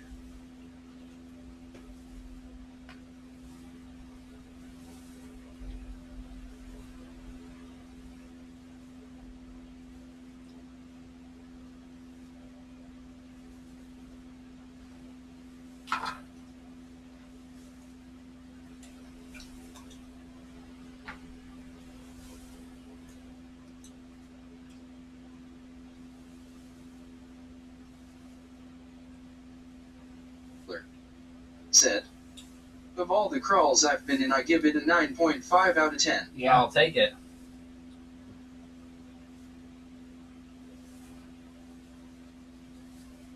Like, you can go in and come out and not be muddy. You'll be a little dusty. So, yeah, it's pretty nice.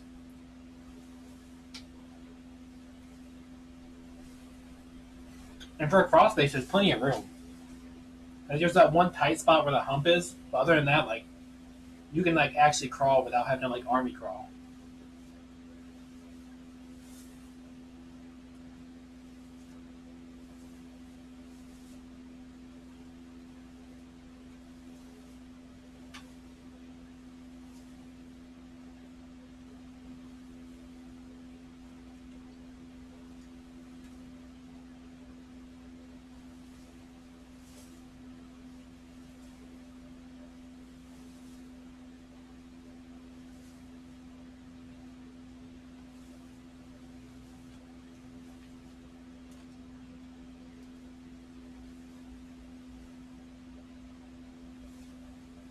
Let's go to the MX6.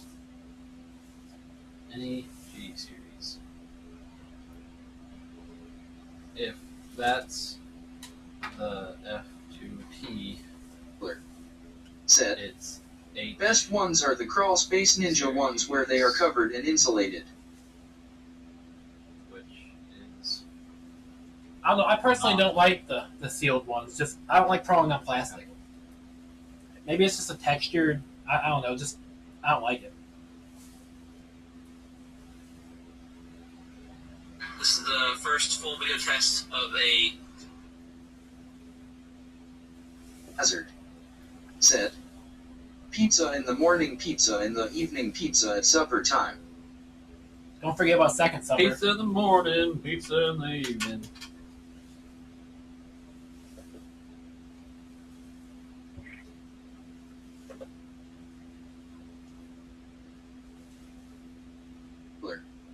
said, I get that.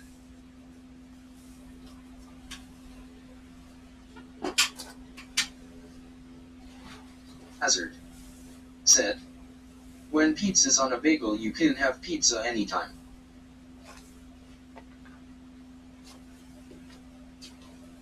What kind is this kind? I don't know. Pepperoni, something. I see ham.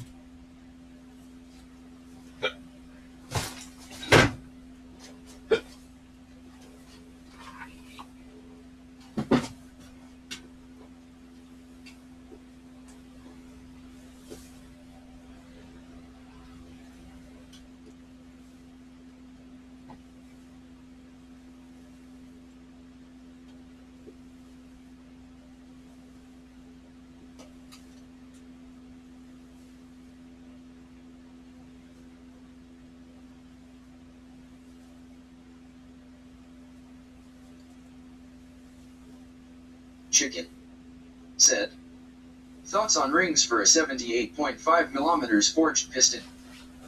I try not to run forged pistons for daily stuff, especially.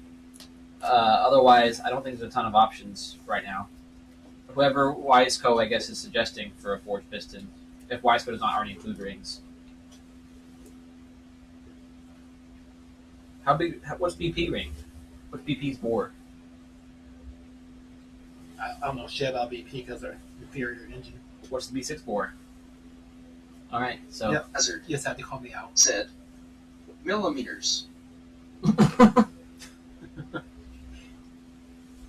Millimeter. I like how it said you type out millimeter and it says millimeter. Incredible. Good job, AI voice.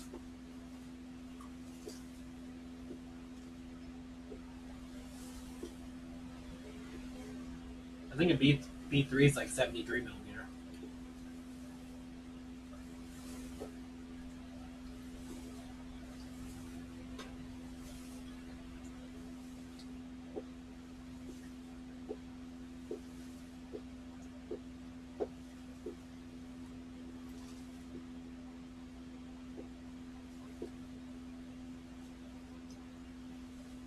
Oh wait, you 78.5? Yeah, that's 0.5 over. You get Mazda pistons that are Mazda rings. You can get 0.5 over. So do that. And if you want, I can source those for very affordable prices. I have a set here right now, actually.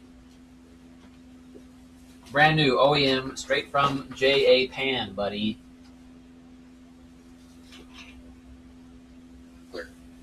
Said, hey Brad, raised hand.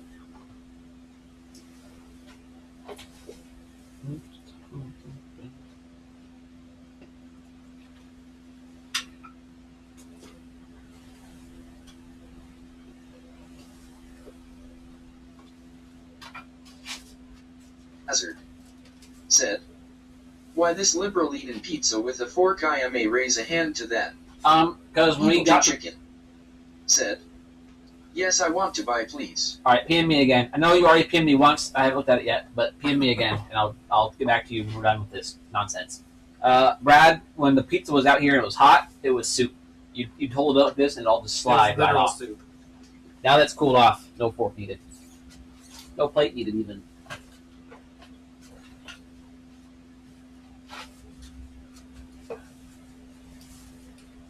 All right, it's almost time to assemble a transmission.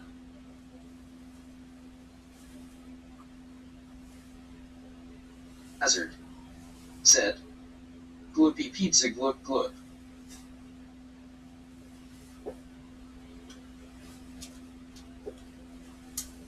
Couldn't have said it better myself. We weren't going to test the second shaft. We trust our math. I might as well check it with a tool. I mean, maybe like the shaft tip, like maybe we were supposed to. Yeah. Hazard said, when pizza's in a liquid form, you can drink pizza anytime. Since pizza has a lot of, calories and stuff and minerals, it's basically an energy drink at that point. Pizza jug in one hand, piss jug in the other. Hell yeah!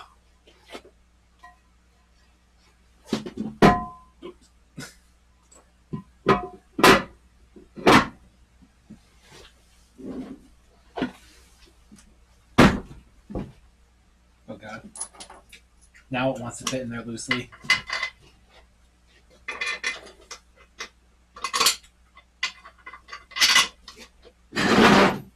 It's gonna rattle right out as soon as we impact it. Not if I finger it. I'll No, you're fingering it.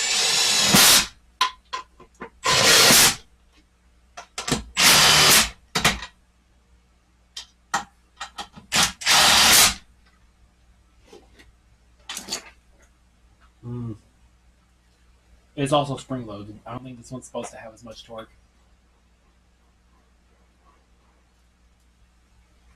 There's no actual play in it.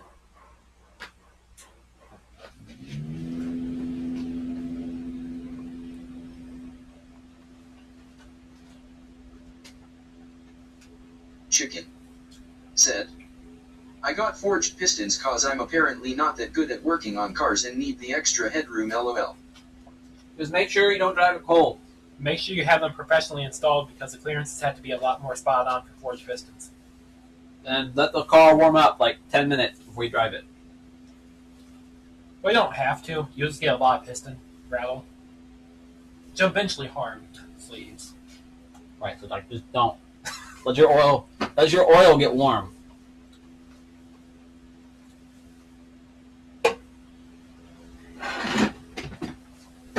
Just feed it a lot of meth and you won't need forged pistons. That's why I got the oversized ones when I could. Said, _Will. Brad Hazard said, piston slap like every EJ22 Subaru. Like every EJ Subaru in general.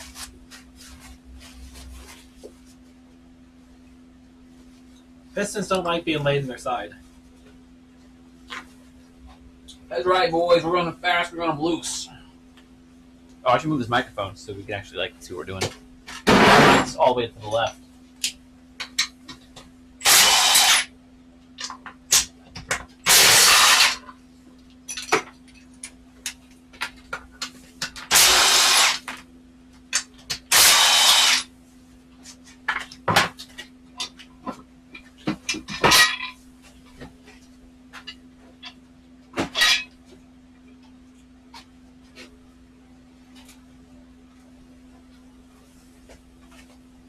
Hazard What time? I'm gonna said, say 12. the other EJ Subarus, it's hard to tell slap Who? from knock, Brian. could be one or could Brian. be What both. time tomorrow? Noon. Yeah, noon's fine.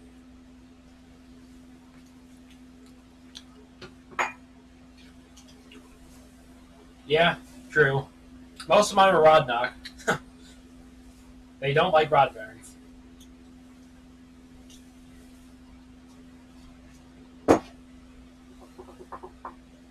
Okay, I need the other shaft. There's the other shaft. You know, my first Subaru was an EJ22 and it died from rod knock through a rod. Said, some air-cooled VWs too. Well, the VWs, weren't they just built super loose to begin with because they're air-cooled?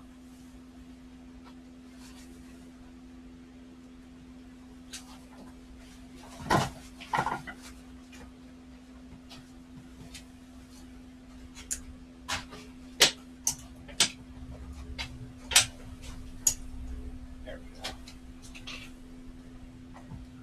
Yeah, I'm going to say we're meshed up pretty good. We definitely put the right gear sets back on.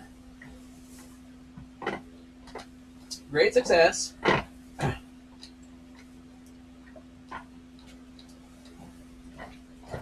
If you don't have them perfectly straight, something does collide, though.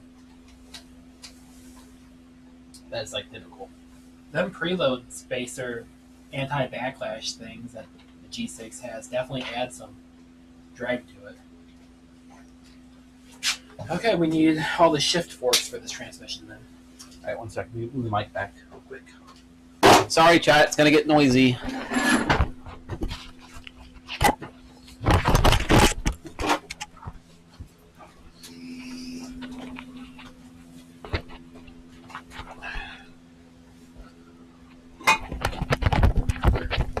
Said, to a point but usually worse after someone rebuilt it.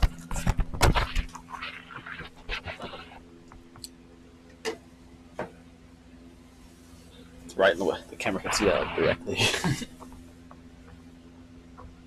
Oh yeah, I see it. It disappeared. You caught it before it really saw it. And then where's the other one at? Oh, right here. Hello, chat. Oh no, I could definitely see it.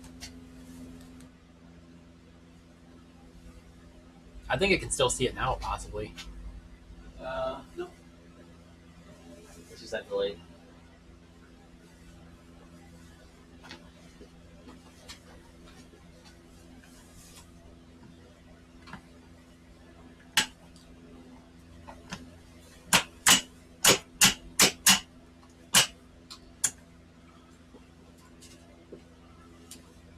Alright, so we're done with the bearing shim selection tool, yeah? Yep.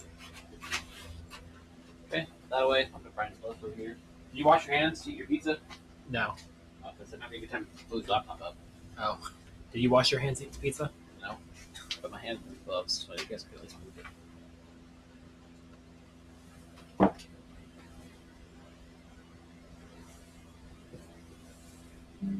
Blur said, "Oh, I saw the mic, but not now."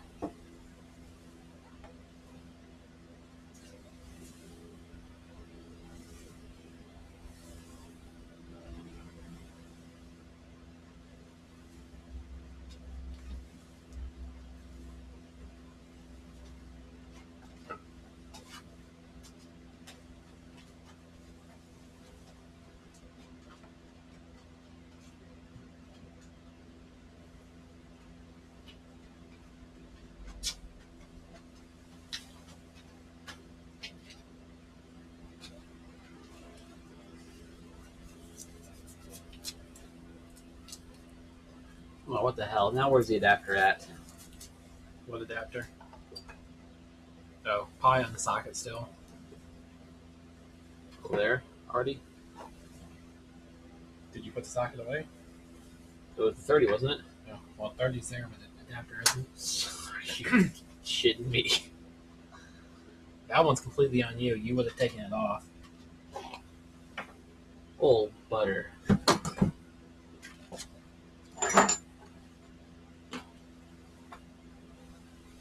Oh wait. Directly below it.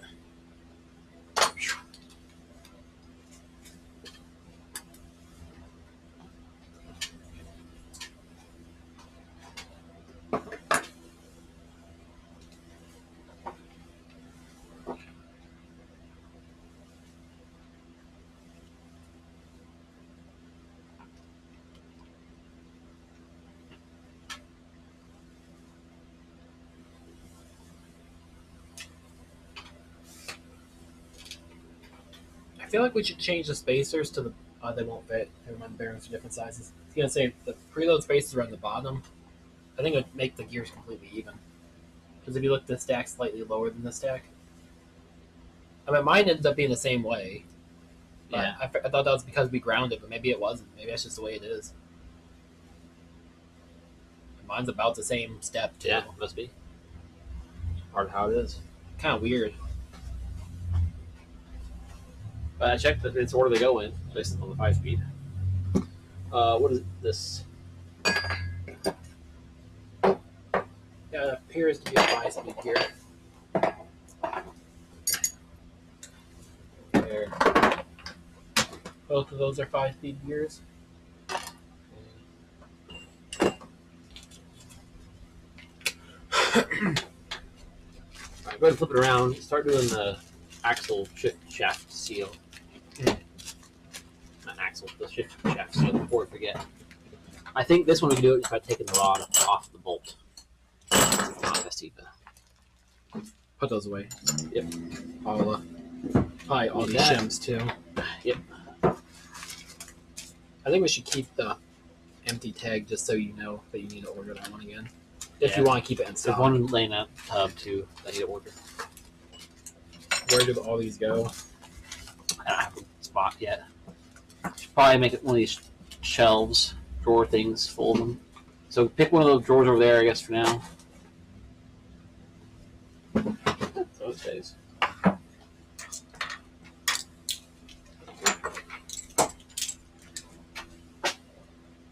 This one I believe it was yours. It looks cleaner.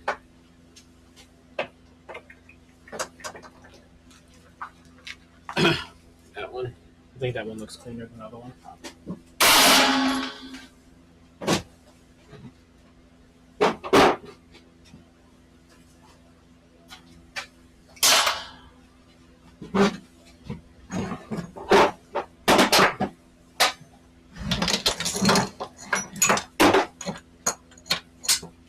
And then there's the bearing turner thing.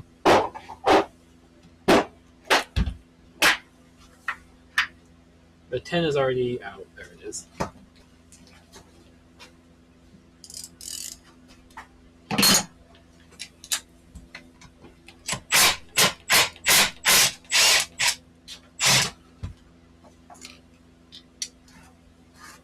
This tablet's been out here all day, just doing the thing. You know, sitting here with the screen on. 2% battery. I mean, it's not doing much processing. Yeah, but I'm still surprised for screen on, and it's not OLED. It's like it's full backlight. And it hasn't dimmed at all either. It's been the same. Yeah. It's also I'm leaving it on since it's not OLED. I'm not too worried about burning. It doesn't work. That's actually relatively simple still. This was a nice trans. Yeah, It was allegedly low miles. I mean, I believe it. I wasn't joking about that part at least. I did lie about the, how I got it. The origins. Yeah, the origin story was a lie. A total fabrication. It is going to make it slightly harder to install it with a shaft in the way. Saw what? The seal, because, I can't just drive it directly. Socket looked pretty good. And it looks like it might be a tick big. There it is, slightly smaller one. Oh yeah, I like that better. Beautiful.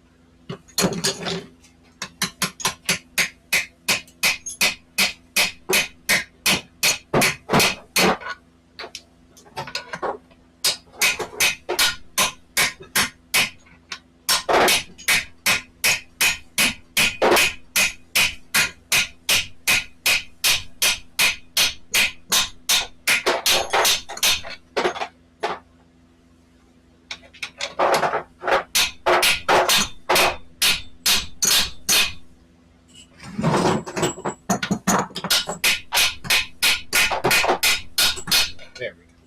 Do you have a new, or good-ish,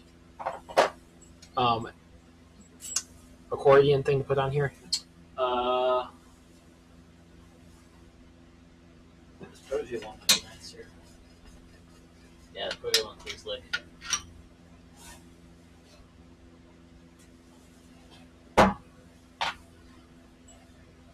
Next question, how the hell do you get this off without ripping it? It just undoes it from the lip.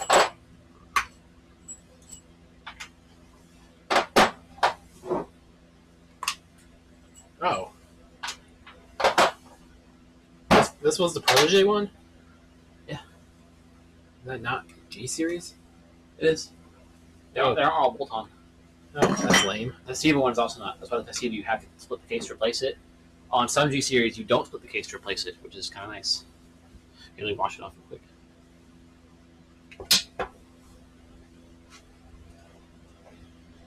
It's kind of rooted. Well, I guess it's easy to replace.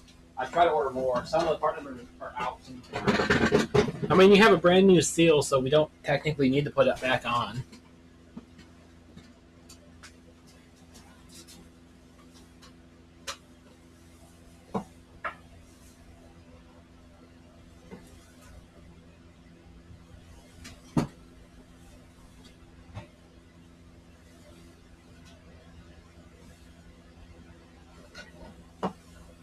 When I put it on, do you want your bolt facing up or facing down?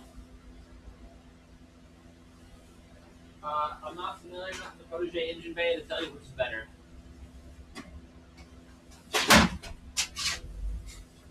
I think we've all done that now.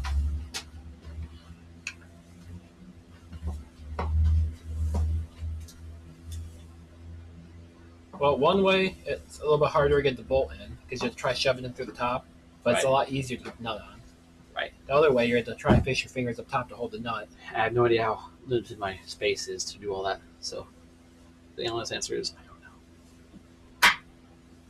know. Here's this stuff. Don't need that quite yet, but Go with this. Go with this. Go with this. We aren't done with the torque tube adapter. Actually, do we use these pieces of the bearings on? I can't remember. to do what? Outside bearings? No, those just press on with the nuts. Okay. I would do bolt facing up, just for safety reasons. That way, if the nut comes off, you're not going to lose shifting. Like the sound of that.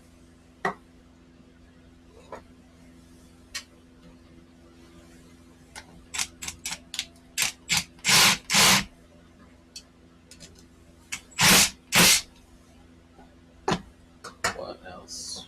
Is it at least?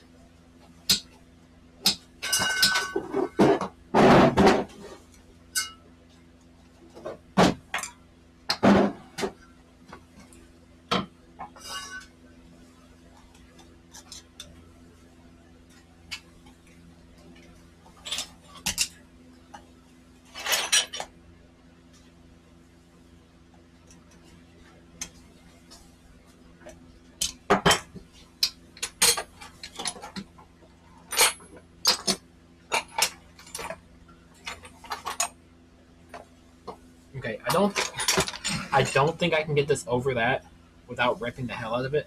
However, it completely covers the shaft right there, and it doesn't really infringe. I can try. It did seem to be pretty stretchy without ripping. It should be. I got it over it once to access the bolt. But this one never had a bolt, so the hole might be smaller. In fact, I'm almost certain the hole's smaller. Maybe. Yeah, that step right here.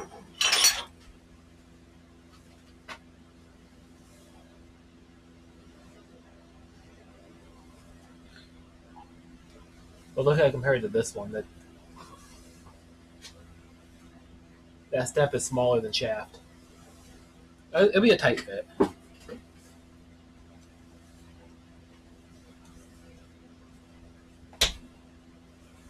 I don't know. I think it might be fine like that. That probably doesn't matter that much. Let's get more of them. Yes, order the correct one. I bet there's like 3 different part numbers for that just for a G series.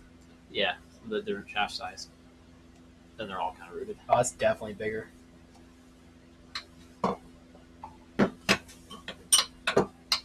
Alright, I found one piece of one fork. Let's start. There's a bunch of E6 shift forks over here. Okay, it's probably one for that Are they in the old bucket? They're in the Yep, bucket right that's here. the one. Alright, I guess we're trying to clean this out then. You do that, and I'll get these somewhat sorted.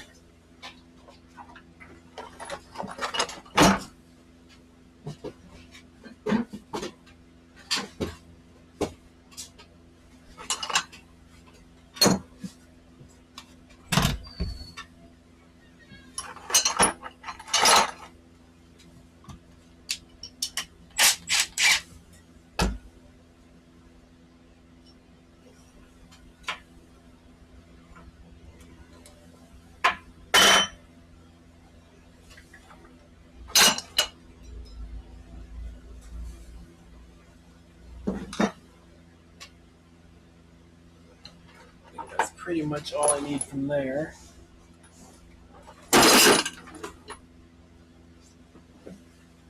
Ugh.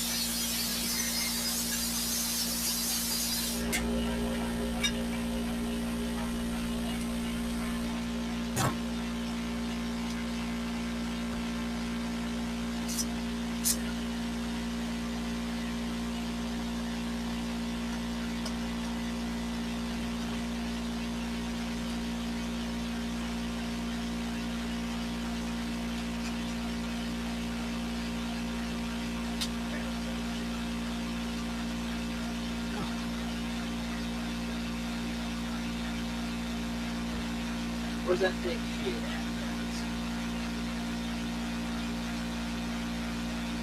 And grab that arm brake. Figured that'd be a good pre-assembly lube.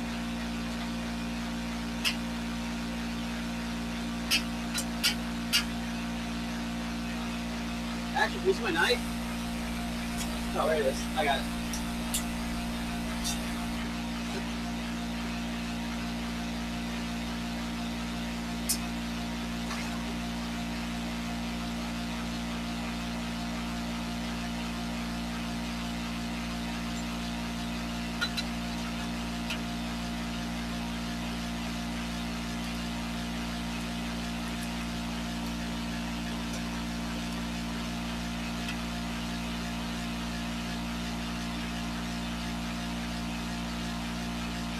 Contains no chlorine.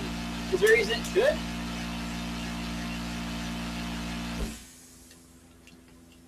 I do prefer my oils chlorine free. Right? They got me worried. What engine honey does have chlorine? Oh my lord, I forgot how thick this shit is. It's used to be the only thing kept S10 running. I had actual rust holes in the oil pan. This kept oil from leaking out of those holes. Like 1 to 2 millimeter size holes.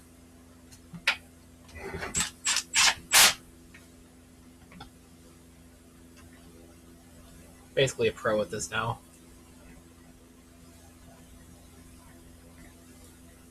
You need one of your modified balls. Oh yeah. Damn, I'm getting all sticky. It's getting sticky. No, we don't quite need to install that right now anyways. Yeah, no, I just brake cleaned Oh. the shit out of it. Had no oil left on it. Okay, that we might need to force that over the thing because I think that's actually stopping it from going in far enough. Just swap the shaft out. The whole shaft, that one. Okay.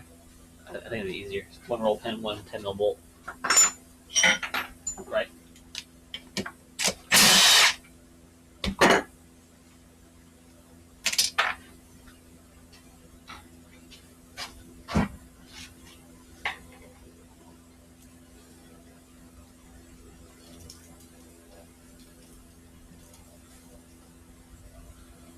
Oh my god, it's so thick. It feels like inappropriately thick. Like I'm causing active harm to something in here. With a sticky goo in it. I need the punch for this roll pin. All the punches are behind you. I was gonna here. So it'd be punch time. Open time. But you did that right on the tablet. That'd been fun. Good thing it was a free tablet. Yeah. Still like to keep it nice, because if I break it, I have to replace it. That's not free. Oh, they want back. No, but I'm using it. Oh, you mean you would still need another one? Right. It's currently in use. I use it for my rat rig too. Ideally, that hinge health point was out here, but I need Michelle to sign into it.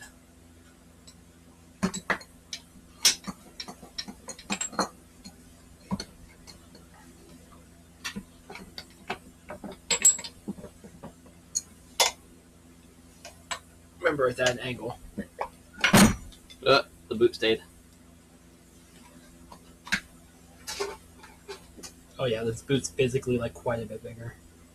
Alright, that's probably the shaft that came with that KL. We gotta clean the outside edges, like where the oil. That's when we opened it, like the oil kept it miraculously clean inside, and the outside still had zinc plating.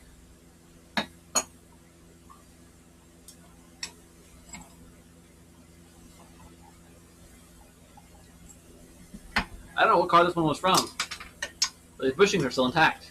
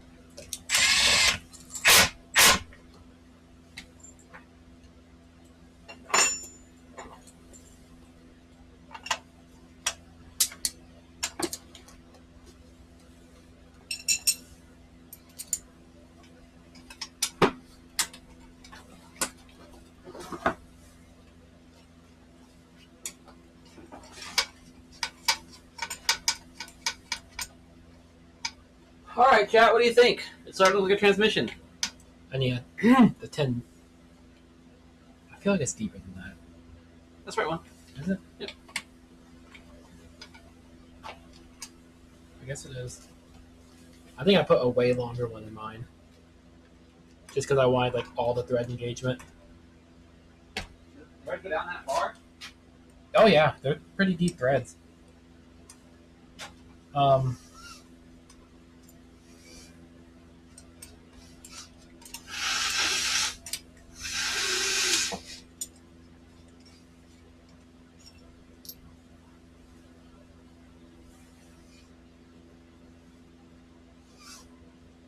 I don't know if this one's modified as far as the other ones. Progress, heck yeah.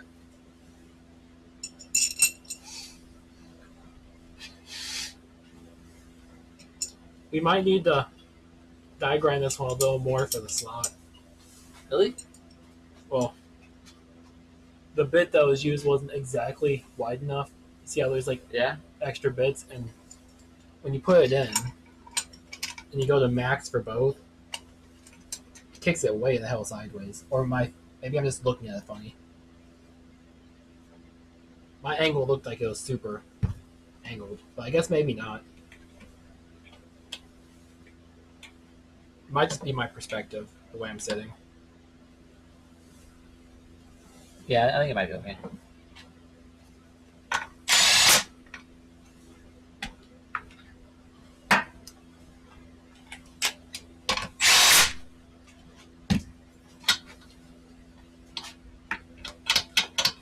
Yeah, I think it was just my perspective. It's straight forward and back to get between. Yeah. Double check this right one. Or the two Oh, yeah. loose. No, that. I mean, you hear it popping over it. I do. I do indeed. That definitely does not look hand dremelled, so. Good.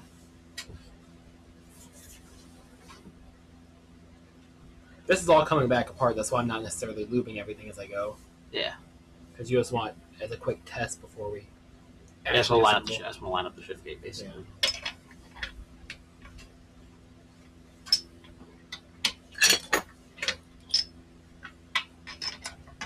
I need the pin that holds this in place.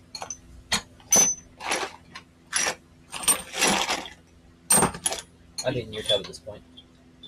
You should check the diagrams and see which way this pin goes. I'm pretty sure the oiling hole goes up. That way oil can, or down, whichever way the oil is sitting. I don't know. That we should check which way it goes. Not now, because we can future us problem type of thing.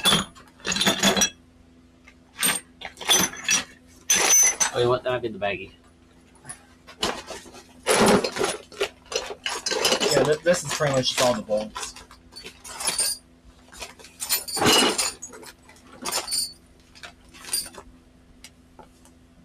That looks like it. Feels like it too.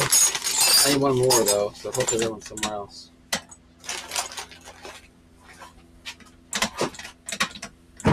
Okay, we need the half case now.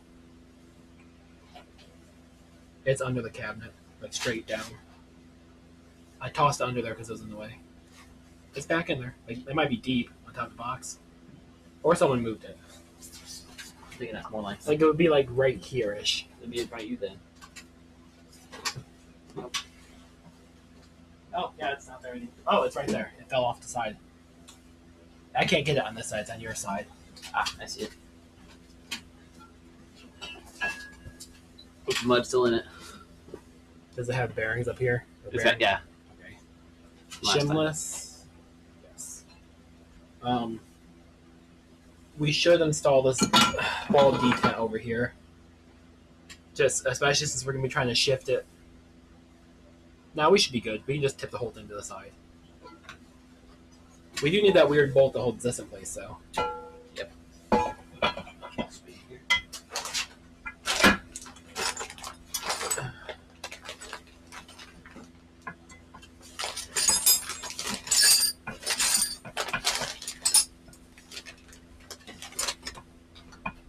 Okay, that's not feeling 100% correct.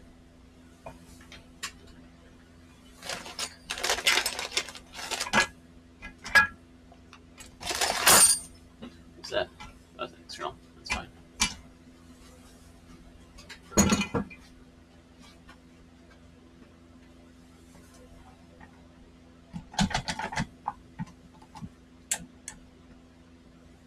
This shaft ain't bent, is it? It's not neutral though, that's for sure. This is not there. Well, it doesn't necessarily have to be a neutral to put this on. It doesn't have the shift gate there anymore. When I line up this shaft, and then the two bearings, this shaft is like a mile this way. It is a mile that way. And if I try to force it, it feels like it's... Okay, prove me wrong, bitch. It was Typical. binding. I believe you. That's the reverse one, or that's the long one right here. Light. I actually didn't grab my light today. Yeah.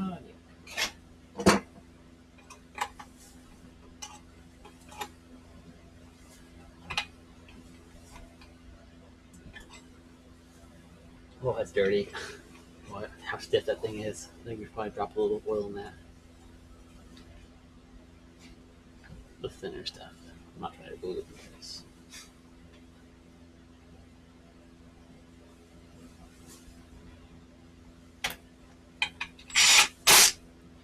I'm saying, oh no, it's not that. It's a 12 mil. Oh.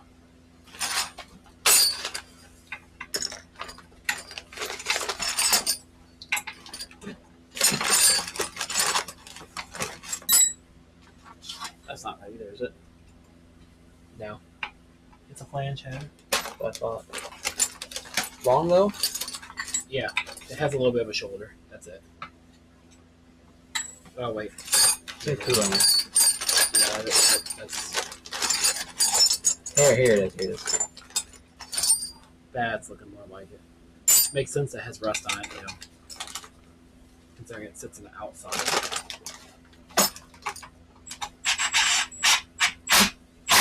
Maybe.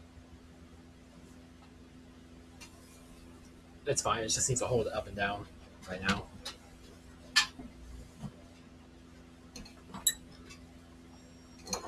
Oh, it's not happy. Oh, it feels awful, Steven. Something's not I'm right. thinking this shaft is bent. I don't know how it would be.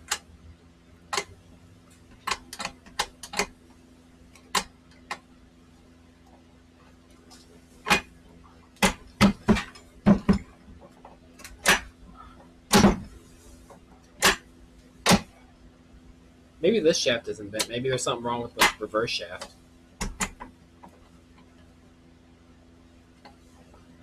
Well, pivoting feels like hot ass.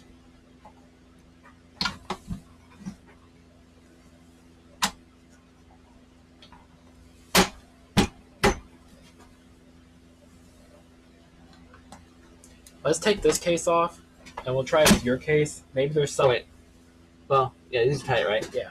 Well, it's going into the gear at least. I'd say that's in the right spot. Well, that's good because I tightened the boat down already. Maybe there's some difference between a big and small G in terms of like there shouldn't be in terms of location, but okay. This one's rotating, so it can't be too bad. Did you feel it? I mean, yeah, it's kind of rough. Yeah, I know. We'll take it apart real quick.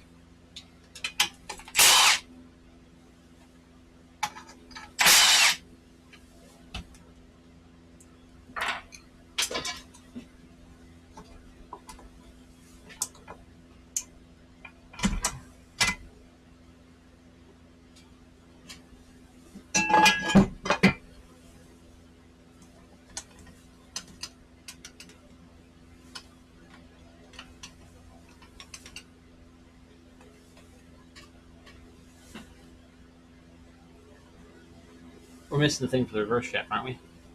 What? Where's the selector on there? No, the selector's on there. Yeah, Okay. the reverse stuff literally can't come apart. Yeah, just grab me I guess I can reach it.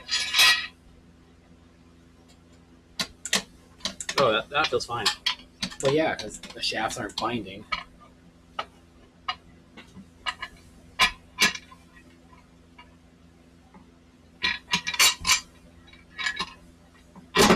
Yeah, seems like I might have lined up a little bit better.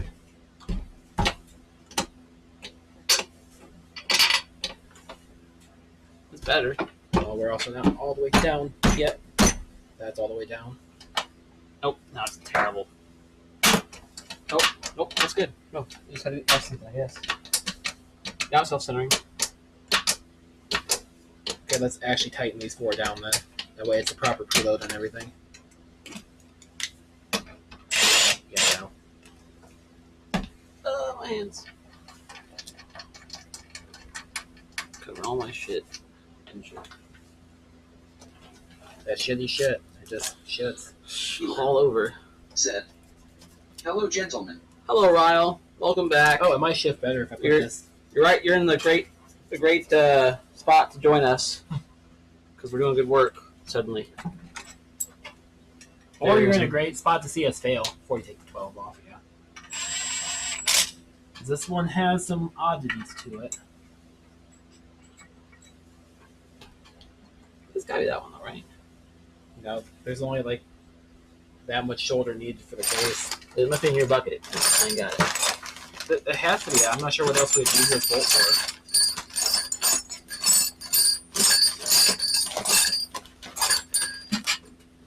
We'll figure it out. It's fine. Just hold it in NMB, place. buddy, not my bucket. Oh, it does feel better.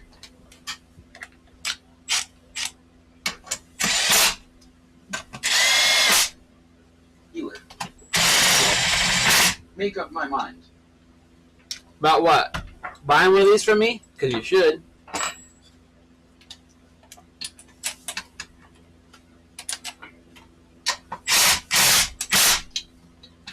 That feels totally fine. The parts from this one were from a very wrecked fusion transmission, so we might be running into a few issues with that, but it seems like it's doing okay now. We need to slide the gate just a little bit. Is it just hitting? If I could get just a little left, it goes flawlessly. I leave it straight, kick to the left, slips in. So it means the gate needs to go up. Tick. So we need to grind out that more like I was talking about that. All right, we can do that. Okay, 5, 6. Stuck. I might have this in the wrong direction. Yeah, Okay. that was 5. That's 6. Okay. 1, 2.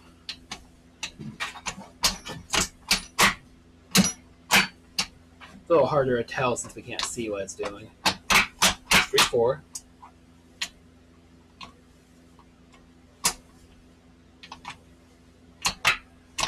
Three, 4 again.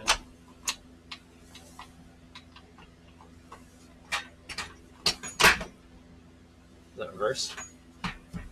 Possibly. Yeah, it sounds like it. Is that 1, 3, 4 again?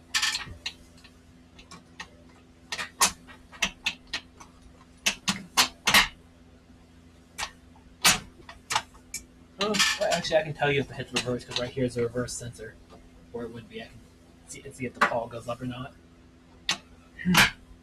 That was indeed reverse. Yeah, I can't get first and second same line.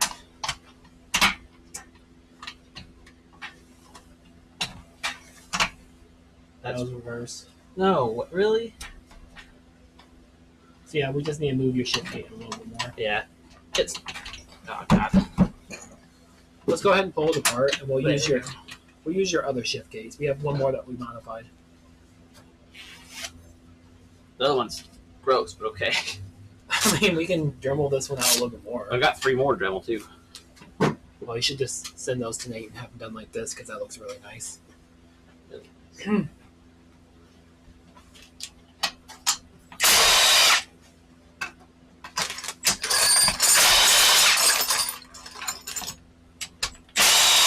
So you're telling me with a straight face you're gonna run this? I mean, I'm not going to say with a straight face. I'm saying we should test it. Or just cut this one out. I'll just cut that one more. I need a 12. Well, if we I guess you do have more than you need to do. If not, that one's going to V2. I'll do the more.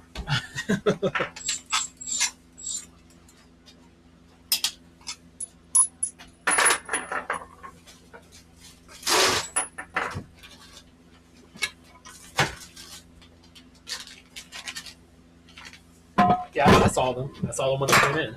Yeah, now they're here. Oh, right there should be 1, 2. Yeah, it doesn't like it at all.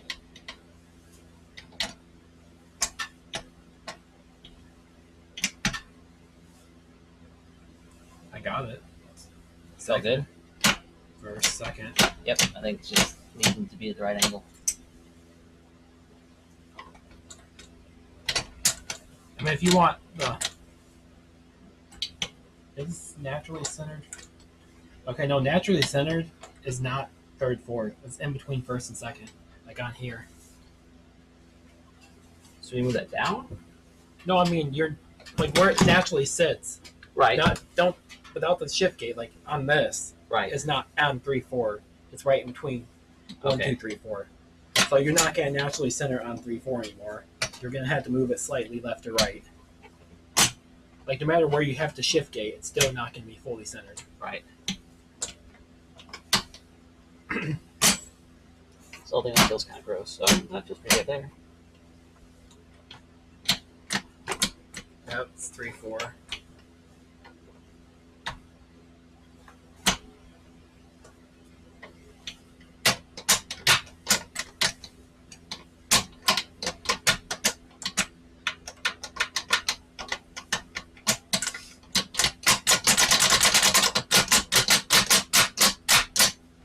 I mean, I guess I didn't lube any of these bushings, and we did ultrasonic clean them. Maybe I should get a little Look at sticky. the goo coming out of it. See how gross that is? Is that ultrasonic cleaner goo? Possibly. Because I didn't oil any of this. I guess we should take it back over and oil it. Well, you want to modify your gate slightly. Maybe not. Maybe just cover it in oil, call it good. Let's This is put your- cleaner too, right? Let's put your diff in and make sure it's not actually hitting this. Like it what, you know.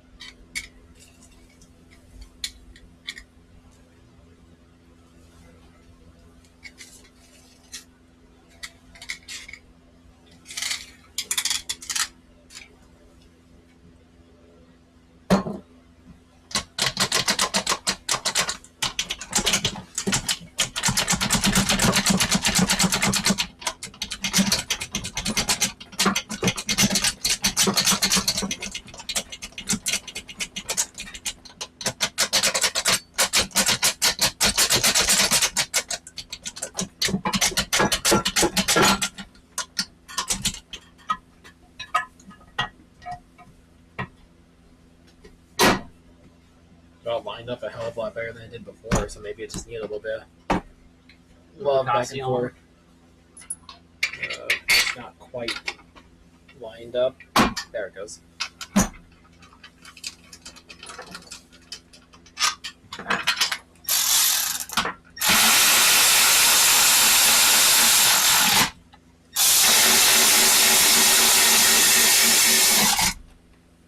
Actually, here. These two. So Riles, get your mind. You buying one of these?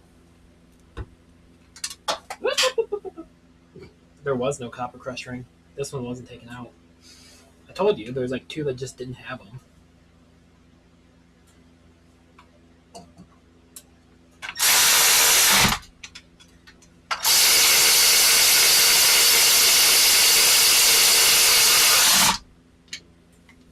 Do you already get this one?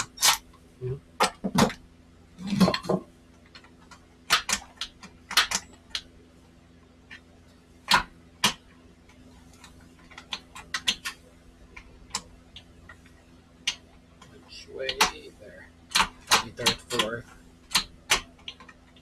The shifter in this is going to be a little less nice considering, we're still using the old gears. The ends up. That's reverse. First, second. Can you possibly see in there or use some type of camera to see if that's actually the front fork? Flip back in. Oh, we're also not doing it on the side. That changed how it felt on yours. That's fine. Yeah.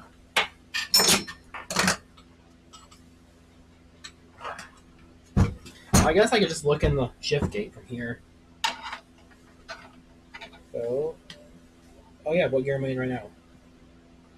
Either first or second. Yeah, it's a first. Second. It's wild how much easier on the side it is. I might need to rotate the shaft for that one. Or my fork. That's for second. A little more over. Not going over enough. Really? Yeah. Up and half to 6. Oh. Okay, it's just a perspective issue from my side. It was 5, 6. You're almost. Yep. Now you're back to first, second. Now you're reverse. Ah, there we go. We have to bolt back in for reverse. If it matters. No. Yeah, I think your shift gate's fine. It's just Yeah, I've got number one rule. Only shift it when the orientation first being.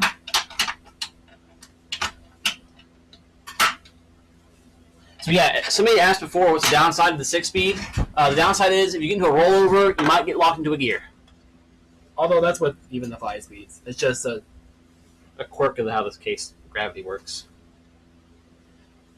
cool. I think we're good to take it back apart, actually oil everything, not PB blast it, and then actually do a final assembly. All right.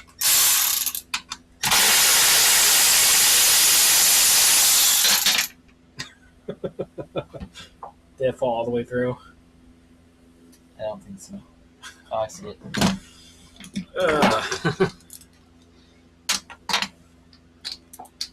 Hilarious. Got magnets weren't a thing.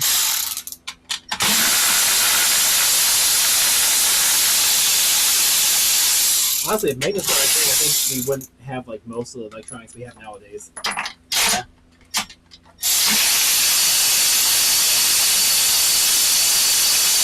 Because currently our only way to generate electricity is pretty much with magnets. Well, I guess solar doesn't use magnets, but you kind of need like the machinery to make solar, which uses magnets. Homegrown, organic solar panels, just like Mom used to make. Well, that came off a hell of a lot easier. What you making 3 bucks? No, my bolts. Oh, you tell her you're getting sent in a few times. Okay, disassembly for the last time. You know, your seal or your kits didn't come with that seal. It's not a full kit. Bastards. I'll Although be hearing from my lawyer. being in and out a dozen times, they're doing great. Yeah, this. Wait, where is the hole on this one? Doesn't happen. This one doesn't have an oiling hole. There you go. Doesn't matter then. I mean, it does matter. Well, I guess mine had an oiling hole. So I guess it depends on generation, possibly. Because that one doesn't either. Why did mine have one? No idea. Did the G series, like G6s, have them? I have no idea. So look at it. Let me think of the next one for it. Okay, I got 10.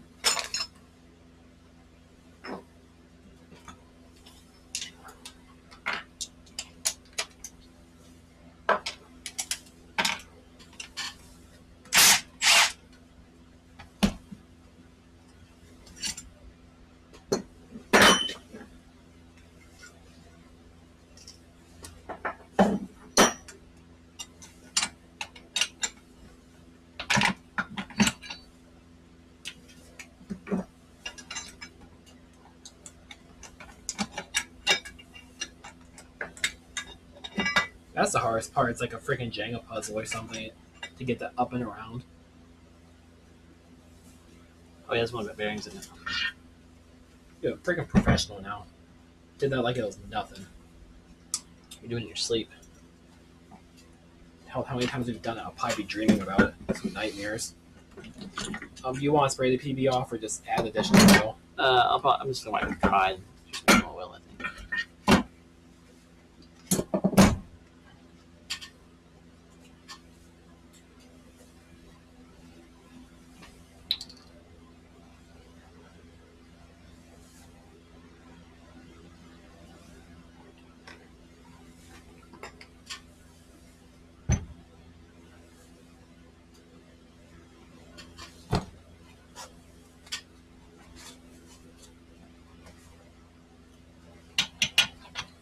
I think I'm about to turn it over, but I guess not now.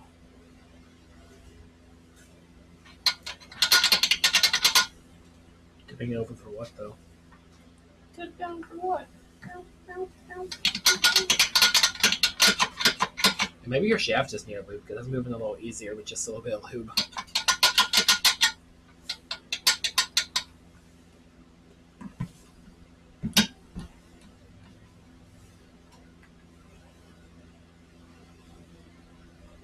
Put that tip in there and just squeeze it. I'm holding it. There you go.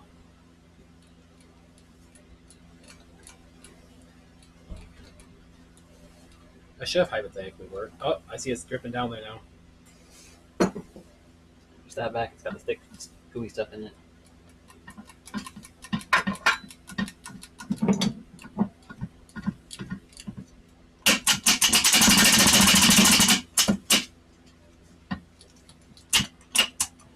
I'll go rinse this one out. This seems quite gooey.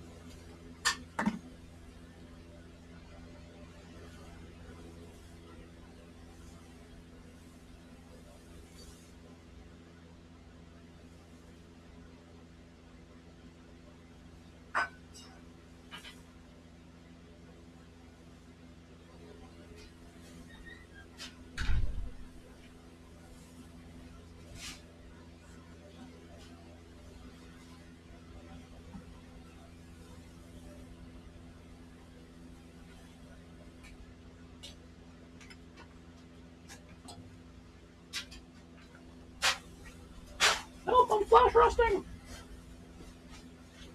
Shit, and flash rusting fast. That cast steel. Oh, wait, you should take the shit completely apart. It fell apart. I started shaking it, it's jiggled right off. Dude, cast steel loves the rust. How many pores it has, it doesn't hold on to its oil very well. Well, maybe not. It does. I think it's not after being in the ultrasonic.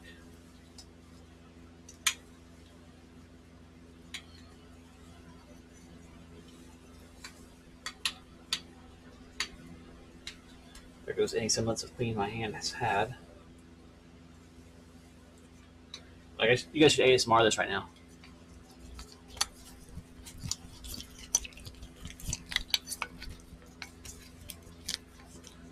Dude, your shifts like has had a hard life too. I'm actually gonna grab the file and get rid of that burr. It's almost like they're jamming it in and out of gears. Repeatedly. The force. Maybe I won't file it. I don't see where the file went that was up here. It's over there. That's so far. Said. You can pretend you're a Mustang owner with a new tree mech.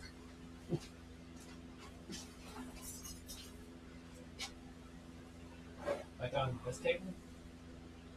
Welcome back to the stream, John. Glad to have you here. Tell Lyle he should buy this transmission. In case it was a question he was trying to ask. Said. Oh yeah, that's a positive shift. I feel like John might be really delayed again. Now I just cut the burr off with your razor knife. Okay. Sounds good. Powdered metal's pretty soft. This is so gooey. Just wanna fucking. You missed it earlier. Had kind of a money shot. Lubed this up and ran it in and out with the bearings. Oh yes. I had like a real long String? Yeah. Yes, it's a Lucas. No! Damn. Is that currently spilling everywhere? No, it was If only so, like a can quarter full. It's also diet. Does that magnetize that? That little magnet piece of that? Down there, you see it? Yeah, it's slightly magnetized. Yeah, look. Shavings in it. That's actually bad. I don't quite understand the physics behind how that works. Yeah, look, there it is. Absolutely Said. magnetized. Just barely. Been watching on Prim, thumbs up, thumbs up. Yeah! I don't know what Prim is. What's Prim? That beats you too, huh? Alright.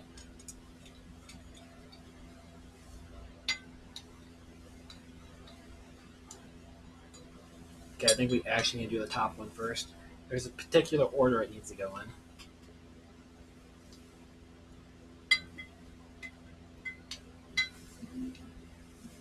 Rotate this back to the center, lift it up, put your top one on.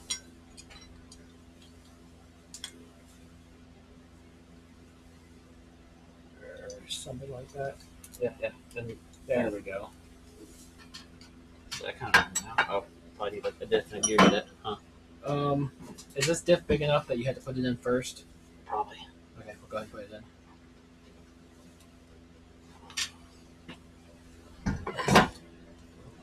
Okay, that's good. That would have sucked if it would have interfered.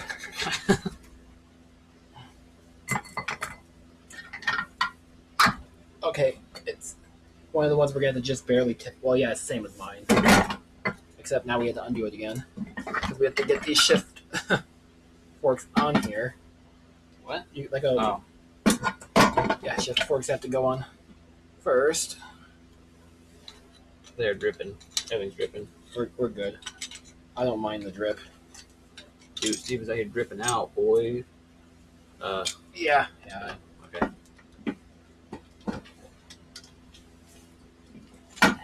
Ass. Alright, take it back.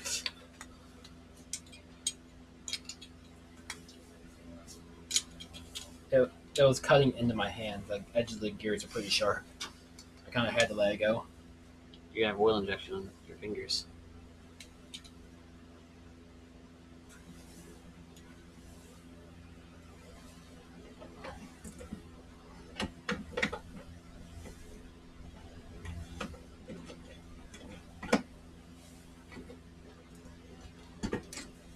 There we go.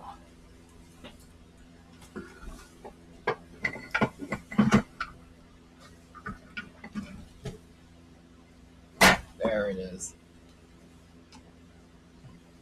And now this one needs to do a little reach around. Yep. Yeah. And nope. This.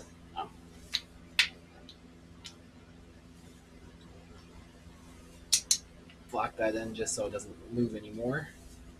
And kind of tip her in. Completely against the instructions. It tells you to put this bar and this in at the same time. But I don't see how the hell they manage that. Because you have to tip this Yeah, up. little tiny Japanese fingers. I don't think it's a finger issue. I think it's just there's no room. It's not a matter of where he grips it. This.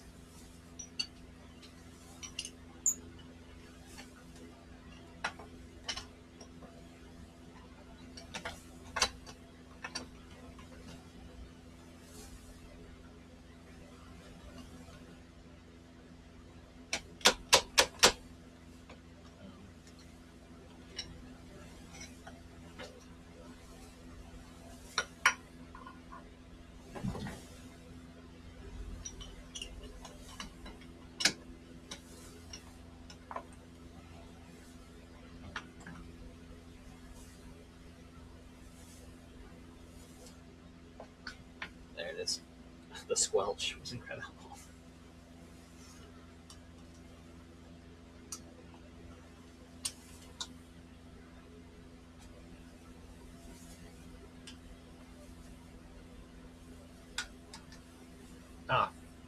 Now we're good. We forgot the selector, but luckily we can get to that.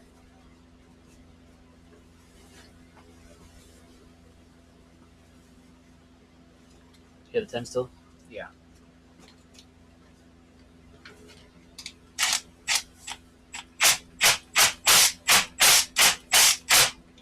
Sound tight enough to you?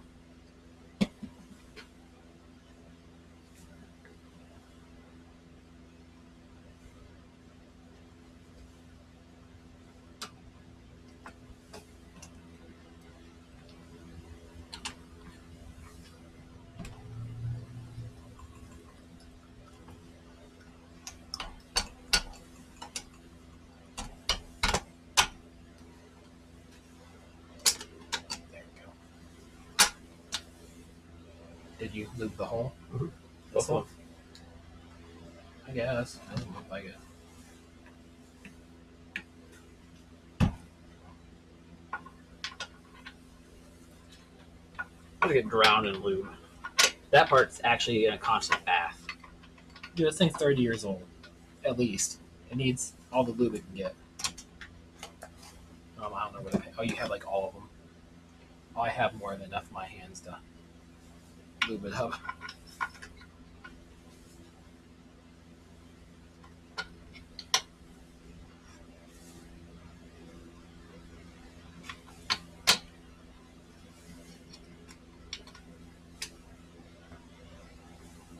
D10?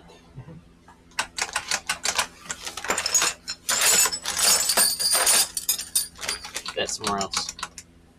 It's over here. The carrier's in there, but I don't know where the spring and ball is. The ball is in this one over here, I believe. That's the yellow spring, right? It should be a spring that fits that carrier.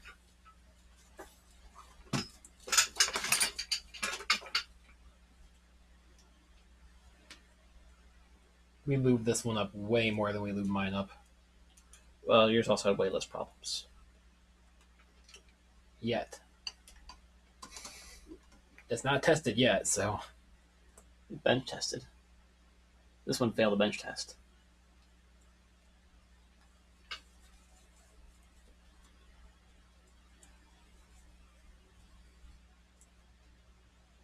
Oh, let's not forget to put that plastic piece in here. The long plastic. Oh, did you try to order any of those? Mm-hmm. Did they tell you to fuck off yet? No, they said they'll try. Oh, right, just go back up. Okay. It's a relatively new part, so I couldn't see why they wouldn't have them. It's less than a decade old. Right, I've got faith. Although, I imagine transmission rebuilds in the past 20 years haven't been very popular. Yellow spring? That looks like it'll fit. A little extra detention won't. Ball seems still ball. Buy a different ball.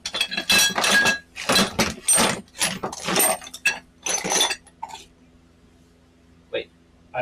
We can try that. I don't think it's going to fit. Look at these different ones. Yeah. Oh, this one goes in this tube. Yeah. This is a big G, so that might fit. That's the updated style. Right. Well, let me see the sleeve first, and I'll see if the sleeve actually fits. Definitely not that sleeve. Well, you can't use this one by itself. Can't you? No. Because the spring sits in that assembly. This is just a ball. There's no spring in here.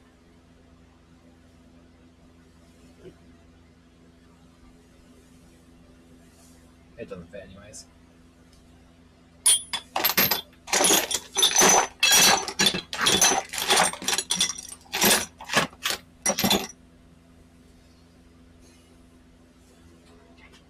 Sure that ball wasn't it? Isn't it retained? I mean, it's retained in the fact that there's not enough clearance for it to ever leave. I think it's supposed to be more positively retained. So there's no balls in that, that's just all hardware. That was a hardware bin that someone put a bunch of extra shit in. Yeah, why need There's more bins of parts, I think, isn't there?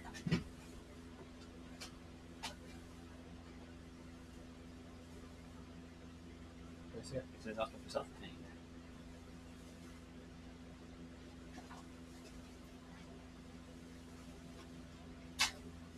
That fits in your groove pretty good. The groove it rides in. You got the tub for V2 stuff. The V2 stuff should have the right size ball. It's the small G is the same size. Small and big G, old small and big G, the same. Oh, I don't see no balls.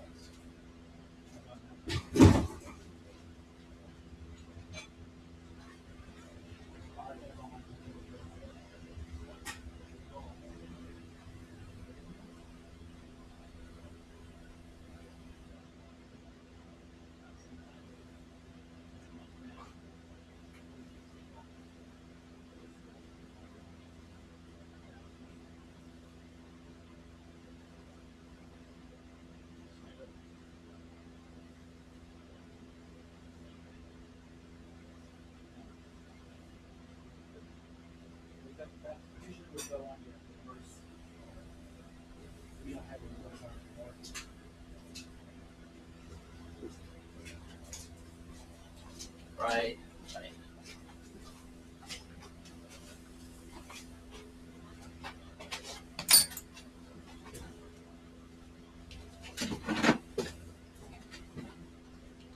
So at some point, Monza thought it was smart to update this. So it must have been a shit design. Wasn't the shit design? They found something better. I mean, the old one's awful. Doesn't mean it was great then. Yeah, it does.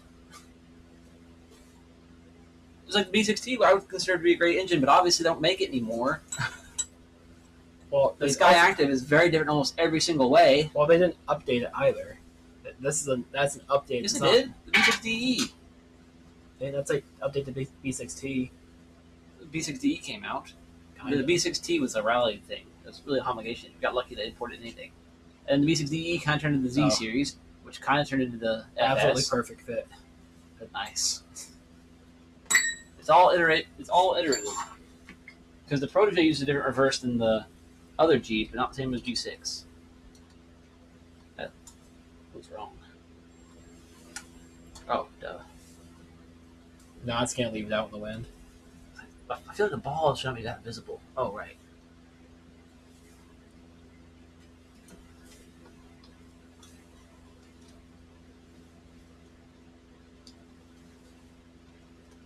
I can't tell. Okay, maybe it is a smaller spring, because that's like almost coil bound, and I still don't have enough room. I guess I'll just use the one that fits it perfectly. Look at that. It's pretty close.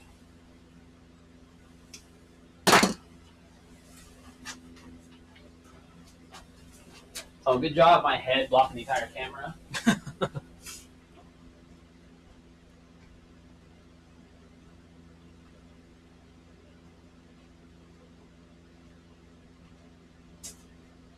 What about the vent tube drain?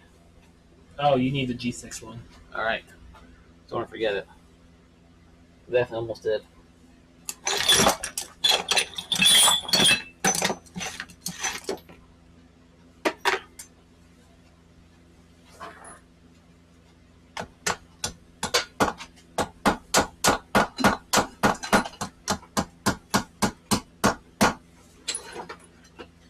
That looks pretty good.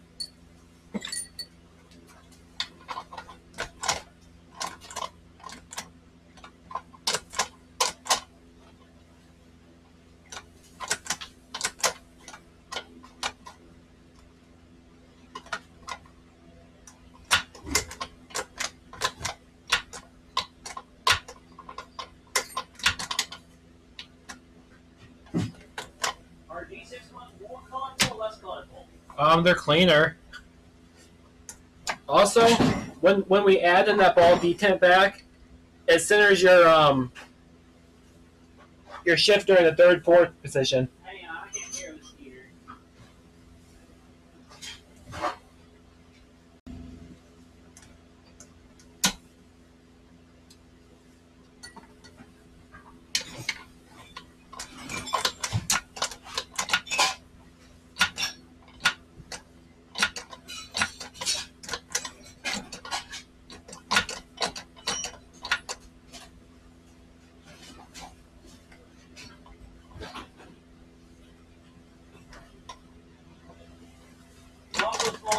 180 viewer. What? No. Huh? What? I think I found all 3 G5 ones and a single G6 one. And I pulled G6 one out of my personal trans stuff. I mean, it'd be pretty obvious. I would say that's pretty obvious. Also, it would hit the gears, so it's pretty obvious once you put it on here. The G5s Was are it the gear? in our initial testing. It did. It looks pretty damn similar. I'll put it on here. Put your mouth where your money is. Oh yeah. Found that. I think you only threw away the tips. Thinking about it. I think I threw the whole indicator away. Yeah. How bad detection? Very interference. So just trim it. Why not just a G6 one? We have spares. We have no Where? underneath one. What? That should be a G6 one. Yes, so where's I took this out of the V2 bin. I got a bin like these are for V2. It's a possibility it's still in one of the shells. I'll check before I melt them. I can't melt them anyways. My remember how I dried out my kiln? Mm-hmm. Well, I put my crucible on top to block the vent hole so it doesn't get rain back in it. Well, it got rain in the crucible, and then it froze. And being an engineer, you know what water does when it freezes. Oh, did you crack a crucible? Oh yeah, it exploded. Because then the water got between the grains of it because it's just compressed graphite. And yeah, it just turned to dust. It's only like $80. Can't believe it's outside. Need more tarps in your life. I need more garage in my life. Yeah, look how much different that is. Huh. Make sure you use the right bolts. Yeah, I sourced or sought out these nasty little things. Anyways, what I was saying over there when you were Yes. stiffing, with the ball detent in it, it does center to 34th. So I guess it's that little bit extra detent. That's all it needs. I don't know what it is.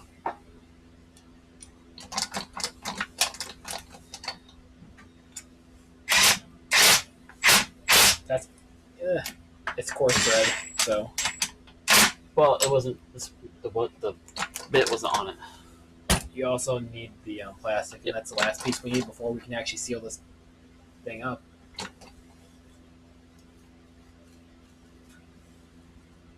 Make sure you install yours right, because I think I might have installed mine slightly crooked or something. That's why it was hitting the shift forks. Because it doesn't make sense for it to hit the shift forks. Well, I guess it might not be hitting the shift forks; it'd be hitting like the selector or something right there. Because it was definitely moving when we were shifting. Because it's a tight fit compared to the G6, but it does line up.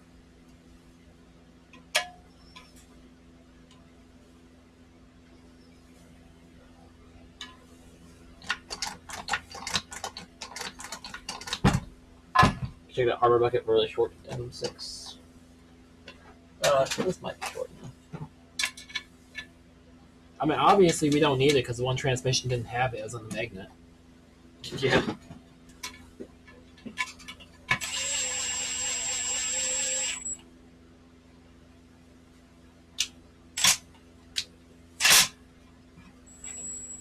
If it's not buttoned up, then don't force it. That's good. Okay, we need some brake clean and some RTV. Clean off the surface. Ultra gray or Honda Bond, preferably. Let's see what I got. Or Permatex Case Bond, whatever the hell their version's called. Yeah, here's a cleanish rag. It's got a clean edge at least. Can I have a cleanish other rag to clean my hands? Yep. So I'm not transferring oil to the rag, then to the surface.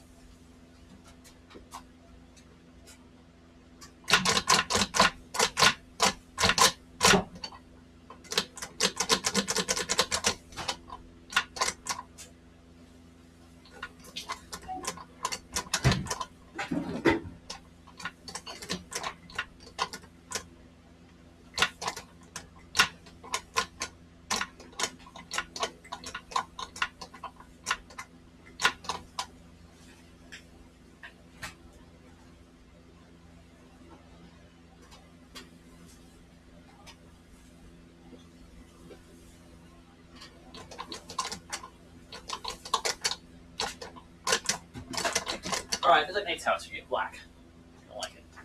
But it's your transmission, so I don't care. We're putting. I mean, it's oil, so black is proper. Yeah, totally fine. Oh, yeah, that one guy never responded back after said there's no sealant in this video.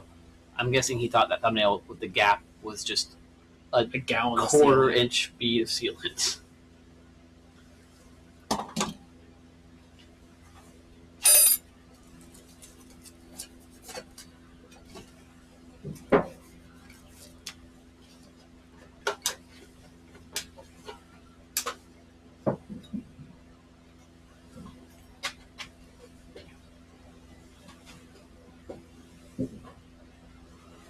Really not much sealant left on it. I'm not sure if it's because you guys cleaned it or because it just didn't leave any.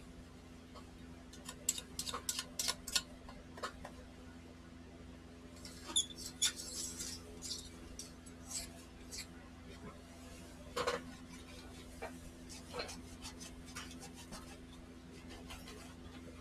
still don't know what prim is. What's prim? I'm assuming Prime, but Prime doesn't make sense because this shouldn't be on Prime. Can you watch YouTube through Prime? Does Prime give you YouTube membership? I don't think so. They own Twitch, but I know Amazon and Google will not get along. Here's that one to wipe that half down. That's a partially dirty rag.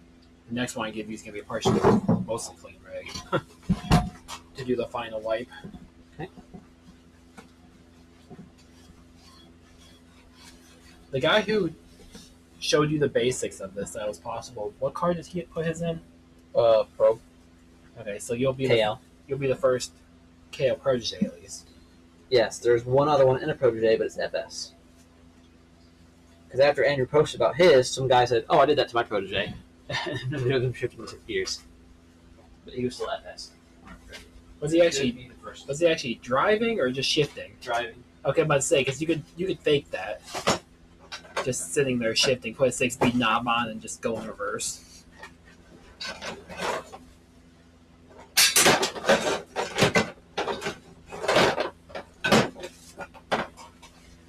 Okay, there's that. That rag is clean. Okay. You'll probably want to put a little more DA on it though to really get her going.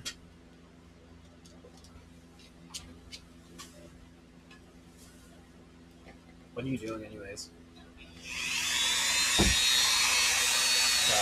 Just don't take too long because I'm putting the sealant on now.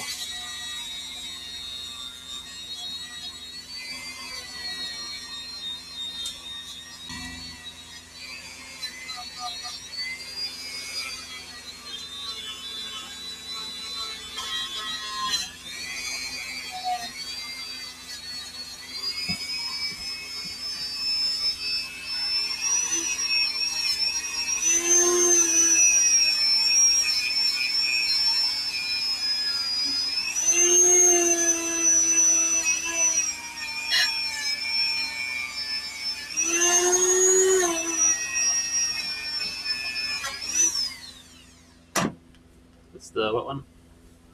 That's the clean one, the partially clean ones in front for your first pass. First pass is done. Oh, then that's your clean one. Wow, I'll hit the alcohol again. Don't grab the lid. There you go. I can't stretch very much. My pump decided to bowl me just now. I can feel it injecting me as I move around. You know, I'm surprised some like crackhead haven't figured out a way to make one of those just auto inject them. Because they're expensive. You think they wouldn't just steal it Where? off Yeah. you? Oh. I don't know. I mean, they mug other people. Why wouldn't they mug a? It's hard to learn how to refill it and stuff. You have to really know what you're doing. You're a I'm crackhead guessing that's engineer. most of why. Someone Yeah, I on don't think a very high percentage of engineers end up on the street. someone on the black market. I just gave you $1 million idea. Don't rob me.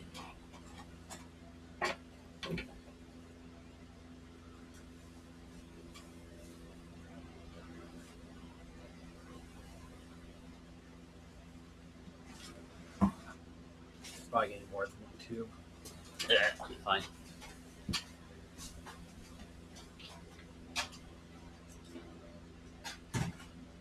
This is getting close to its expiration date.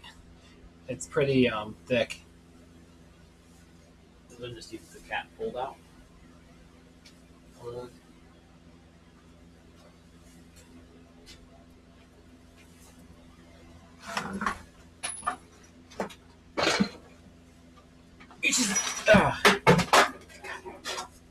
Ask around with your suppliers and stuff and see if anybody can get you small tubes like this, even if it's not Permatex. Most black RTVs are about the same quality.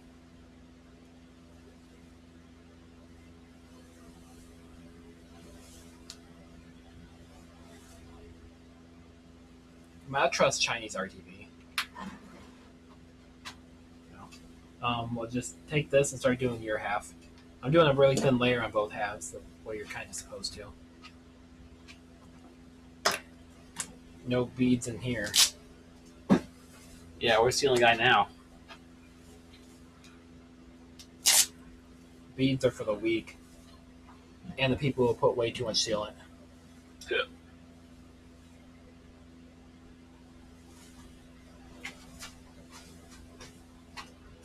It's two machine surfaces. It shouldn't need much.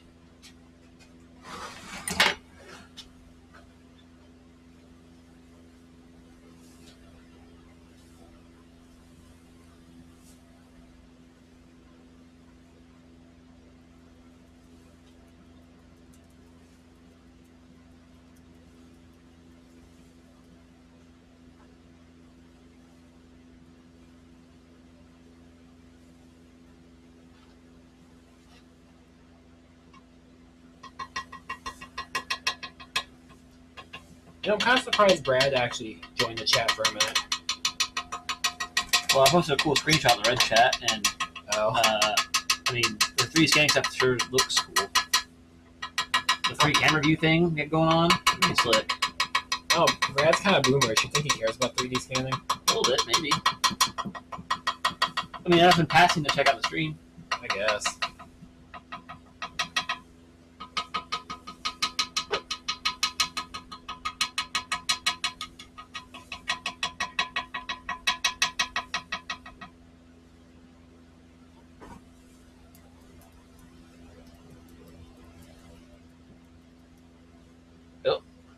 Hard chunk there, Chris.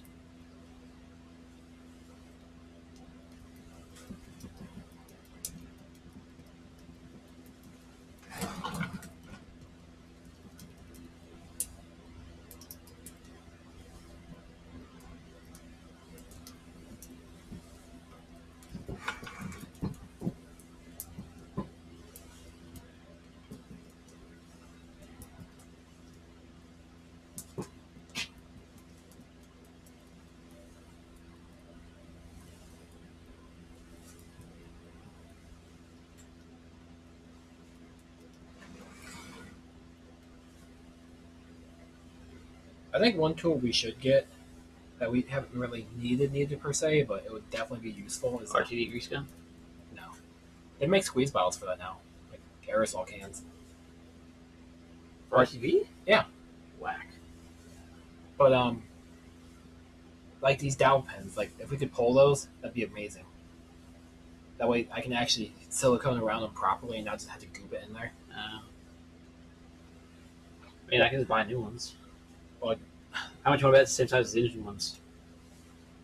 Actually, probably a little bit. I think they're going to be smaller on this. The engine ones are quite big. Are they? Yeah. Test that. I mean, I'm not going to say I haven't been wrong before, but... But you sure as hell would like to say that, wouldn't you? I just can't. Damn it, I wish I could. But I've had enough B series of parts that those definitely look way too small.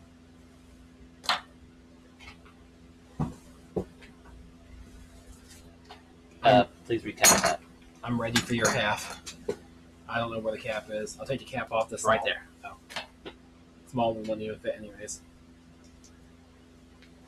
I'm going to need that after you. You're going to one. Try that blue one over there.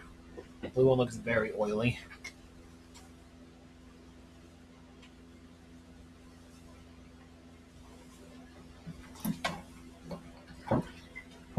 I like the nature alcohol because it smells terrible and it cleans off a lot of stuff really quick.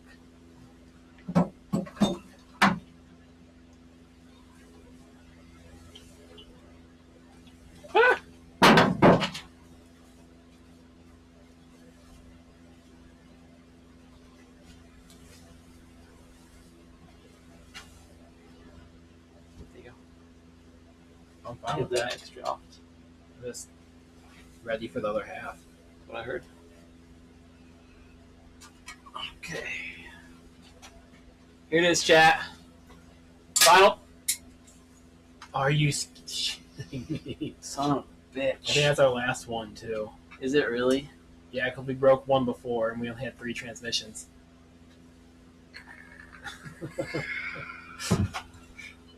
Can we like glue it back on? Fuck. Because we literally can't put it back together now unless we like use a metal one and extend it. We can extend it with it put together. God damn it. Oh, and we gained 1 person right as that happened.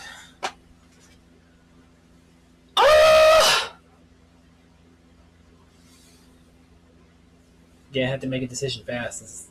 Like we have 20 minutes tops before we have to If put I it together. glue it, I mean, it's only gonna bounce around the end cap, worst case. Let's hot staple it. A little ABS glue. If it is ABS, then you can literally just ABS glue it together and it'll be pretty much as good as new. A hot staple would be even better. I would just leave it in. I would do it from the outside unless it broke completely flush. Basically flush. That's why they do this. Yeah, if you hot It staple sounds glass fiber reinforced to me. if you hot staple it, it'll probably be fine. Because it'll be in the end case too. Oh, it's most definitely is the way it's stamped. It has to be.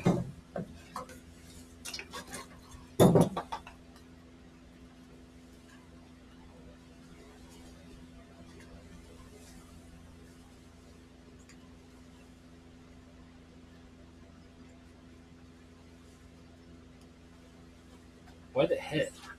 Me, like I was picking up, just barely went. So for the people who don't know what we're doing, because that all happened off camera, there's a plastic drain that sits right here in the main case. It's super thin, made of plastic. We only had 1. We didn't have any spares. We broke our spares. And then as we were about ready to put the case on, Will just broke the last one. So we only have a few more minutes before the RTV seals or dries too much before we put it back together. So he has to hurry up and try and fix that one before we had to scrape all this off and re-RTV it.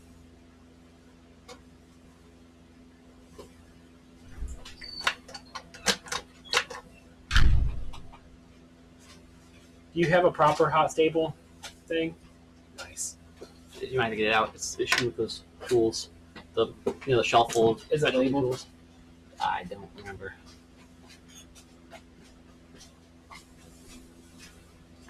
Is it etiquette? Yes. I think it's got yellow, like yellow clasps.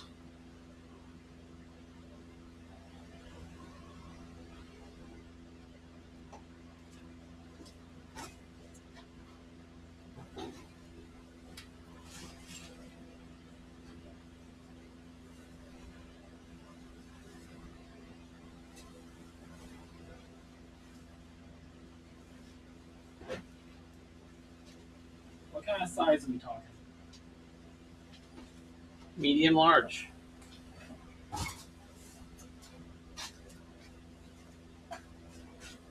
It slipped your house? I've never had it. Yeah, it was there. Bumper job.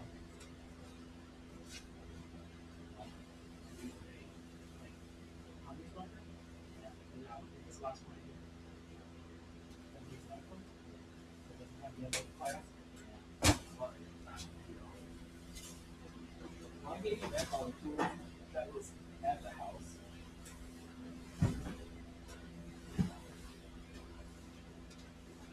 super glue is not sticking. It might be a type of nylon then. Should be markings on it. I checked. Yeah, look at that. A proper one. Please. Over here. Oh, this piece. We're gonna tie. I give a flat zigzaggy one. That one? No, that one. Straight. You might be able to do one on one both here, sides. one here, call it good. Do they just kind of sit in there? Yep. Do you have As to loose as you can. Yep.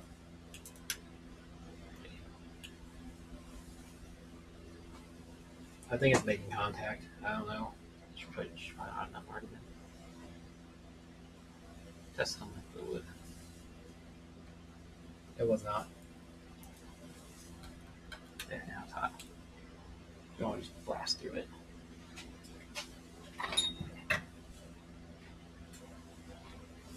Too hot, too hot. Let go. Oh shit. Yep. Oh yeah. Let it chill for a second.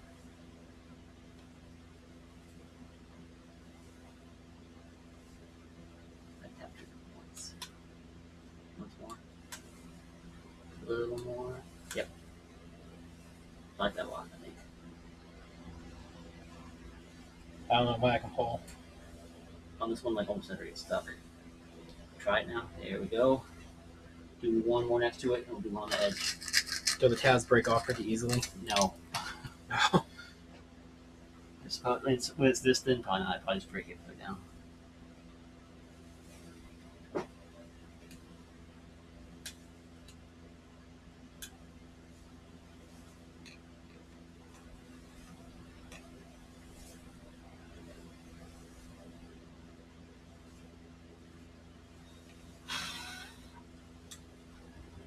I feel like we should do one in the channel itself Yeah, too. right here.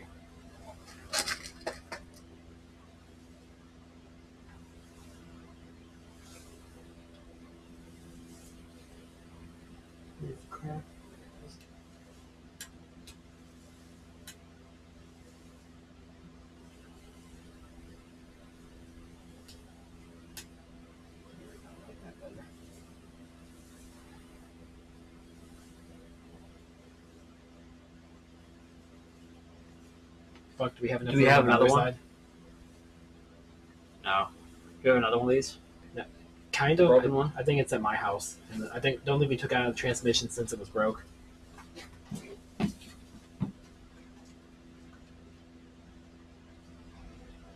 You should be able to snip the leads with the cutter and then use a Dremel.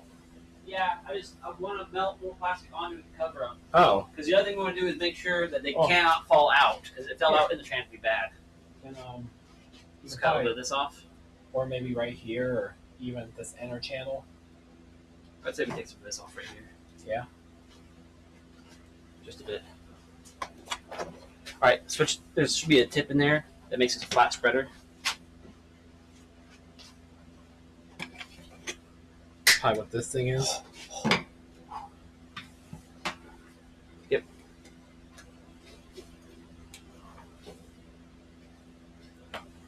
Things there, there's an old school soldering gun. Said. Oops. Yeah, big oops.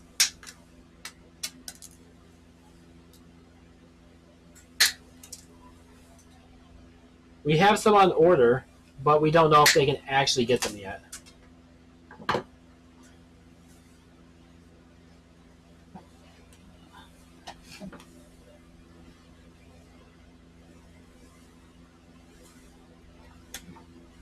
Okay, now nice and hot.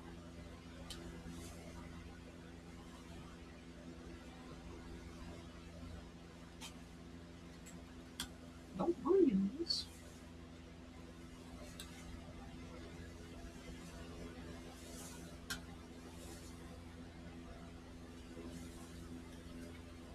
I actually did this, rotate it, for my intake tube on my Kia swap to make it fit, since the Kia is a little bit wider than the Festiva.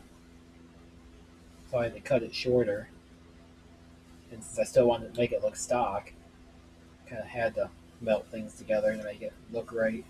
You turn 90, now you get the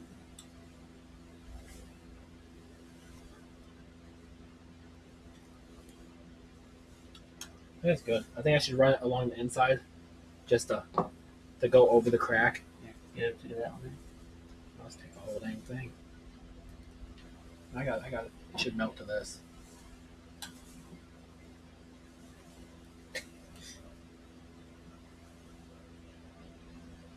There it goes. I got this. Alright, I stab it down into it. While I do that, fine. Said, might be a good thing to look into 3D printing. No, This is not something I would 3D print. not this time. Yeah, this would be a good thing for Mazda to get on and make, or for us to start modifying the metal ones.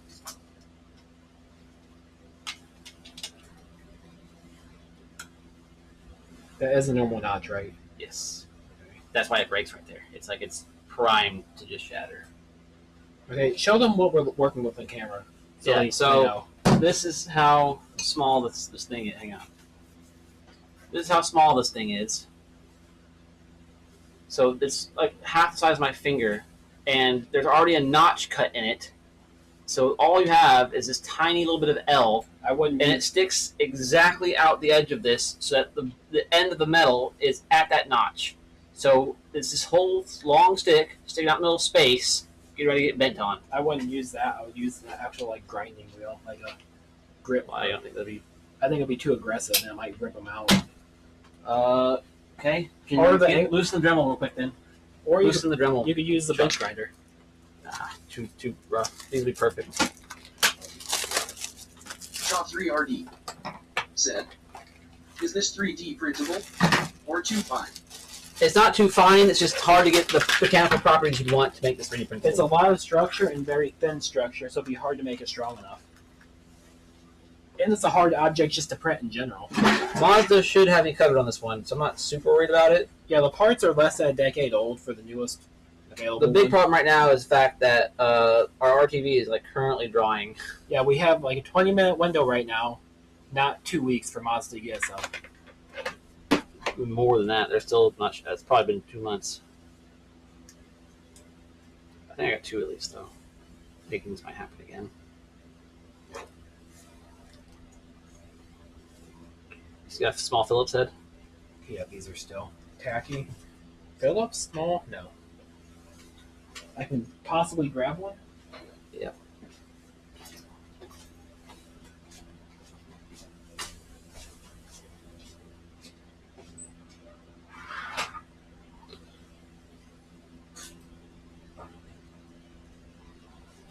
It's probably the most thick Phillips you have, but you don't have very many small Phillips.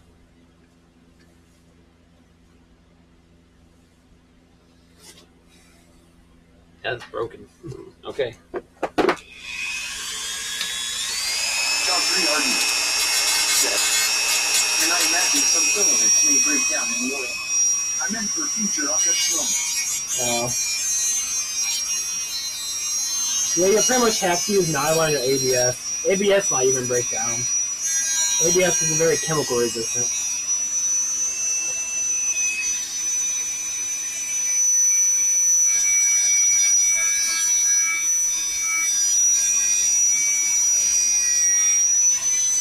You could probably use ASA or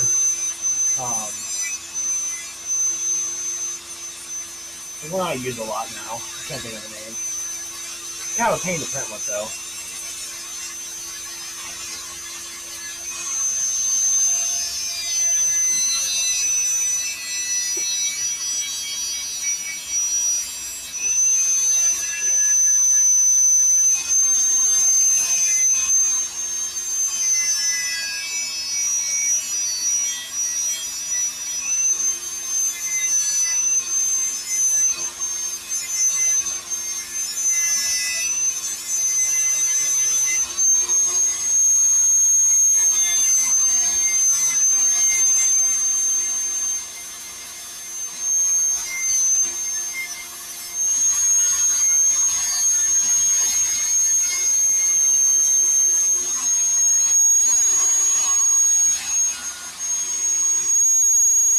Yep, this is making my oil pump idea sound even better. Just completely get rid of that.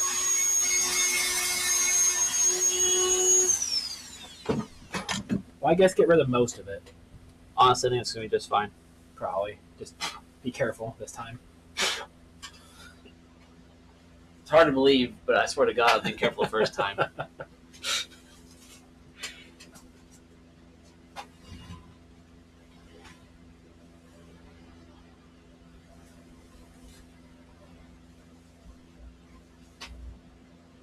Oh. Everything's going wrong, Steven. I just touched it all over the RTV. Forgot I was there. Just absolutely grippered it.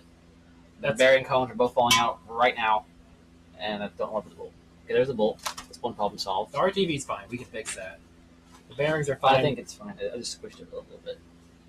The bearing I want to fix now before I put the thing in there.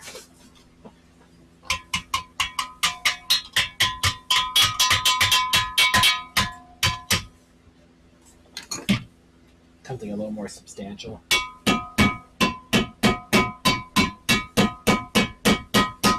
It's funny how hard they are to get in. I know, it just fell out on its own. Alright. Then you're on this duty. Where the 10 is. Alright, the only grab this for the last fucking time.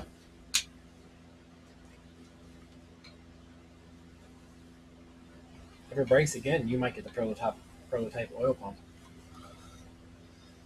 Mom, I don't want the prototype oil pump. Why isn't it going on?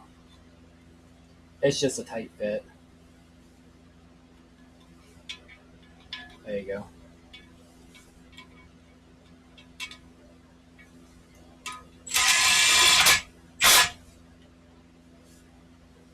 go. Honestly, yours fit better than mine did. Gentle. I have a fucking goo covered mess right now. Here. I got this. Okay. Give your grip some rest. My dirty little rippers. Sorry, Chad, I didn't mean to say it like that. Honestly, I think your it came out a little goofier than I thought. modification is Probably stronger. Yeah, because your metal We tabs. should offer that as a service. Free strengthening of the stupid plastic shit. Your metal tabs behind. It's like sandwiched between the metal it's and like plastic. touching it almost. It's very nice. Now we need to quickly open 15 of those bolts. Well, I guess -4. Also, it's 13. Before we'll start it. I might be able to make that out of metal. So the stock one is metal. We're not stock. The 5-speed one is metal already. Which we No. could. Yes. All 5 speeds? No. Right. The newer ones aren't. The older ones are. Yeah. But if you have the old, for Festiva people, ours are metal, and you can weld a tip on there. It's just not really worth the effort. The plastic one works fine. It's not under any stress when it's in the car. When it's not in the car. Okay, I got 4. All right. There's 13 total. All right, I got these. So I need 9 more. Can't use a knife to open them. Be a caveman, just rip them. Well, don't be a caveman, throw them. Steven's so picky. When I can and cannot be a caveman.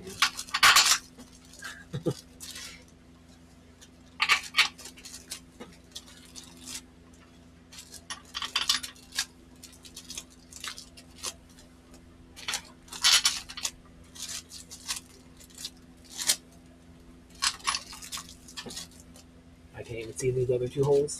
I think there's just this one now, right?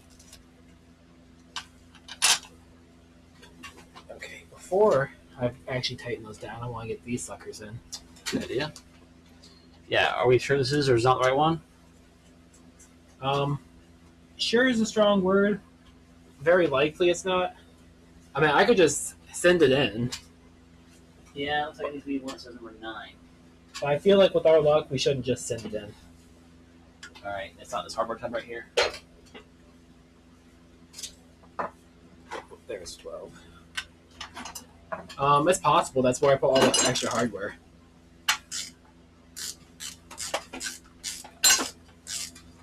It's shoulder though, right? Yeah, there is a small shoulder. None of those.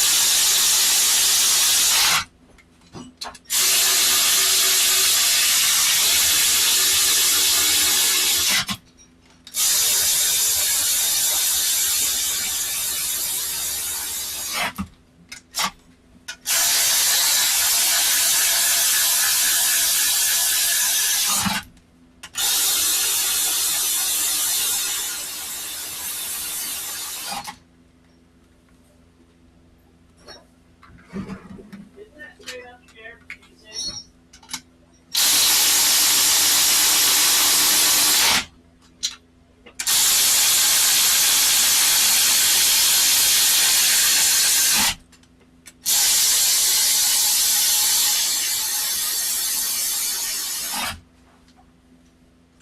What? Isn't that part shared by the G6? Um, Doesn't the G6 and G5 have to have this? yes, screw? but I think the G6 is longer. I think that longer one is the G6 one. This is the shorter between the two. Is it? No, I'll send her. Got some spare hardware here. I'll use Hang on, is 12 on that right now? Yeah. I'll take the one out of this one. Just for inspection. Are you just inspecting?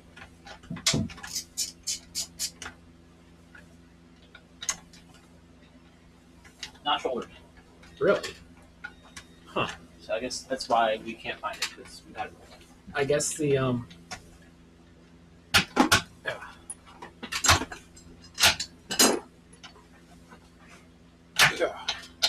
But tip her on her side and see if it shifts a little bit. It's kind of tight shifting right now.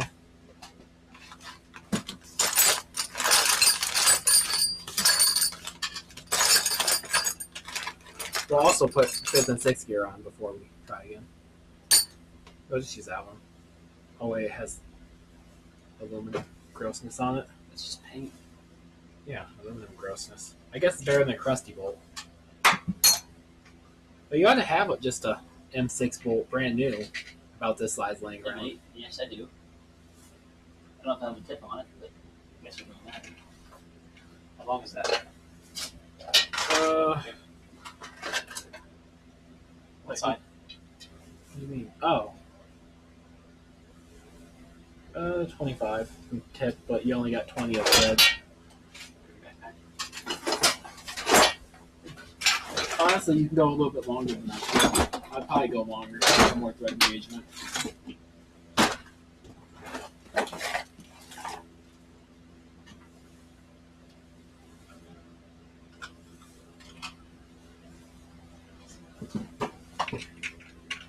Oh yeah, that's more than enough thread engagement. It looks out of place with these two rusty pieces of garbage. Good thing those are on the bottom. Yep. That's the highest you're gonna see with your transmission, everything in the way. Yep. Are these serrated? Nope, they're flat. Perfect. That's the house. I wonder if I should seal it below it. I don't think stock did. There's no crush washer either for this. For sure. I mean, do you see any indent for a crush washer on there? Looks pretty dang clean. This one right here that definitely has a crush washer.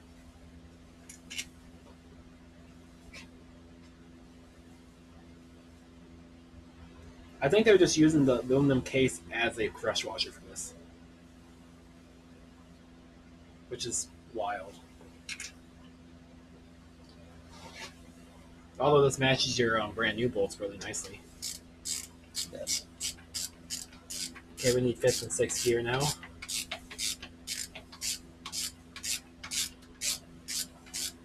Which is probably actually in this bin. It is. Now we're blown out again. The second we get a shiny transmission here, shit's blown out. Don't trust that screen, remember? Yeah, I know. If that one's straight white, the other one's usually blown out. Yeah, that's better.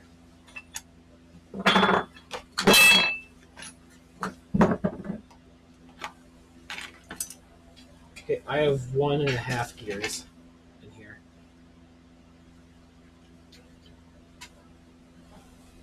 I'm missing one of these. Okay.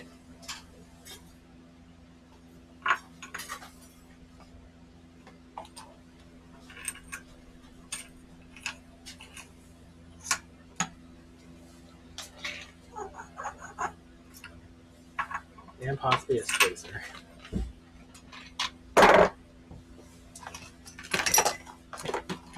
Not this.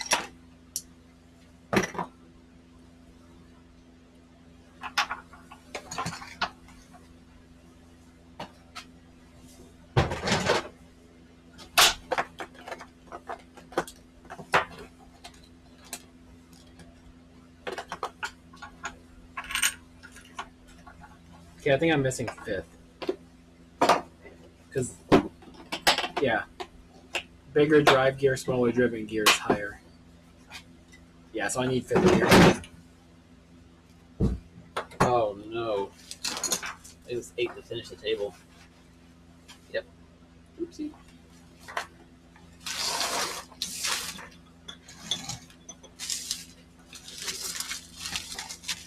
Fifth gear, 6th gear synchro.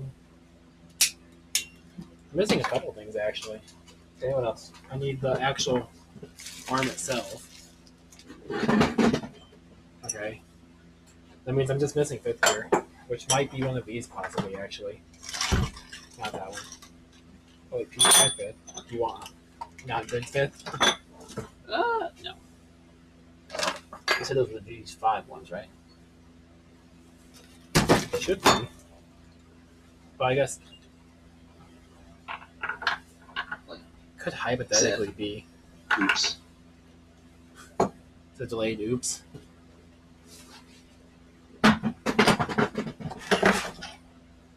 What's this one? I think that's the one I just literally sat down. That was from over there. Doesn't really. I guess it kind of does. Does one of these? Not that one.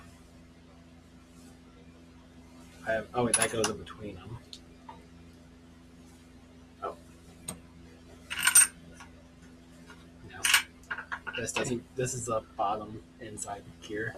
I say it better still fit it because 5th should be swappable between all of them. So that's another inside gear then, or does that fit this one? That might.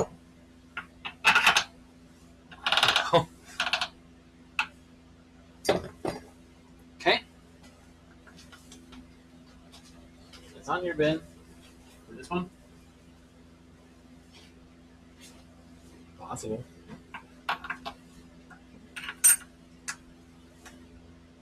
I mean, that does seem to. Yeah, so it's probably over here. I was just going to talk about synchros earlier.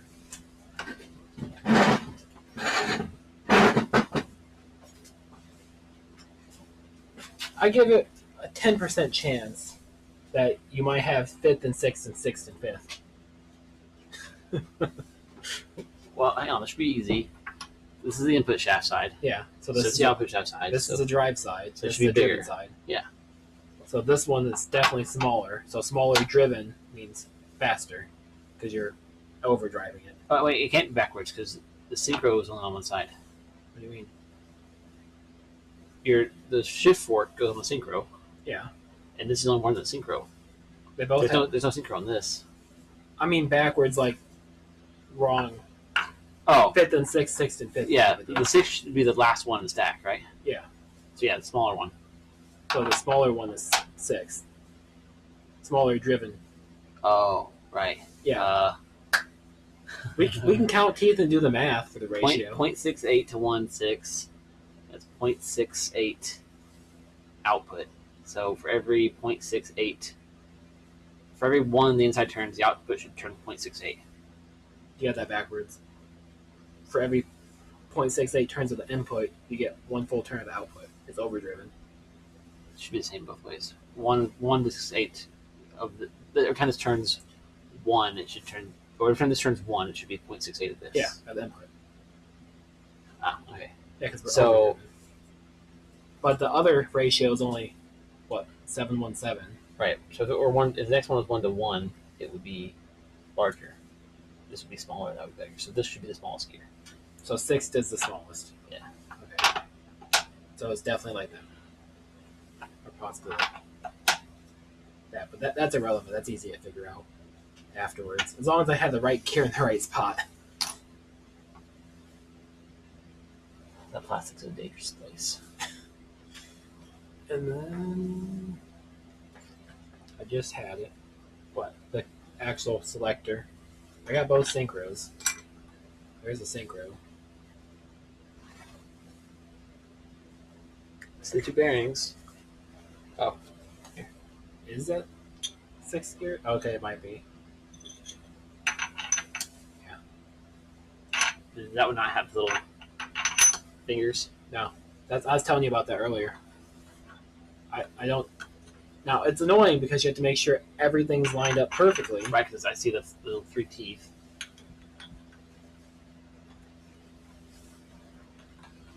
Like the sinker has to be lined up. The cone has to be lined up perfectly. Everything's clocked. If you don't have it perfect, God, I thought that was Dawn dish soap for a second. I see a big blue bottle. I was like, what? I was like, damn, this guy's wild.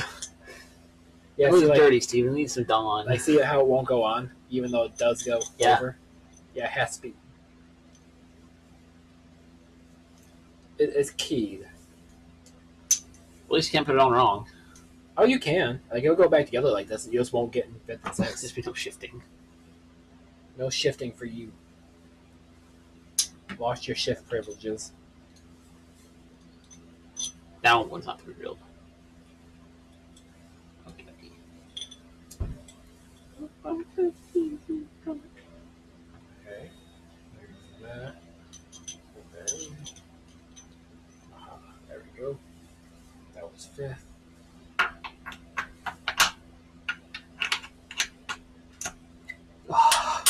Don't bump the plastic. Oh my god. Chat, do you see that? I'm about to give Will a heart attack. I have a fucking aneurysm before we get to shift the transmission.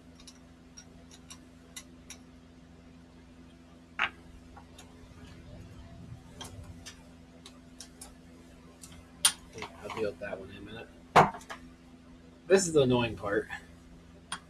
The more annoying than everything else is to get the shift fork on. You have to kind of do everything at the same time without touching the bomb.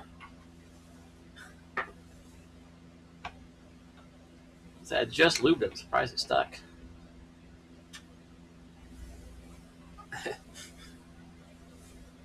It's just testing me. Because if it slips, it will hit it. Yeah.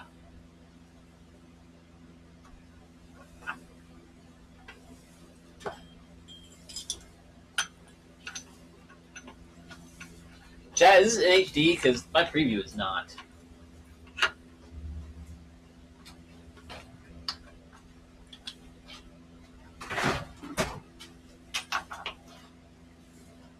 Oh, it's even worse. You have to do a small gear at the same time, too.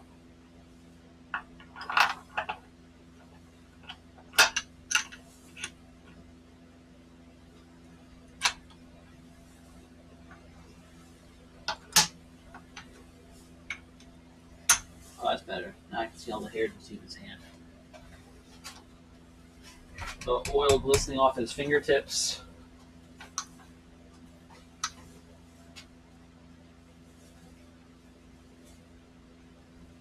Slip down, you bastard. There, that's all the way down.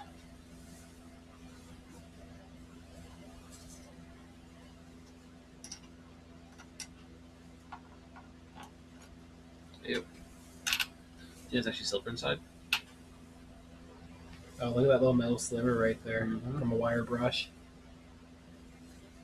Yeah, that's better. Oh, blue.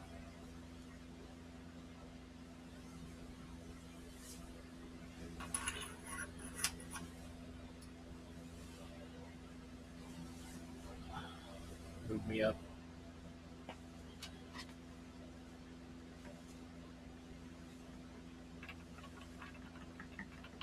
Get it in the hole, too. Oh, I filled that shaft. Oh, yeah. She has slid right in.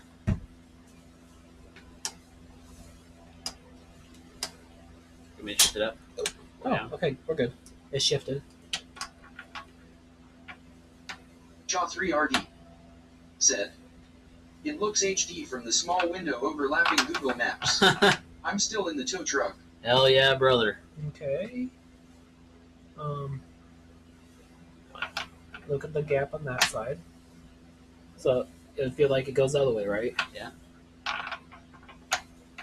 Oh wait, I see my mistake.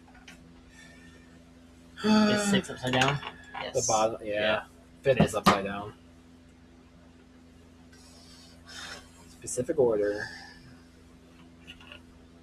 Again, it's nice that you can't really get it wrong. I mean, they give you enough leeway to fuck other things up.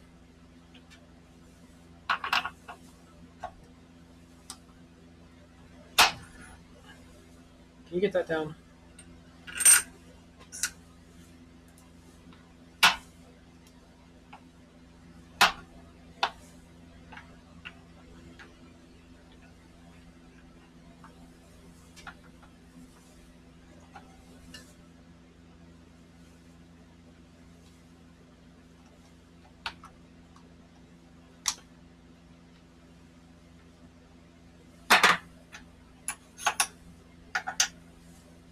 You got 6th. Mm-hmm.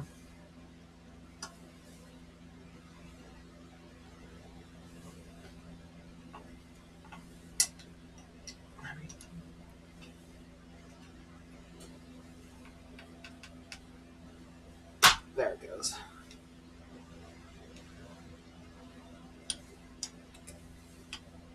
Yep. It got between 5th and 6th.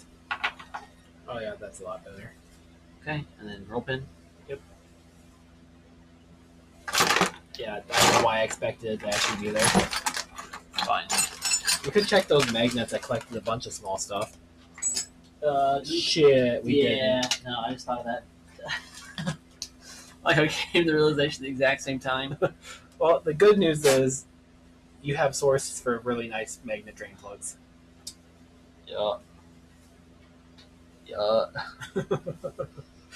Take that shit out. Drain plug? Yeah. The G series one might be the same thread pitch. There it goes.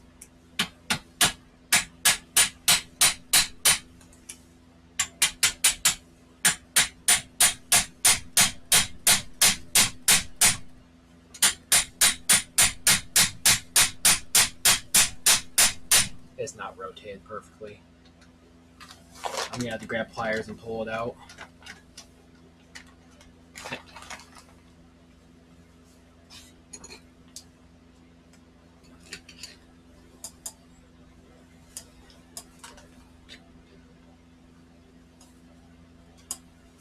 Yeah, I don't know why I expected that to work.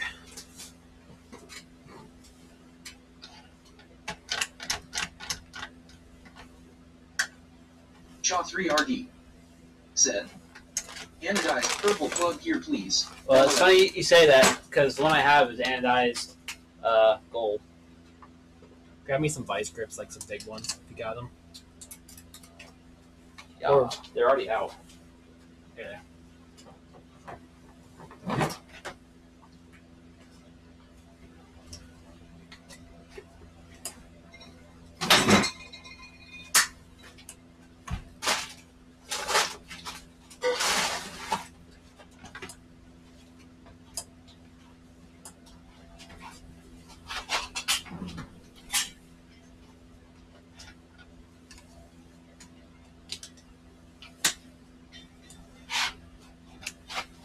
There's like no way it's the same pitch. I don't think.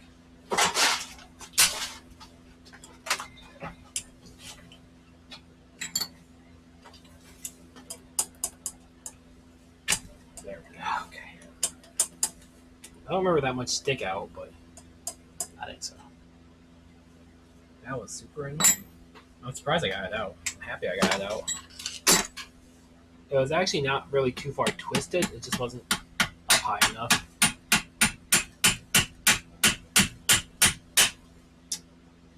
Hallelujah. Now we need a little more RGB, and then we need encase plug. We need the smaller version of that. Okay. That must be a G1 or a G6 one. Oh, camera. Shoot. What are the odds that fits again? Huh? What are the odds the Subaru one fits again? We have so many Subaru parts in this thing at this point. These are all on 4. I'm gonna throw them away. Close, but no. Oh, I mean, I could probably like hammer it fine. in, but I'll find the right one. I could just fill it and just let it leak everywhere. I mean, you can see it. could just tap it. There's the bearings. The Protege. Where's the F series? It's about the same size, right?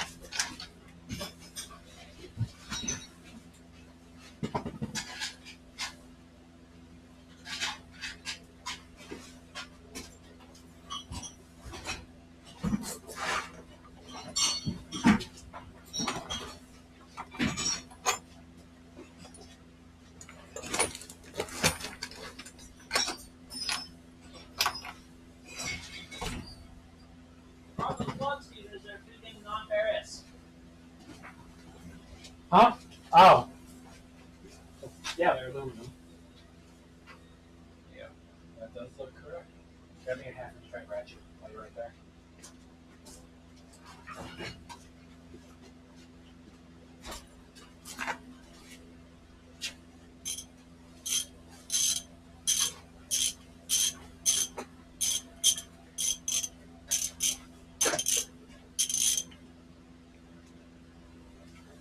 I love how it's literally just RTV'd them, just slammed them with a hammer. Like, they could have tapped that. Like, look how much meat there is. Like, that's easily tappable. If they tapped it, they wouldn't have needed that freaking roll pin in there either. They could have just used that to hold the spring. Oh, yeah. Yeah. I hate it. It works. I've never seen one of those leak, I guess, but... Oh, this part I need another 32 I don't have. Another 32? Mm-hmm. Why? Because it has the torque tube adapter. Oh, when we go to do this big one? Oh, we're good. We got your homemade one. I know, it's a good thing we kept that piece. That sounds about the same as mine. So. Tip it up, I suppose.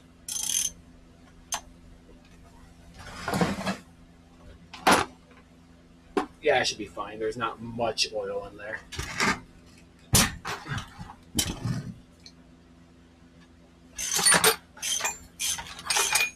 Do you want actual torque wrench? That's a you question. Do you want an actual torque wrench? Yeah. We can run. Try moving. What direction you want to move? Probably in gear.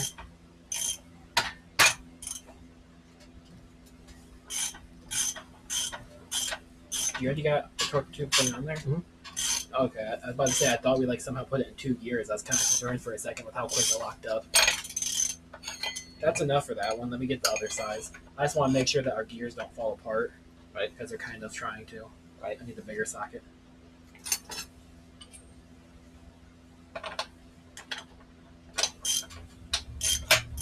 right size. Close. No. Smaller.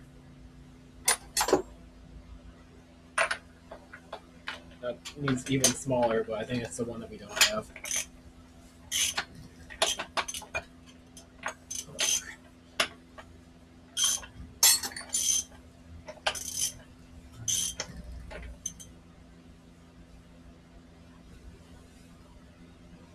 Do we need to take one of these off? No, I think it's fine. I'm thinking of the 5-speed, how it has that weird little flat washer thing at the end. I don't think these have it since it has a variances on it. Yeah. Wait, does it? I don't think it does. Let's pull the parts diagram again real quick. I don't think I've ever had a parts diagram for a G6 up on my phone. Well, you did. I saw the shaft on your Chrome earlier. No, that was all G5 stuff. That was GTX. All right, hang on. See me some picture pulled up.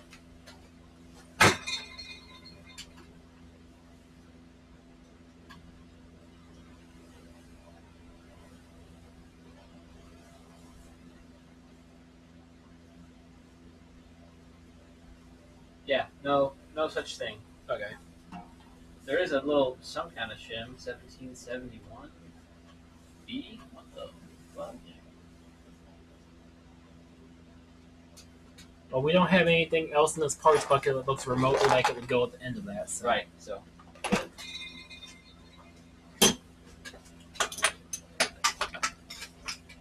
And here, once again, it raises an example of my tools lacking. I have the OEM tools we need to hold torque tube in, but I don't have 2 sockets that are big enough to hold this on. I need to hold the transmission. I don't need a torque wrench. I want to have it mated up first. This one's gonna be hard to tighten because this isn't the right size. It has to be held on perfectly straight because this nut was already partially rounded out. These are the wrong size at some other point. Well, hang on. So what, inch and 1/8 maybe? Possibly. This is 30, so like 28. That's 32. Oh, This is 30, so 29. I don't have it. So it's gonna be standard then. I might have that size.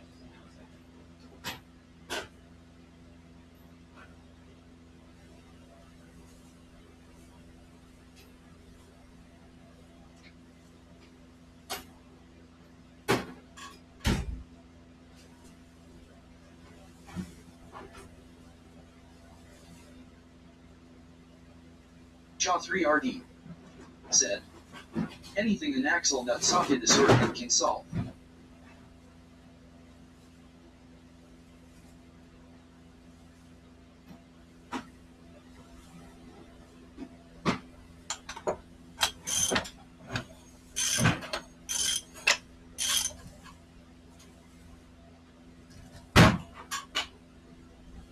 Nope, one's as big as I got.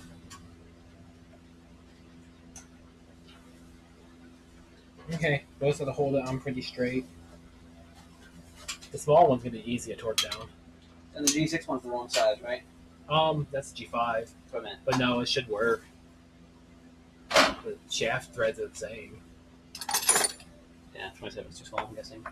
Yeah. That's not 1 inch, that's 25. What's this one? That's 1 inch. Oh, this is 15/16.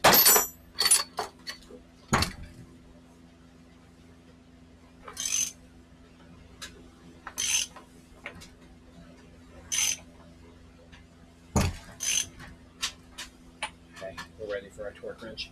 Okay, what's the spec? Like 100. It's like the wheel bearings, just ugga dugga. They're pre-shim, so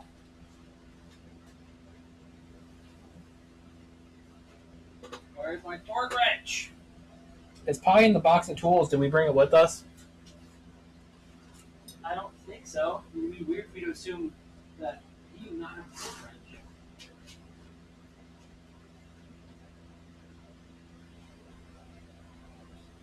I also just found the broken plastic in my earlier. That's cool.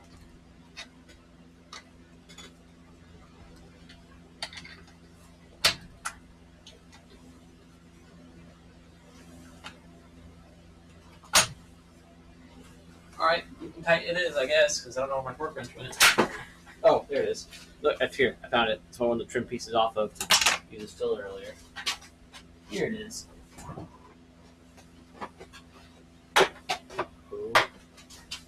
Don't move, don't breathe.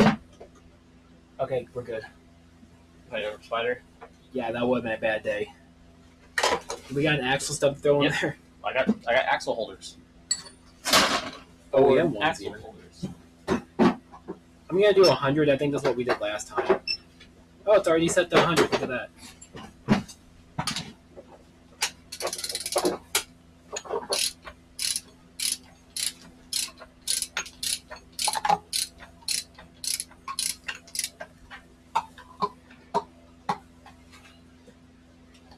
Okay. Getting the big boy torque now. Yeah. Yep. I should be on the other side. Trading spots. We only got to 65 there. We still have another 35 to go. Yeah, here, or you hold down on it. I'll do this. Just make sure it doesn't slip off.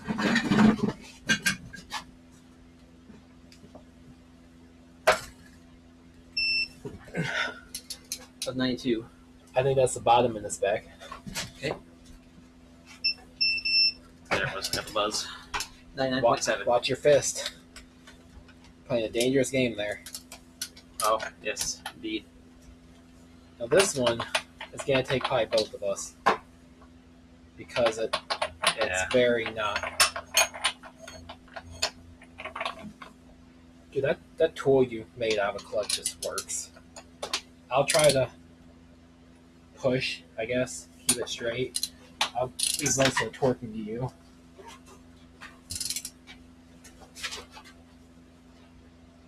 It's 85. 99.1. And look at that, our marks pretty much lined up with the original punches. Huh. Wild. No, I think that actually means our shim selection was perfect. Yeah. Because if it was a different, shim, it would go in further.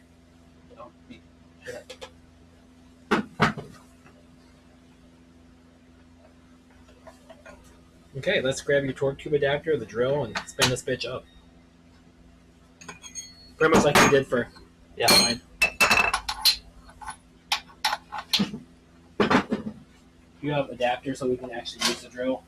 Because I don't want to use the impact. It broke, remember? The 1/2-inch drive one? Oh, 1/2 inch? I just haven't seen that one in a while. I couldn't afford that. It's probably just chilling up here and have to move on. That's where it should be. Or it's in a 17. 21. It's in 21.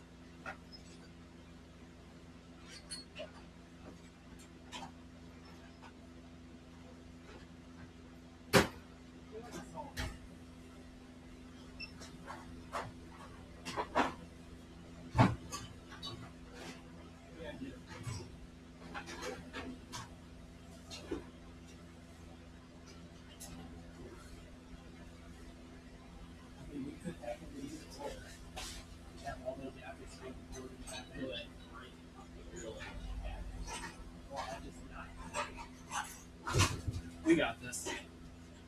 We don't got your drill though. I think it's done. Yeah, I'll just pull the drill off if I want to stop. We just need all your adapters. Yep, they're all on the wrench. That feels illegal. That's also not even like a Milwaukee or impact rated bit. That fits in the Walmart kit. Nice. Alright, y'all. Time to shift some gears. Gonna back her up a tick.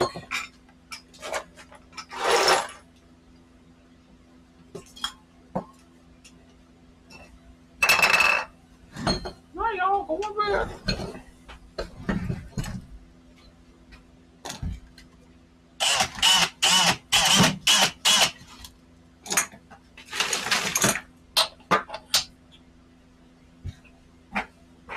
What the fuck's the beam wrench?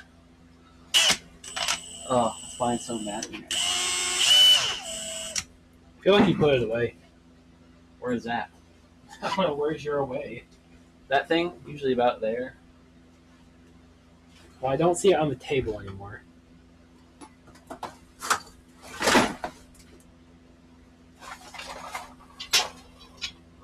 Oh, it's right there. Your ass is pointing right at it.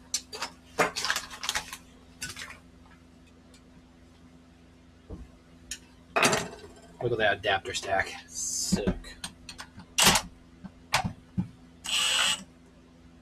We'll keep one in so I can see the output actually move. It should be in neutral right now. No output movement. Yep.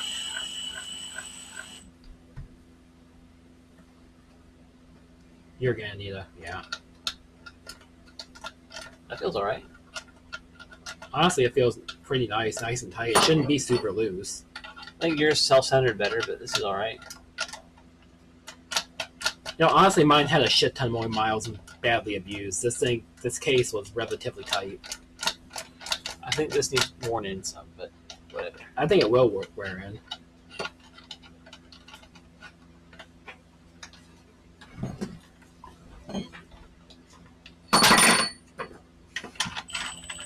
Dang, give me the gloves. Before I hurt myself. Extra. You did catch a gear. That's actually a pretty high gear. Probably like oh shit. That bit's not long for this world. I put it in first gear. Okay, I guess I can still see it move.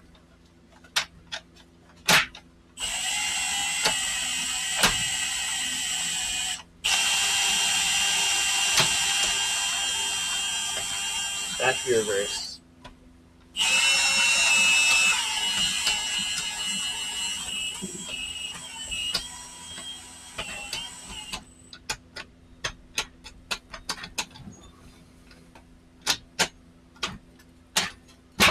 There it goes. Reverse. Yeah, I think I kind of like it better how it takes a little bit more to get into reverse like that. That way you're definitely not going to accidentally do it. First. Second.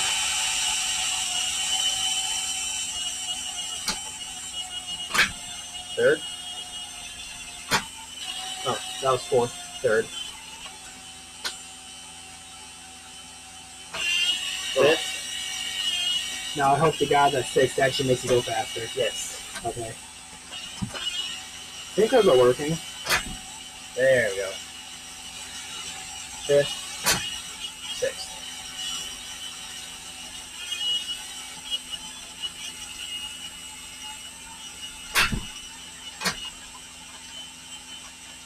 The only thing I'm worried about is this ring could possibly be on backwards.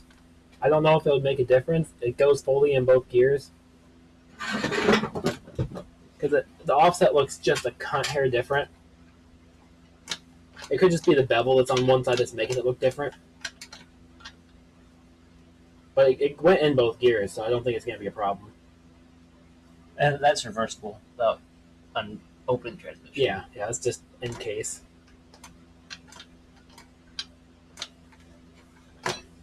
I can throw her in second. You can see if you can slam it in gear, see if the syncros are working now. Hey, somebody else holding the damn thing. I can, I guess, hop up on the table maybe. Yeah, if you want. Get the hold. I'm not worried about the table. I'm worried about me falling on my ass when I get up there. Oh, you're on camera at least. Show a wide view.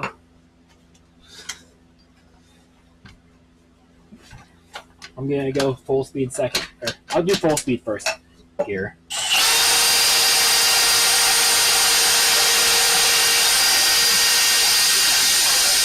I can feel it. I don't know.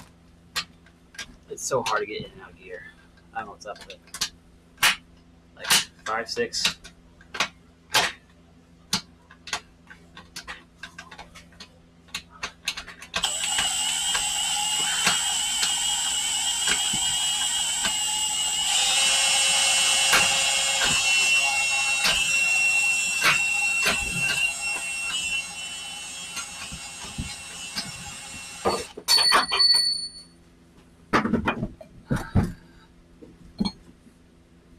Something's off.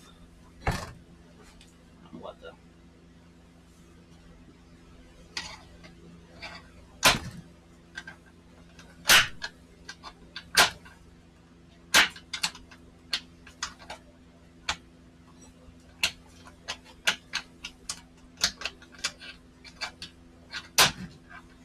Is our neutral thing in the right spot? What do you mean? That middle pin? You actually flashlight in there, make sure it's lined up. I have no clue what you're talking about. The fancy bolt that pins the selector. I mean, I don't think it would have went in if it wasn't. We can pop it out and double check.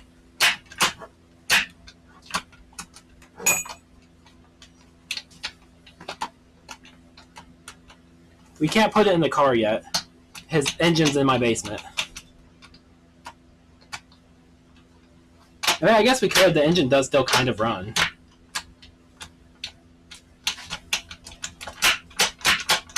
That's 3, 4. I cannot find first and second to save my life.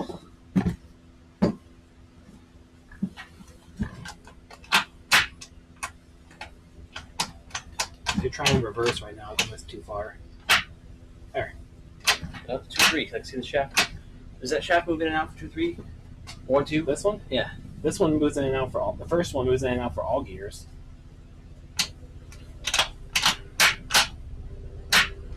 And only 1, 2. Oh, here we can barely check. That's 2, 3. I think we were trying to go reverse negative I am. reverse. That's definitely first. That's a lot of turns for the input.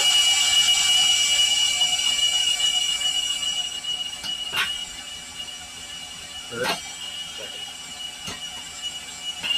Third, that's definitely fourth. The first, the forward's fourth. That's better.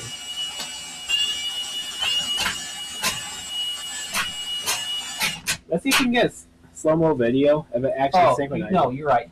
You have this correct. Look at the inside of that gear, how it beveled in. Oh, yeah. That bevels out. That one is It top should, of that's flat, top of that's flat. means they're not reversible. Right. They are if you reverse that. They are technically reversible. You can reverse them. But they would have to match this orientation. That way they fully see. Oh, you mean the 5th and 6th? Yeah. Yeah. We should try to get a slow-mo video of it actually synchronizing. Yeah. Your phone's got I got super 1080p, slow-mo. 1080p, like 120 or 9,000 frames for 2 seconds. Or 0.2 seconds, or something like that.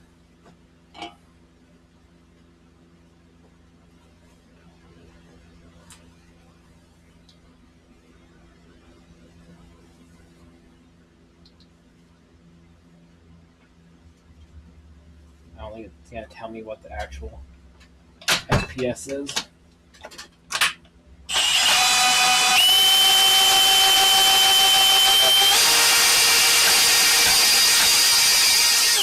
Oh. You think that would be easier?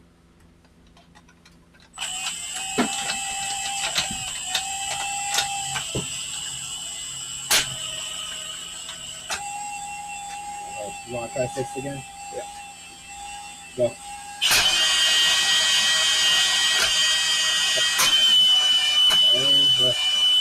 Try it again.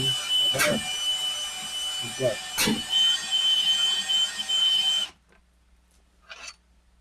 I don't know what actually after. Say Ultra, it should be like, it actually does a sweeping shutter of each pixel of the camera. I don't know.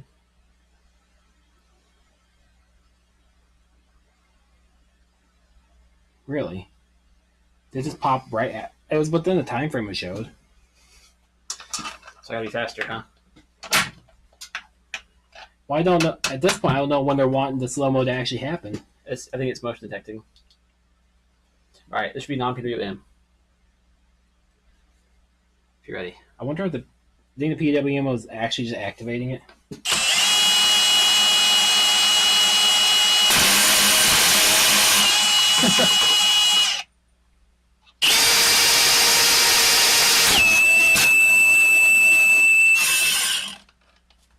Your 4/6. We'll see if that actually got it.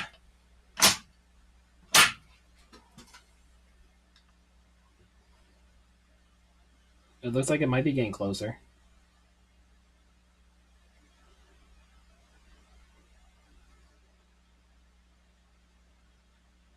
It's literally right after.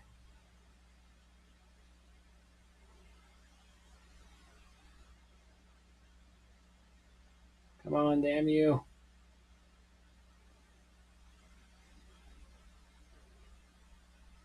Yeah, that's basically it. It's literally right after. Okay. Try to do it immediately. You can see my phone, right, for the countdown. So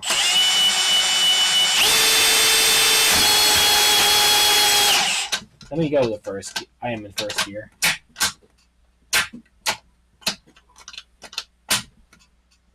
Wait, can I turn my? Oh yeah, that might help a little bit. Okay.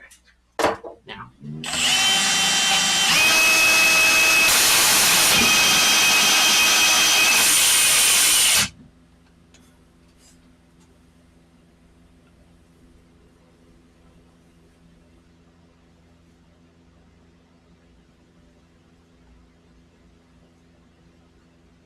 It's just memeing us. Oh.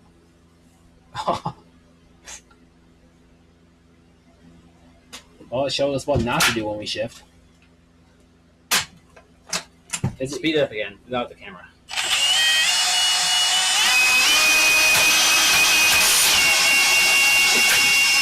I like how it slides right in its hook.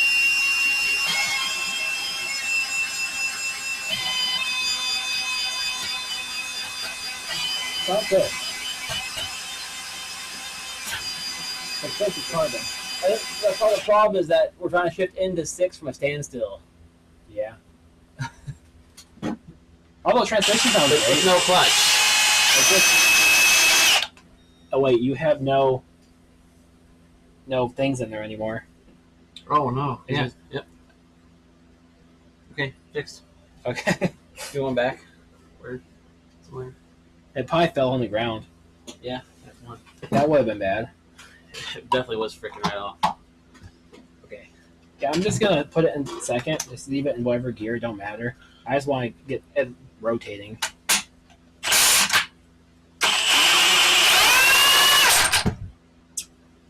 Who saw that coming? I thought I saw a spark or something. It was just flinging a oil. Was that what that was? You can probably grip onto that. I'm going to. You can probably check up the adapter. As a No, matter of fact, let's do this. Oh. Gives us a little bit more leeway, I guess, for angle. Yeah. Okay. Look at that.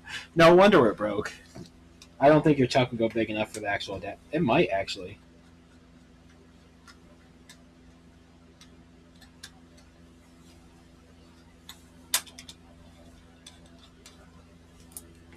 I mean, there's not a chance in hell the teeth are getting a grip on the chrome. Well, good. That means we have a clutch now.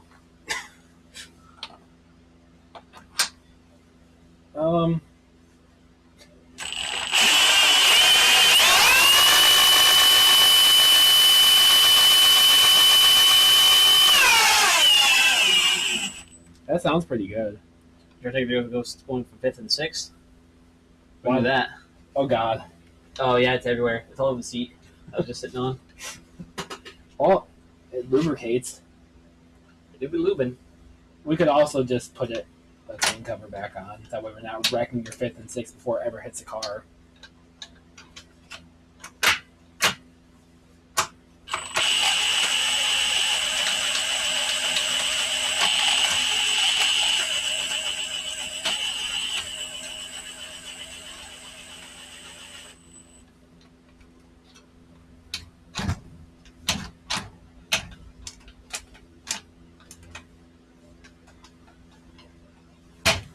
That's reverse. Surely, hitting me. Reverse would be pulled towards you.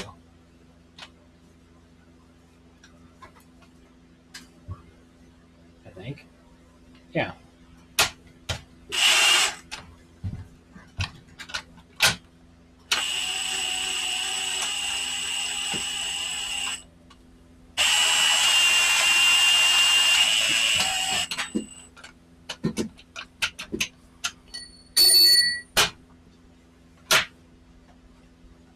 Reversed.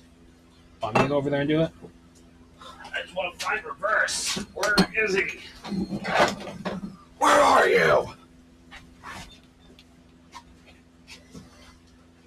Switch back to overhead so I can get this thing out of here. Table overhead? Table overhead, yeah.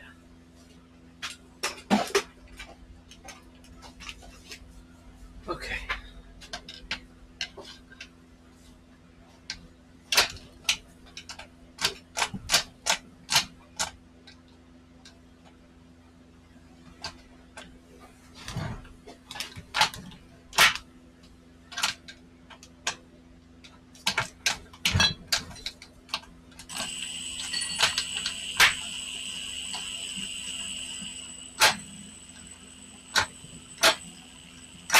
That's definitely first and second.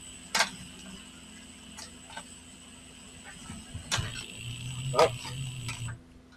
You're in it. You just need to pull a bit more. I mean, I'm actually yanking this thing's chain.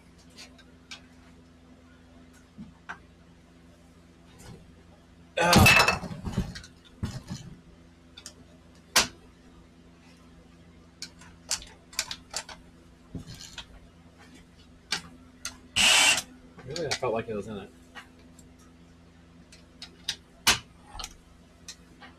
There it goes. hold the thing. I'll just put in and out of reverse a lot. I think our arm is actually here.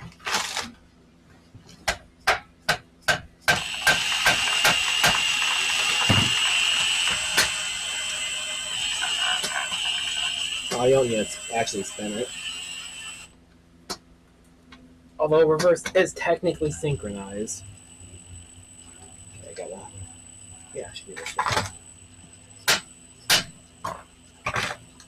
I'm trying to slightly move the gate over.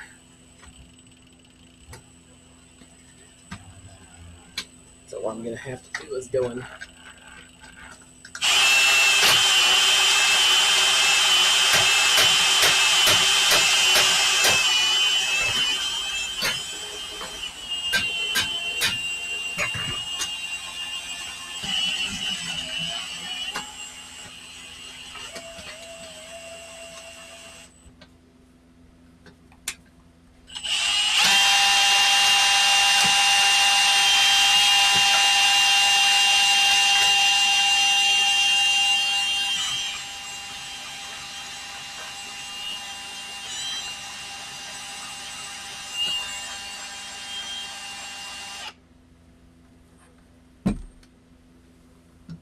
Okay, which way is the shaft want to move on out there? Over. Okay. Tap that shaft. And might actually see a metal one.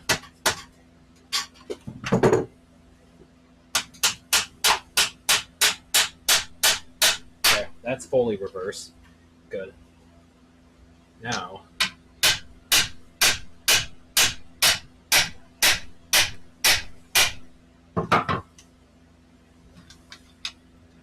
hopefully that gets it.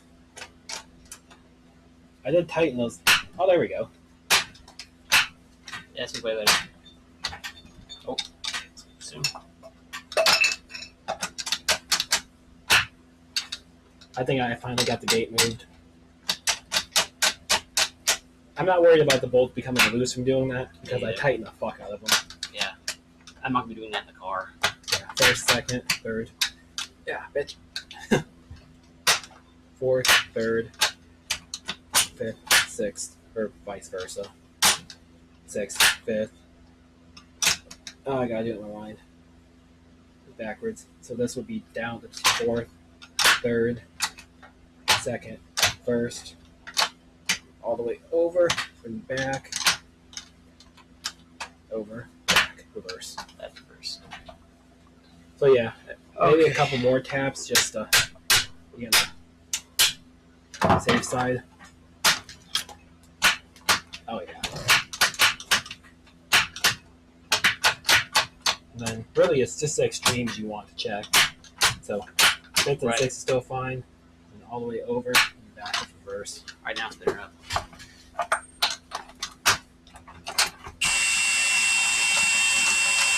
So here I'm driving.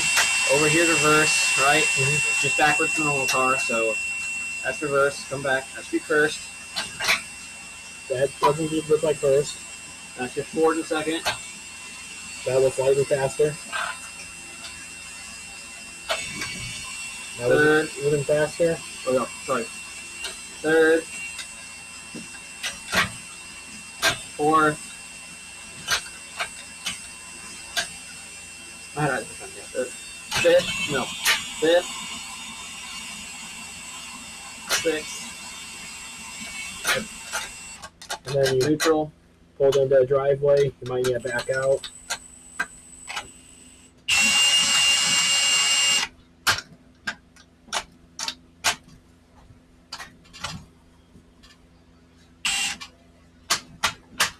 There it is. So it needs to be more this way. Yeah. Although, at the same point, when you actually have all the leverage of your shifter on there, I think it's going to be a lot easier. This needs to be this way. Okay. This is the way I've been adjusting it, and it's been getting better. Okay.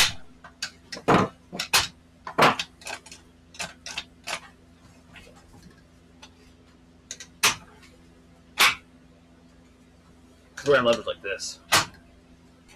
Yeah. So, it also has proper leverage, not, back. Yep. The reverse or first? Oh, shit. Does that look short? That's reverse. Alright. That's second. First.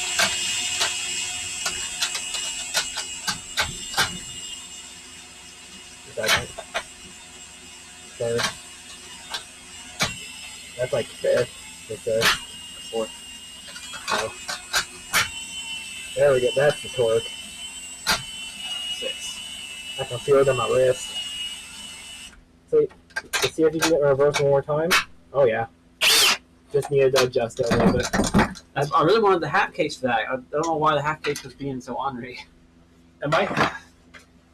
Maybe something just wasn't setting right.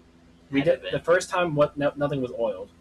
After we Also, us touching it so many times to rub the RTD off like just perfectly. Oh, it's at the right. Grab the rag. It's at the perfect state to wipe off the excess.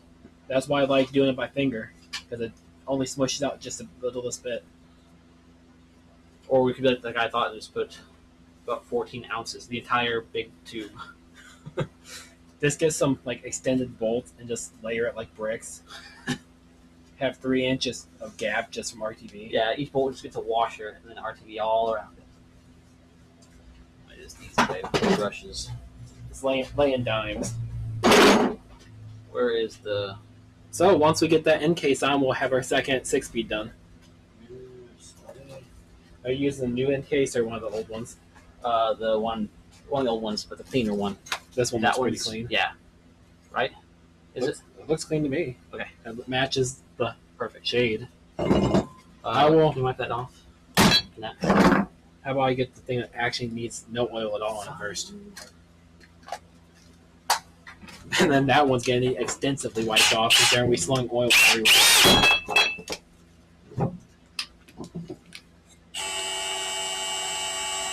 Do you have any hardware for the end? Yeah.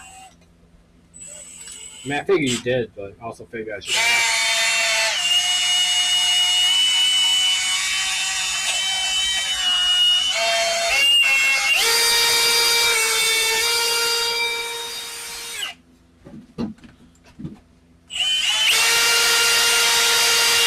Just watch your wrist around that fragile bit.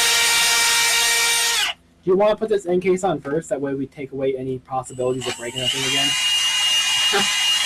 Like that's a genuine question. Yeah.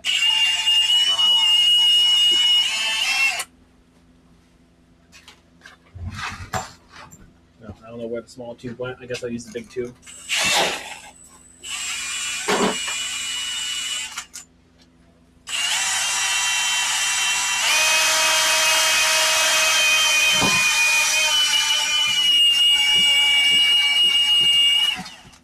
I guess we're not fully done yet. We still have to install your reverse sensor, your neutral safety, And all sorts of fun stuff still. and a few other plugs. And 4 more seals. Howdy, guys. Does it work? Yes, it does! We just got it working. You got here just in time. We'll put the end cap on. We'll ship through some gears for you. Oh, my light. It took a little bit of tweaking to get the shift gate just right. But we kind of knew that already. That's part of the procedure. We did it the last one. The last one we just happened to have a really nice access hole to do it. This time we tried that. Right there. Yeah, last time we did it, we had this nice access point to do so through. Angela said, woohoo. William Shaw 3RD said, bigger hammer. That's often the case in life. It's already wet with alcohol? Yeah. I feel like I should be wet with alcohol at this point. I mean, honestly, it's the fastest one we've done yet. We're getting better. I'd pay me to do this. I'd let you pay me some food to do this with you. Okay. Done. How about some pizza? We'll have to mix it up a little bit. That's fine. I love pizza, but at the same time, No, I you get kind of that. gotta. Yeah, It's just easy. it is easy, especially with Domino's right down the road. Angela And feed lots at once. said, wrong alcohol. It would work until you pass out. then it's gonna hurt when you wake up. It might burn a little bit extra going down. Actually, I think denatured alcohol would actually straight kill you. The torque tube is holding up. DA alcohol would straight kill you, right? What? Denatured? Yeah. I don't know. I mean, it's camping fuel. It definitely shouldn't be it. It's one step Would it away kill from you, though? kerosene. Yeah, but death? I don't know about death. You would feel like death. Yeah. This surface is shiny. I think that one layer is going to be just fine. Shaw3RD said, just found out I'm in a test market for toasted Jimmy John's. No, fuck Jimmy John's. I don't go there anymore. They did me dirty in 2013. That went on easier than every other one we've done. It legitimately did. I think these are too not good. So. Too bad you don't. Oh, hey, 25. Oh, do you have enough in your bolt bin because they actually match the right color? Cugula said, aren't you in Kentucky, home of bourbon? Yes, but I don't drink. Well, I guess Steven might. I don't drink. I'm not a big whiskey, bourbon fan. I like ales better. Like, I fucking love apple cider. A few flavored moonshines here and there, but I don't drink much. It's only situational. Social. I would consider being social a situation for me. I do believe the term is social drinking. And since nobody else around here drinks, it's not really here that you're drinking. Exactly. I haven't drank in God knows how long at this point. I've had 7 like sips of alcohol. Like some, not all these drinks with alcohol, but like I've tasted some alcohol 7 times since I was 18. Cider for sure. Yeah, Red's Apple Ale is kind of my go-to. They're nice, good, and cheap.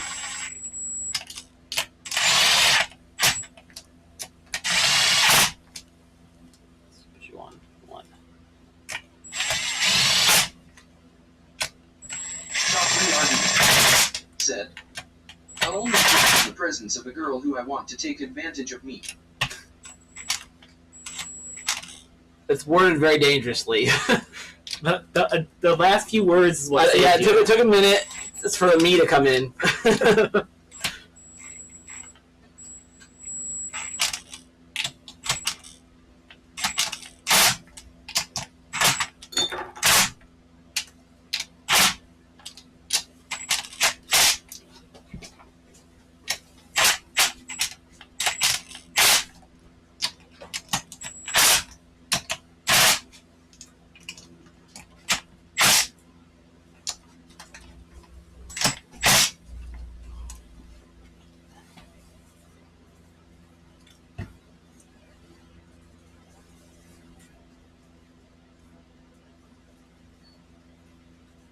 Okay, Mazda OEM seal installer tool.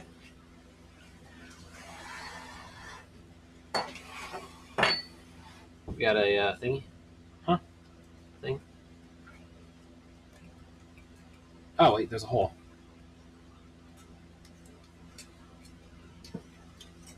Somewhat of a hole. Hopefully you can read my handwriting because you're the one who's going to be reading it. Magnetic drain plus. Plus, you know that's a G. Okay, well, if you didn't know it was a G, you tell me that's an S or a G. Okay, fair enough. I don't connect my G's. That's the S's looking G I've ever seen. Yeah, so we seeing you next weekend, John? Doing this all over again? Shaw3RD said, I've only got 2 2-hour naps under my belt in the last 36-ish hours. Words are hard. Brother, Wait. words are hard when I'm fully awake. When he's not being taken advantage of by women. Where are those seals? There they are.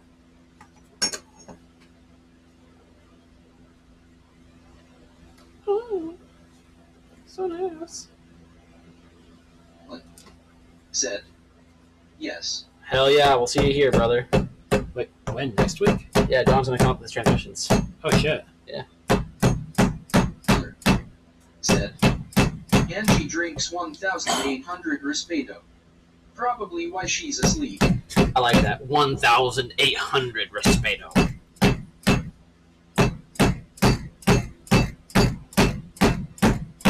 like that's not the right tool. I feel like it is. It says input shaft. Oh, that is indeed not an input shaft. It's not a shaft at all, actually. All right, what's the right tool then? I probably have The axle, bearing, yes, sealer. what kits it in? Oh, I have no clue. What'd be the helpful thing to do? I mean, input shaft installers in there. Yeah, Plugs. we should have used it. Healer. My bad. Said, LOL. No, different kit.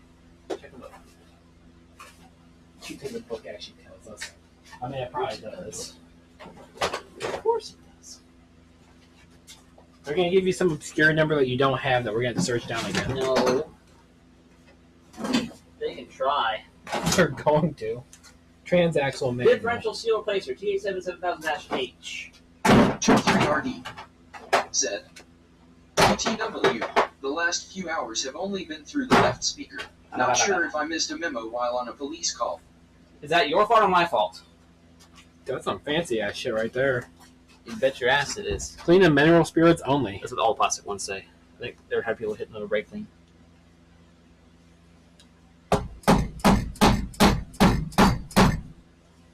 That's looking pretty damn minty. Okay, next one. Oh, wait. You got first. the next one. Yeah. Uh-huh. Please don't drop the spiders. Now it should stay in. Right. Because we have to split this case because spiders drop. You're staying five speed. Oh, she's girthy now. We still need It's a way. got a considerable amount of weight. The 6-speed gears must actually have some little extra going on because that's heavy. Well, Rag, please. the nice thing is we'll have a 5-speed KL transmission complete. Oh, That way you we wanna weigh 'em? we can actually weigh them. Smart. Can you clean that tool off before it gets covered and works permanent? I don't think they're Shut up, Steven. I don't have a rag. I'll go grab one. I'm sure you want a clean rag. Ideally. Ah, the OEM Tools rocks my socks. Can't believe you dared to install the other seal without it earlier.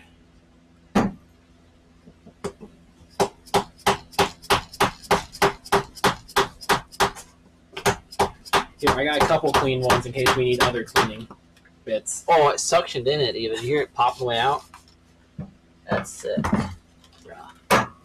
You know, I think every OEM tool has been pretty great except the polar for the diff bearings. Yeah, I feel like there's something else going on since they've all been that bad. It can't be the right tool. Like, there has to be, like, one number off or some revision off. It just doesn't fit very well. I can try again to source the right one. Because it is really annoying. Although with the press, it might be a little better. Should we try shifting? Again? I hope Carolyn didn't see it. Oh, okay. I hope putting seals in didn't change that much. Alright, Carolyn, this is for you. Let's try zoom. Try top zoom. We're really not stupid, you're just not paying attention. Oh, we ruined the table. Yanking this around so much. Oh. It's absolutely fucked over. Well, that's here. fine. You need to resurface it anyways. That's all. Put your 2 grit on there and get the table sander up here. Alright, that's looking pretty centered. Alright, let's see what we can do here. That's second, third. Hang on.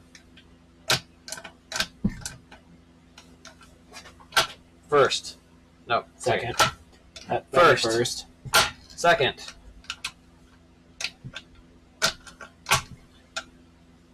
Third. Fourth.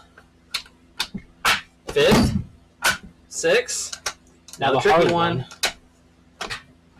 Yeah, it's still trip. There it is. Reverse. Oh, baby. I like on yours how reverse is a little harder to get into. It makes it less likely to accidentally hit it. Absolutely. All right. We've done it. That's again. 6-speed number 2 done. Now we've done big and small G. I can't say this was that much easier. There definitely were. No, it's hiccups. definitely easier. It's I mean, during assembly, this one definitely was more annoying to assemble. It was only more annoying because we had to redo all the shafts because the previous owner completely wrecked that transmission. Yeah. If it wasn't for that, it would be a plug and play, more or less. Well, plug and play with big asterisks at the end. I saw some fabrication page say like, please quit emailing me and asking for stuff is plug and play. It is plug and play. Who hurt you all? I'm sorry you've been so damaged by all these other sellers who say plug and play and then has a big instruction list on the modifications you have to make and things you have to trim. When we say plug and play, we mean plug and play. As in you unplug, you plug it in, you go play. If it requires bolts or grinding or electrical connectors, like soldered in, it is not plug and play. Like, yeah, true. I think I do business with them. Right? It's a sexy looking transmission. It really is. That dull gray finish is kind of aggro on me. I'm still a fan of the bright, fresh aluminum, but I'm starting to get down with it. It's like this luster to it. No, it's really multifaceted. It gets that new old stock look.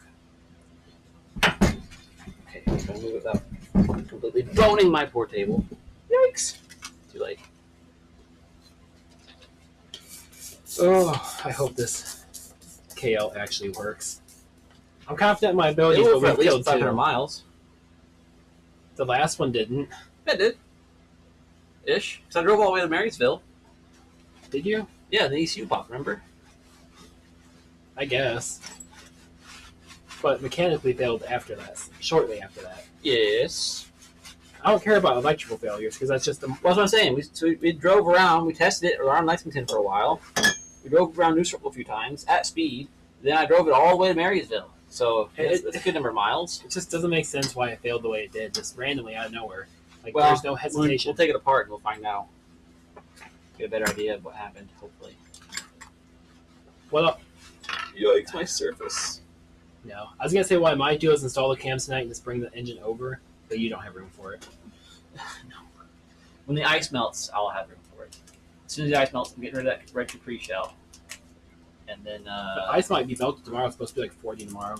And then live it's already melted today. maybe we can do it tomorrow. Come over tomorrow? I'm kind of already put away most of my plans I'm supposed to do this weekend. I So mean, are you doing those things tomorrow instead then? part of Or them are you are- saying you're out? I should do those things tomorrow. I should have done those things Friday.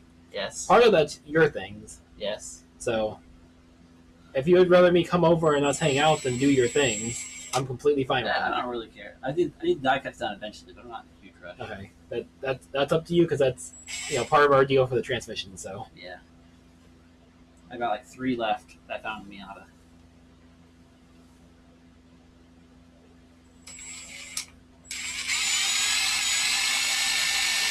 because I have absolutely no problem coming over and Shaw hanging out. 3RD said, "There's a dude if Facebook chat was wondering if there's a go to J-hook wiper arm for the Festi. Stock. Yeah. All 90 plus are J-hook from the factory. If you have an 88, 89, or an early 88 that has the stupid pin one, just yank them off and get one from a 93. Really, it's not even really worth it because every single new wiper in existence has the pin compatible. You just They're shove- not. What do you mean it's not? Every Yes. single one I've ever have. I got the ones for the S10 because the S10 got pin style. It came with 3 adapters. The 3 adapters came with, not a single one for the S10. You look at the S10, there's a little Well, tiny screw. you don't holding need you don't need an adapter. It literally just plugs into the side of the wiper. Nope, wrong size pin. And it has little plastic things for all the different sizes it's supposed to fit. Didn't fit the S10. That's because Chevy sucks. Pin wipers suck. If you get really lucky, 1984 Nissan Sentra are like the exact same size but stainless, so they don't rust. But like that's old form tech. No, there's no way in shit you're finding a 1984 Sentra in the junkyard these days. You could barely find that in 2012. Barely find that in 2004.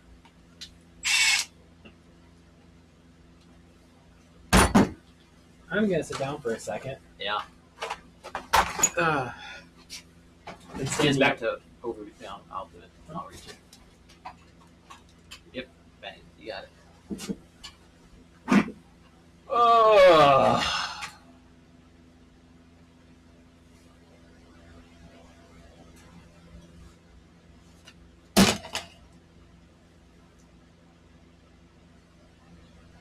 So while we're recollecting our thoughts, since we just built another transmission, is there any questions? Yeah, who wants to learn something today? Especially things that don't involve me moving my spine. Anything that involves me just talking would be great. Jaw3RD said, traditional suspension blades take a side pin, but few mono blades do. Yeah, so I have mono blades on the S10. It had the adapters in the pack, and the adapters were ass.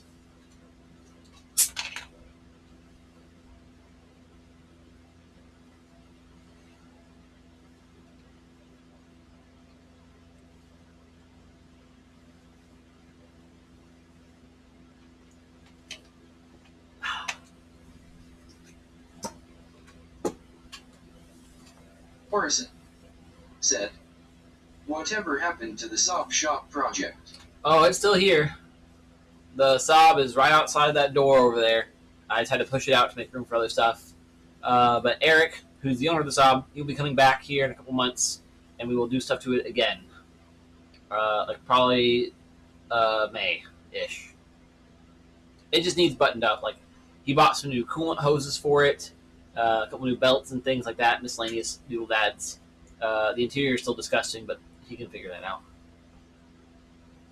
Yeah, it should take us one more weekend to get it running, and then he can put it on a trailer or pay a company to tow it back to Seattle. Here, Stephen, I know what I can do real quick. I know I said it wasn't going to get up, but it'd be nice to have the... me. Suppose not. Okay, because I was doing my thing, so I didn't ruin my streak. I almost did last night. I just need the 24mm socket for the half-inch drive.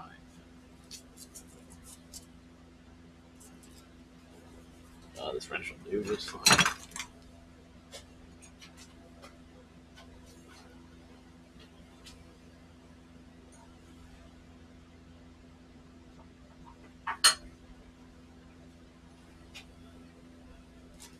Come in one of those rags, a dirty rag.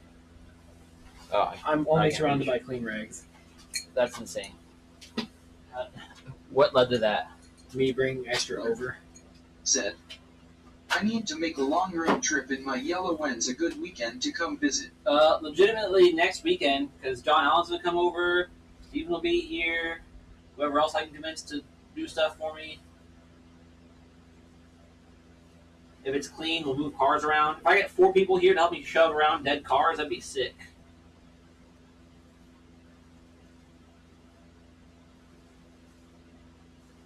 I guess I'll leave Steven alone tomorrow. Oh, hey, Steven, are you on the Wi-Fi? Am I on the Wi-Fi? Yeah. No. Can you be? I could be. Are you still doing your streak thing? Yeah. So you should check the print.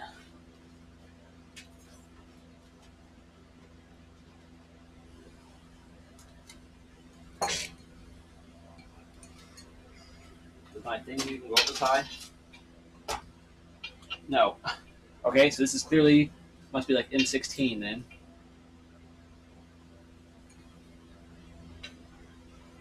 M16 or 1.5.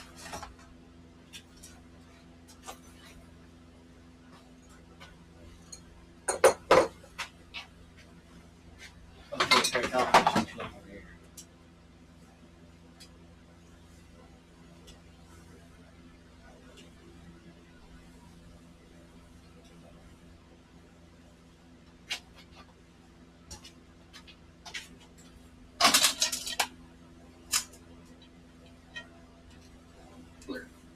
Said, a look at my schedule, I think we're getting our cabinets refaced next weekend. Oh. Wait, is that something you want to be home for, or you want to be out of the house for? It sounds like something you want to not be there for. Unless you want to expect it.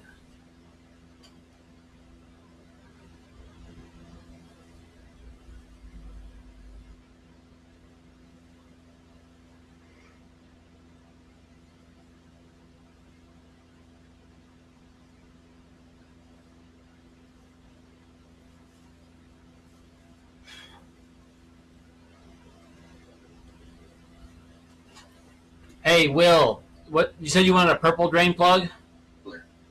Said, I gotta help get everything out of them. I mean, you could do that before the weekend. You know, do that like Wednesday and then come down the weekend.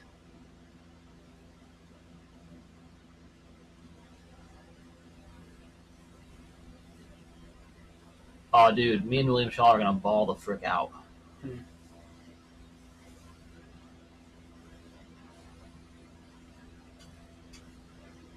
Oh, it even got the holes for safety wire. But that's because it's titanium. Oh, Every shit. time you do titanium bolts, everybody always does that. I didn't realize it was like $30. Yeah, it's a legit TI. It better be Honestly, for 30 is not price. that bad. The standard ones like ECS tuning, just the steel ones for our oil pans are 15. To get true titanium for double that.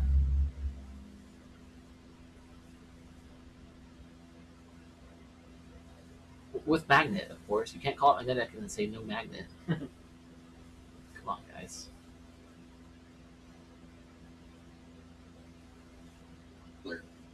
Said. Twist my arm, duck some more, Steven. I can't find any aluminum ones that are anodized. Like I have on the other one.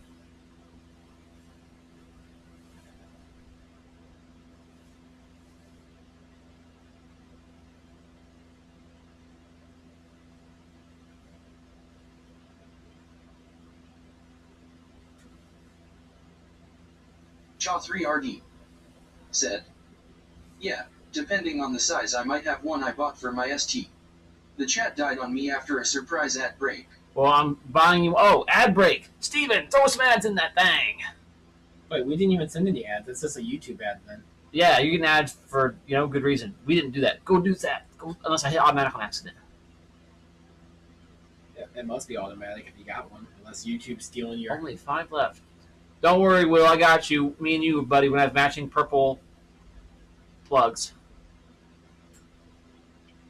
Wait, did your volt chart actually go big enough for the drain plug? No. I guess in 14, which is a lot. Saying only is kind of a funny thing to say, but these are freaking M18. So I measured the thread pitch with the thread gauge, and I measured the diameter with the calipers. My spine is so boned right now.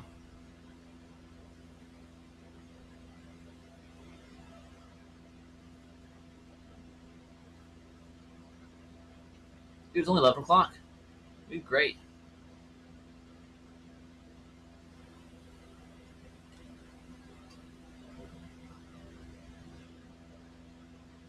Yeah, it's not even midnight yet. That's pretty good for us. Right?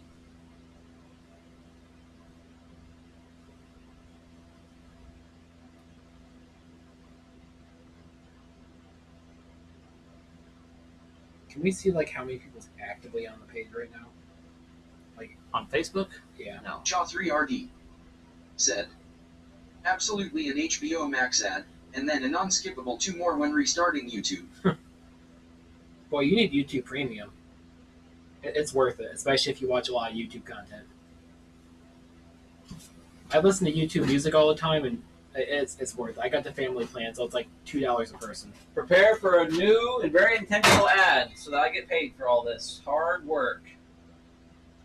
As soon as I find the button. Here they come. Hang on. Yeah, I was thinking like how in the Here they come. like on the forum how it shows you how many members are online. Right. Nope, Facebook doesn't do that. That'd be neat.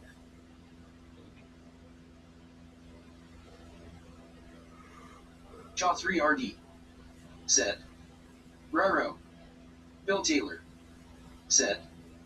That's why I went premium, stupid ads. If you have family you trust, get the family plan. It's a lot cheaper. Well, trust to actually send you their portion.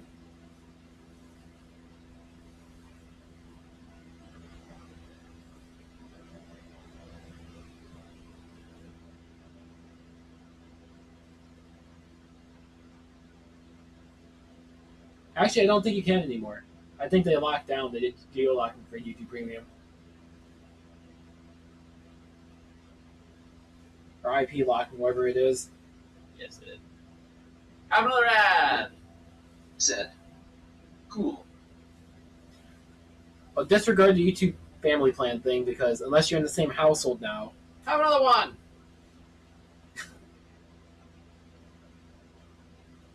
I pressed 2 ad buttons and we gain a viewer. Let's go.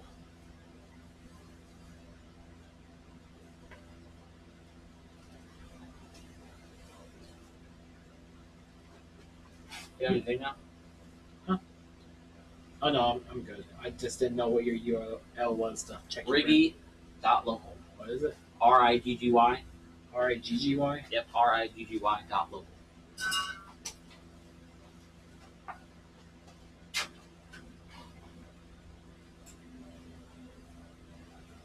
Where's the face? There's supposed to be like a 3-bar icon to hide that. What the frick? Try looking at it sideways. Oh, yeah, great. Good.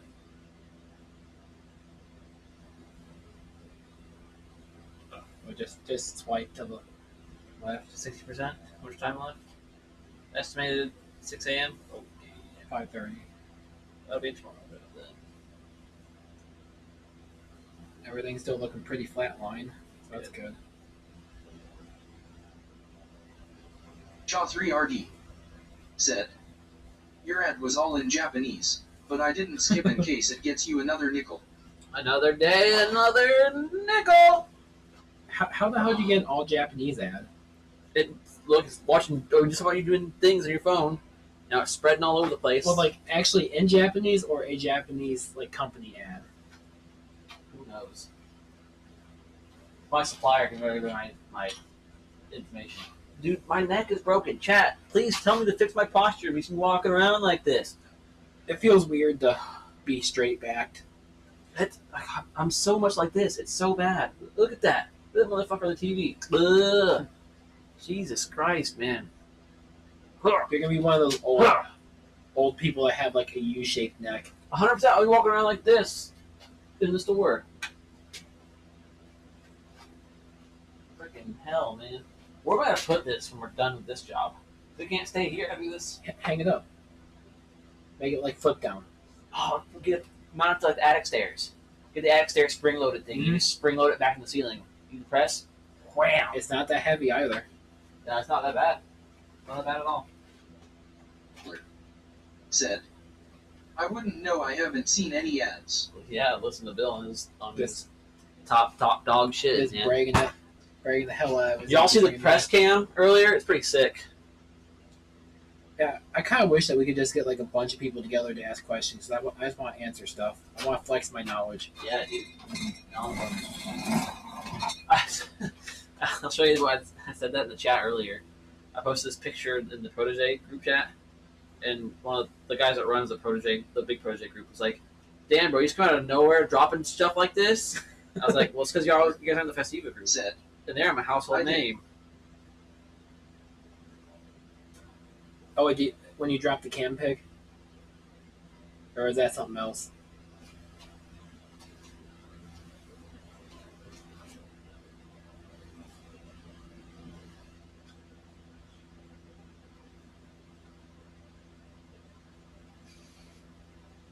Even in the shadows, and this the shit you're on. This.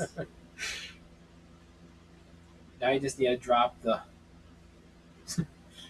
You just need to drop the, 6-speed.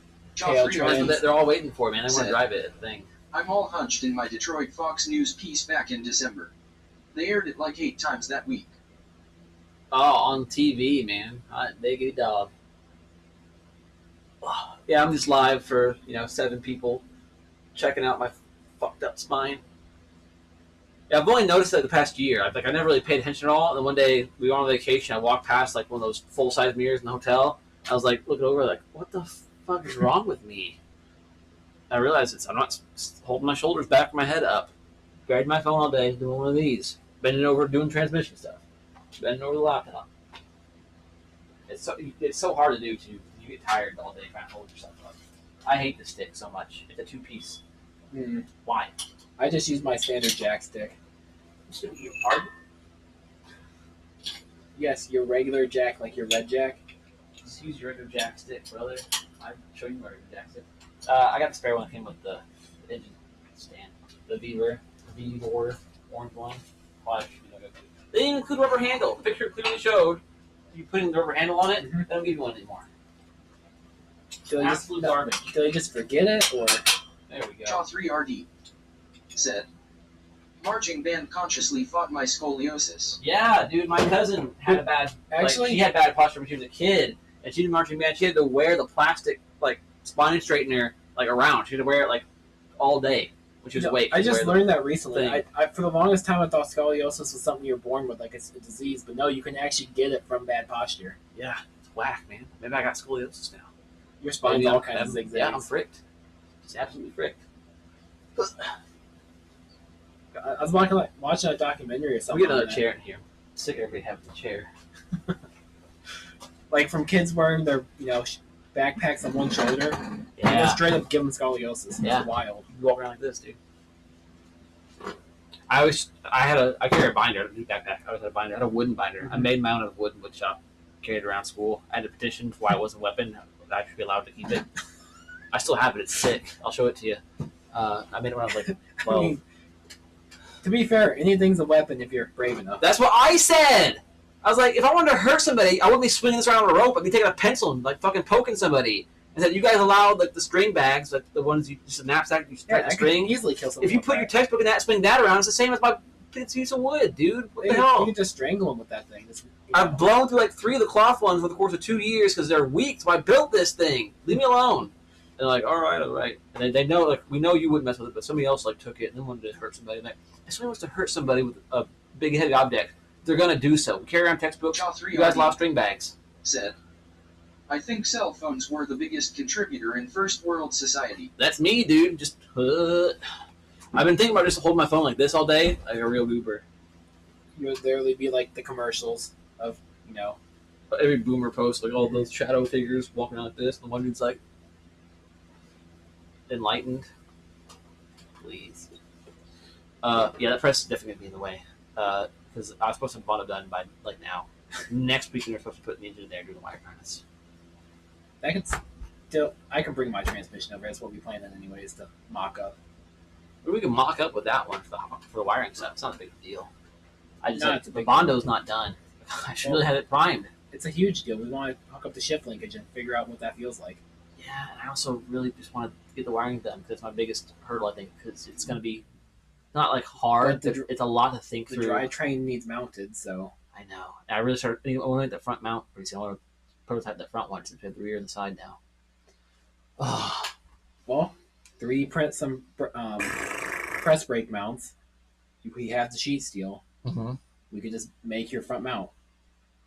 The one I want to CNC. Oh, well, we can't. But we can definitely bend my the bottom bracket for it because the bottom one is going to be basically this, but mounted down on the cross member, and then the CNC part comes down with big bushing. So you can this since it's bolt on, you can kind of make that go up and down washers to help the height, Mhm. and the CNC part was tucked really close to the tram, so that all your variation should be in there. I think that'd be good. And that way you can use spacers and just drill extra holes where needed. No welding. Or less welding. The least amount of welding you can do, or the easiest welding I can do, the better, in my opinion. I still do like your mount. If you clean up the one you already designed, that will also be fine. But I want to try the CNC thing first. 'Cause that's the only visible mount. That one and the one on the block. And now I have CNC ones for the block. So the front one was also matching, and the back one was just welded, but you couldn't see it. Everybody likes CNC bits. Wait till you guys see the cam sensors. I'm all right. I'm good. We need to film the next one. Anyway, V2's transmission build is one that I want to film. We should talk about the script for that video. Not that you won't be talking that much unless you want to, but it's a good idea to plan it out because we're going to have to film it like they do Hollywood, where you don't actually film it in chronological order. Yeah. Because we don't have an M5 or a G6 to disassemble on hand. But we have the parts to assemble. So we have to basically start in the middle. We're like, all right, now that we have all the parts out, here's what we're doing next. So I want to make sure hit every talking point when I go film the rest, not miss anything. And then figure out how much of a deep dive into like gear ratios I want to discuss on camera. Because most of my videos are for people who like don't know anything. So same here. I think it's kind of important to say, hey, you can do chapters on YouTube now, right? Yeah, I already do. My big videos will have chapters. So what I do is I just do a gear ratio section, but put it at the very end of the video. Put an annotation in it. That way, if you want to know about gear ratios, click on this and it'll just put you at the end of the video. Because I think it's important to talk, especially about diff ratio, since there's 4 possible diff ratios to start with, but you're going to have to convert to one of 2 options. I really hope MotoGP can find that one Russian gear. If that one gear that I don't know what it is ends up being a 0.64 or better. Oh, there's no way there's like a 0.5. There's no way it's better. Maybe like a 0.66, even that'd be pretty sick. Or it could just be more 0.68. Or more likely to happen, they're just going to tell me, oh, we couldn't find that. Go away. This is what I wanted to find. So you saw the ones I have, right? Mm-hmm. The thingies. Yeah, that's weird an one. absolute lad of a unit. That thing's huge. That'll hold the entire main trunk of my harness. I don't know what trans this came off of. This is the one I wanted to find, though, because it's massive. That'll hold everything. Those will hold a good bit. This is a beast. No idea what cards came off of. Probably the KL. I'm sure the last 5 numbers are the same, just gotta find the first 4 numbers to find this exact one. Well, the first letter is either a G or an F. Unless it's hardware. Like, what are those? Was there still one in the bag over there?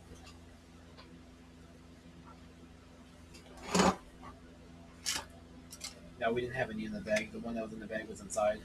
Okay. But like some of these might be like it's like the bolts, where the bolts are generalized, so they start with 995, 9979, etc. Guess I can look it up real quick.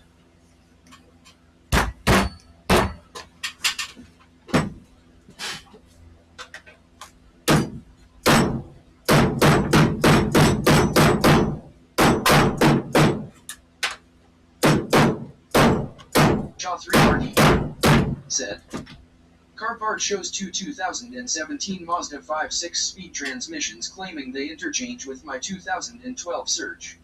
Does that even sound right? No, I already know which 2 you're looking at. Those are not correct. I did this exact same shirt today with your zip code, and I saw those exact 2 transmissions. That's not correct. Those are not even Mazda 5s. Those are CX-5s. You check the VINs.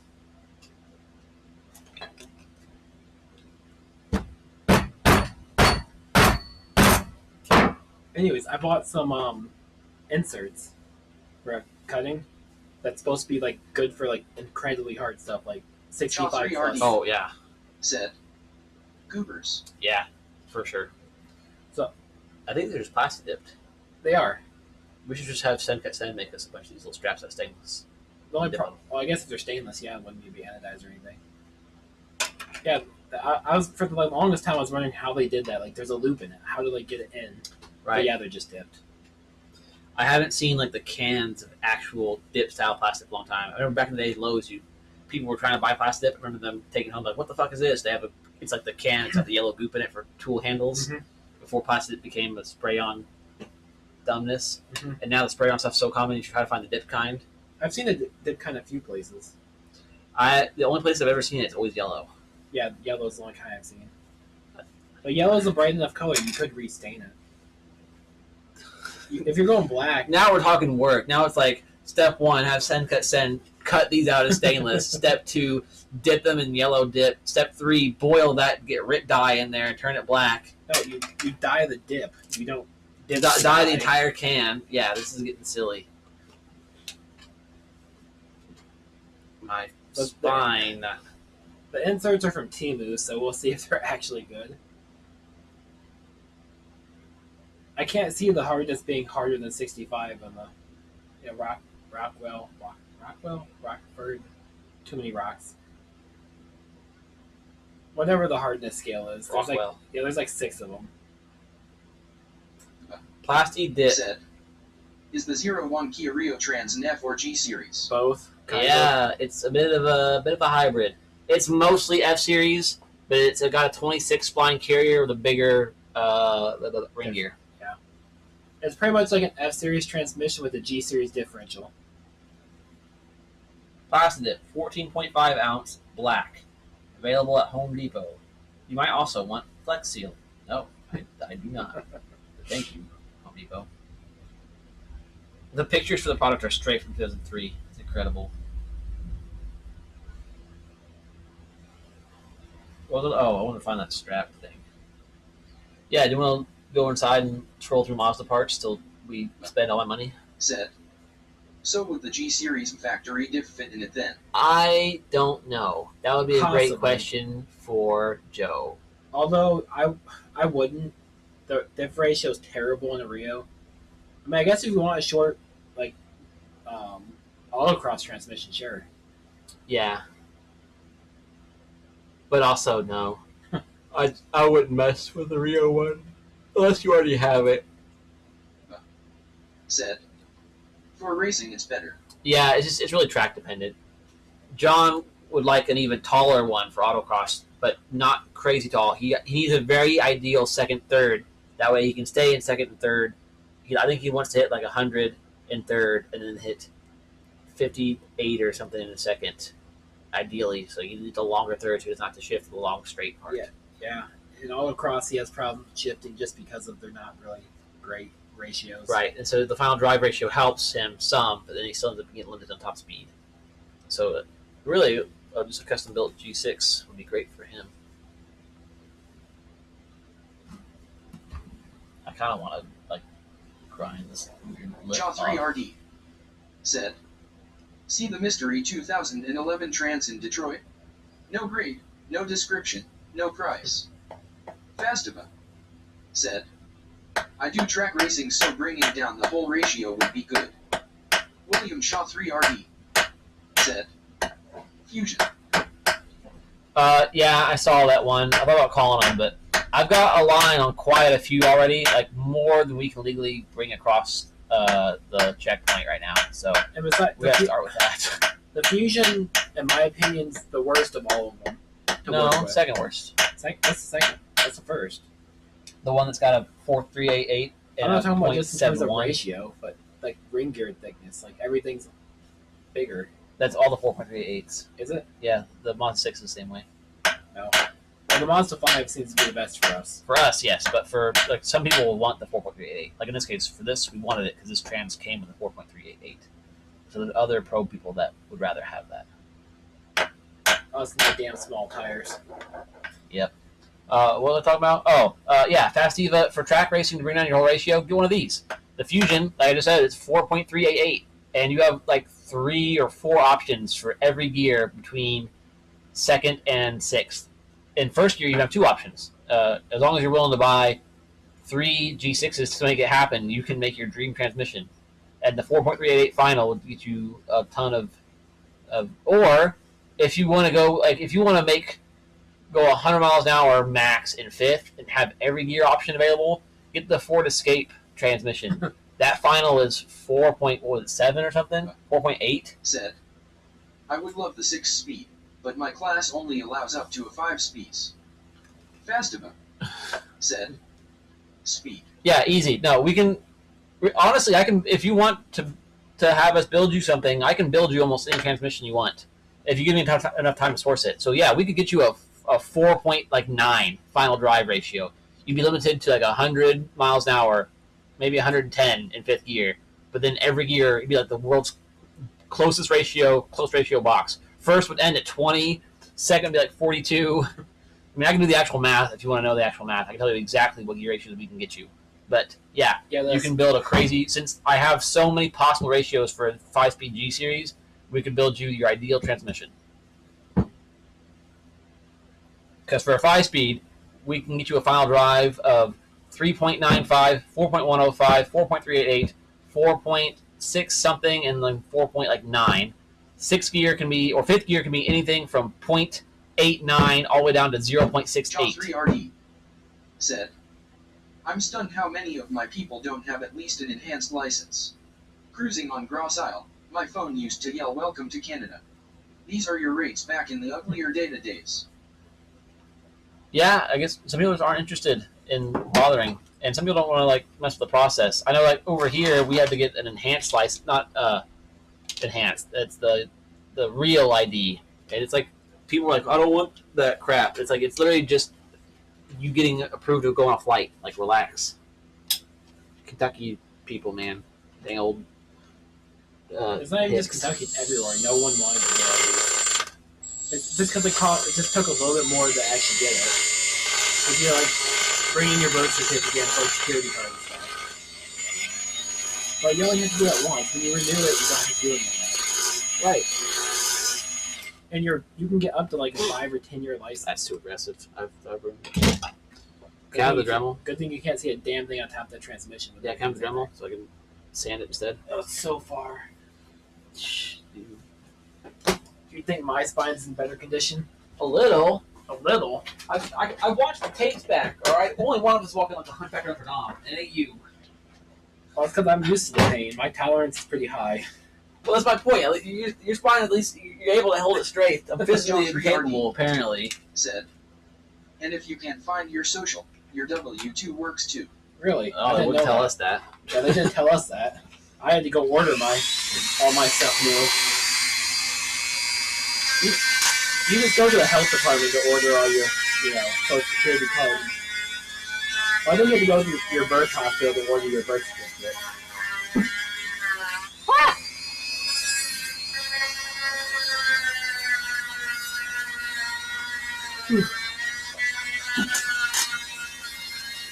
Yeah, my original Social Security card is like only half of it left, and they just wouldn't accept it anymore.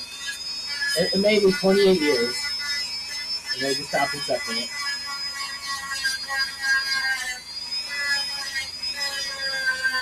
You can still read the number, kind of.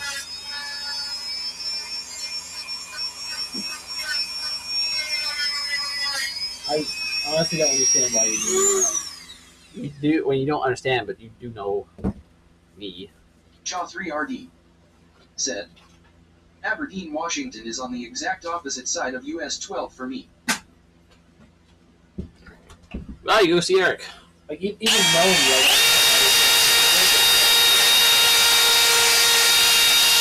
like, you know how much KL crap's in the way. Hey, I got an idea. Shut up. Like, I don't think you can see any of the transmission with everything in the engine bay. Yeah, not really. No, not the KL. Like, this is the intake right here, and this is half our harness bundle, and that's all the intake. So, if we blow up another ECU, I'm forcing you to use your second speed Reno for it. Yeah, but then I'll be tempted to put fucking thingies on it. What things? Mighty Beats. And why is that a problem? Because it's more work. V2 is still sitting over here. I already did half your work for it. I know. I'm a busy guy. And I'm not? No, you are. That's my problem. We're both busy. The two people I'd actually trust to do these things are the busiest people I know.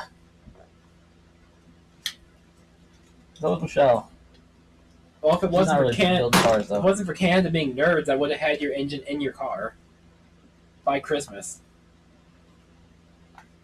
But the Canadian Post had to go on strike right as I was about ready to send your cams in. Yeah, that was really silly of them, wasn't it? Oh god, this thing's so hard to get on.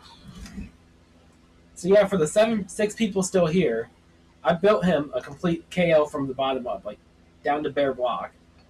I sent his cams in like fucking Thanksgiving. It was beginning of December. And then right as I did, the Canadian Post decided to go on strike. So I didn't get the cams back till today.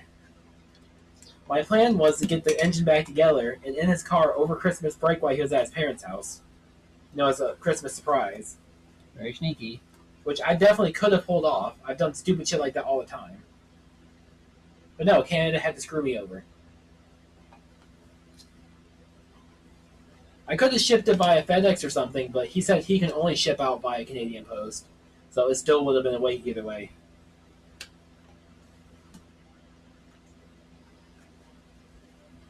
Like, we're even gonna have Michelle like turn the cameras off even though you don't check them. Did it? Like, we're in cahoots. I'm gonna forget what I wanted on Mazda Japan's website. That's probably not a bad thing, honestly. Let me spend my money. This case will be a little cleaner though.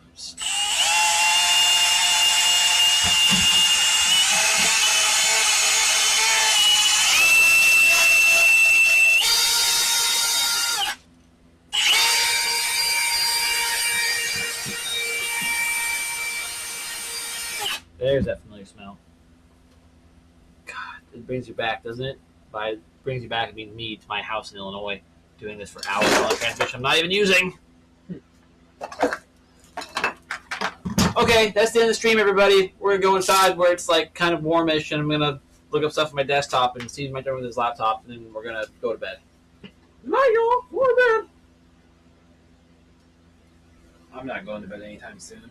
I ended up staying up till like 4 o'clock last night. Yeah, whose fault is that, Steven? Mine. I'm about to say, I didn't get home till like 3:30. Said. Okay, bye. Bye. Good night, y'all. Go to bed. That was the last thing Haley Welch ever said online. Said. The talk to a Night, girl from our podcast. She was getting pissed at her for doing the mean point thing. Mm-hmm. Just like her last stream, she's like, "All right, I'm getting tired. Night, y'all. Go to bed." And it's like the last clip ever. Not been back on since. Said. Not been on Twitter. Night. Good night. Thank you all for joining. I really appreciate it. We averaged like a lot of viewers, like more than 8 for most of that stream. We peaked 13, average view duration of 22 minutes, 45 seconds. So to celebrate, here's an ad. Goodbye. Only like one person's actually gonna see it. Yeah, that's right. Everybody else gets to see Steven picking his thumbs. Trying to get the thumb out of my thumb. Okay. If you're still watching this, I'm going to work on getting an actual video out this week, like an actual real edited video. Probably the timing belt guide, because people ask me about that. And then we'll probably stream again. We might stream again tomorrow. I don't know what I'm doing, because Steve doesn't know what he's doing, because we don't know. So, bye. I know what I should be doing. Maybe you'll do that then. I won't. Drop frames, 2,131. Holy moly.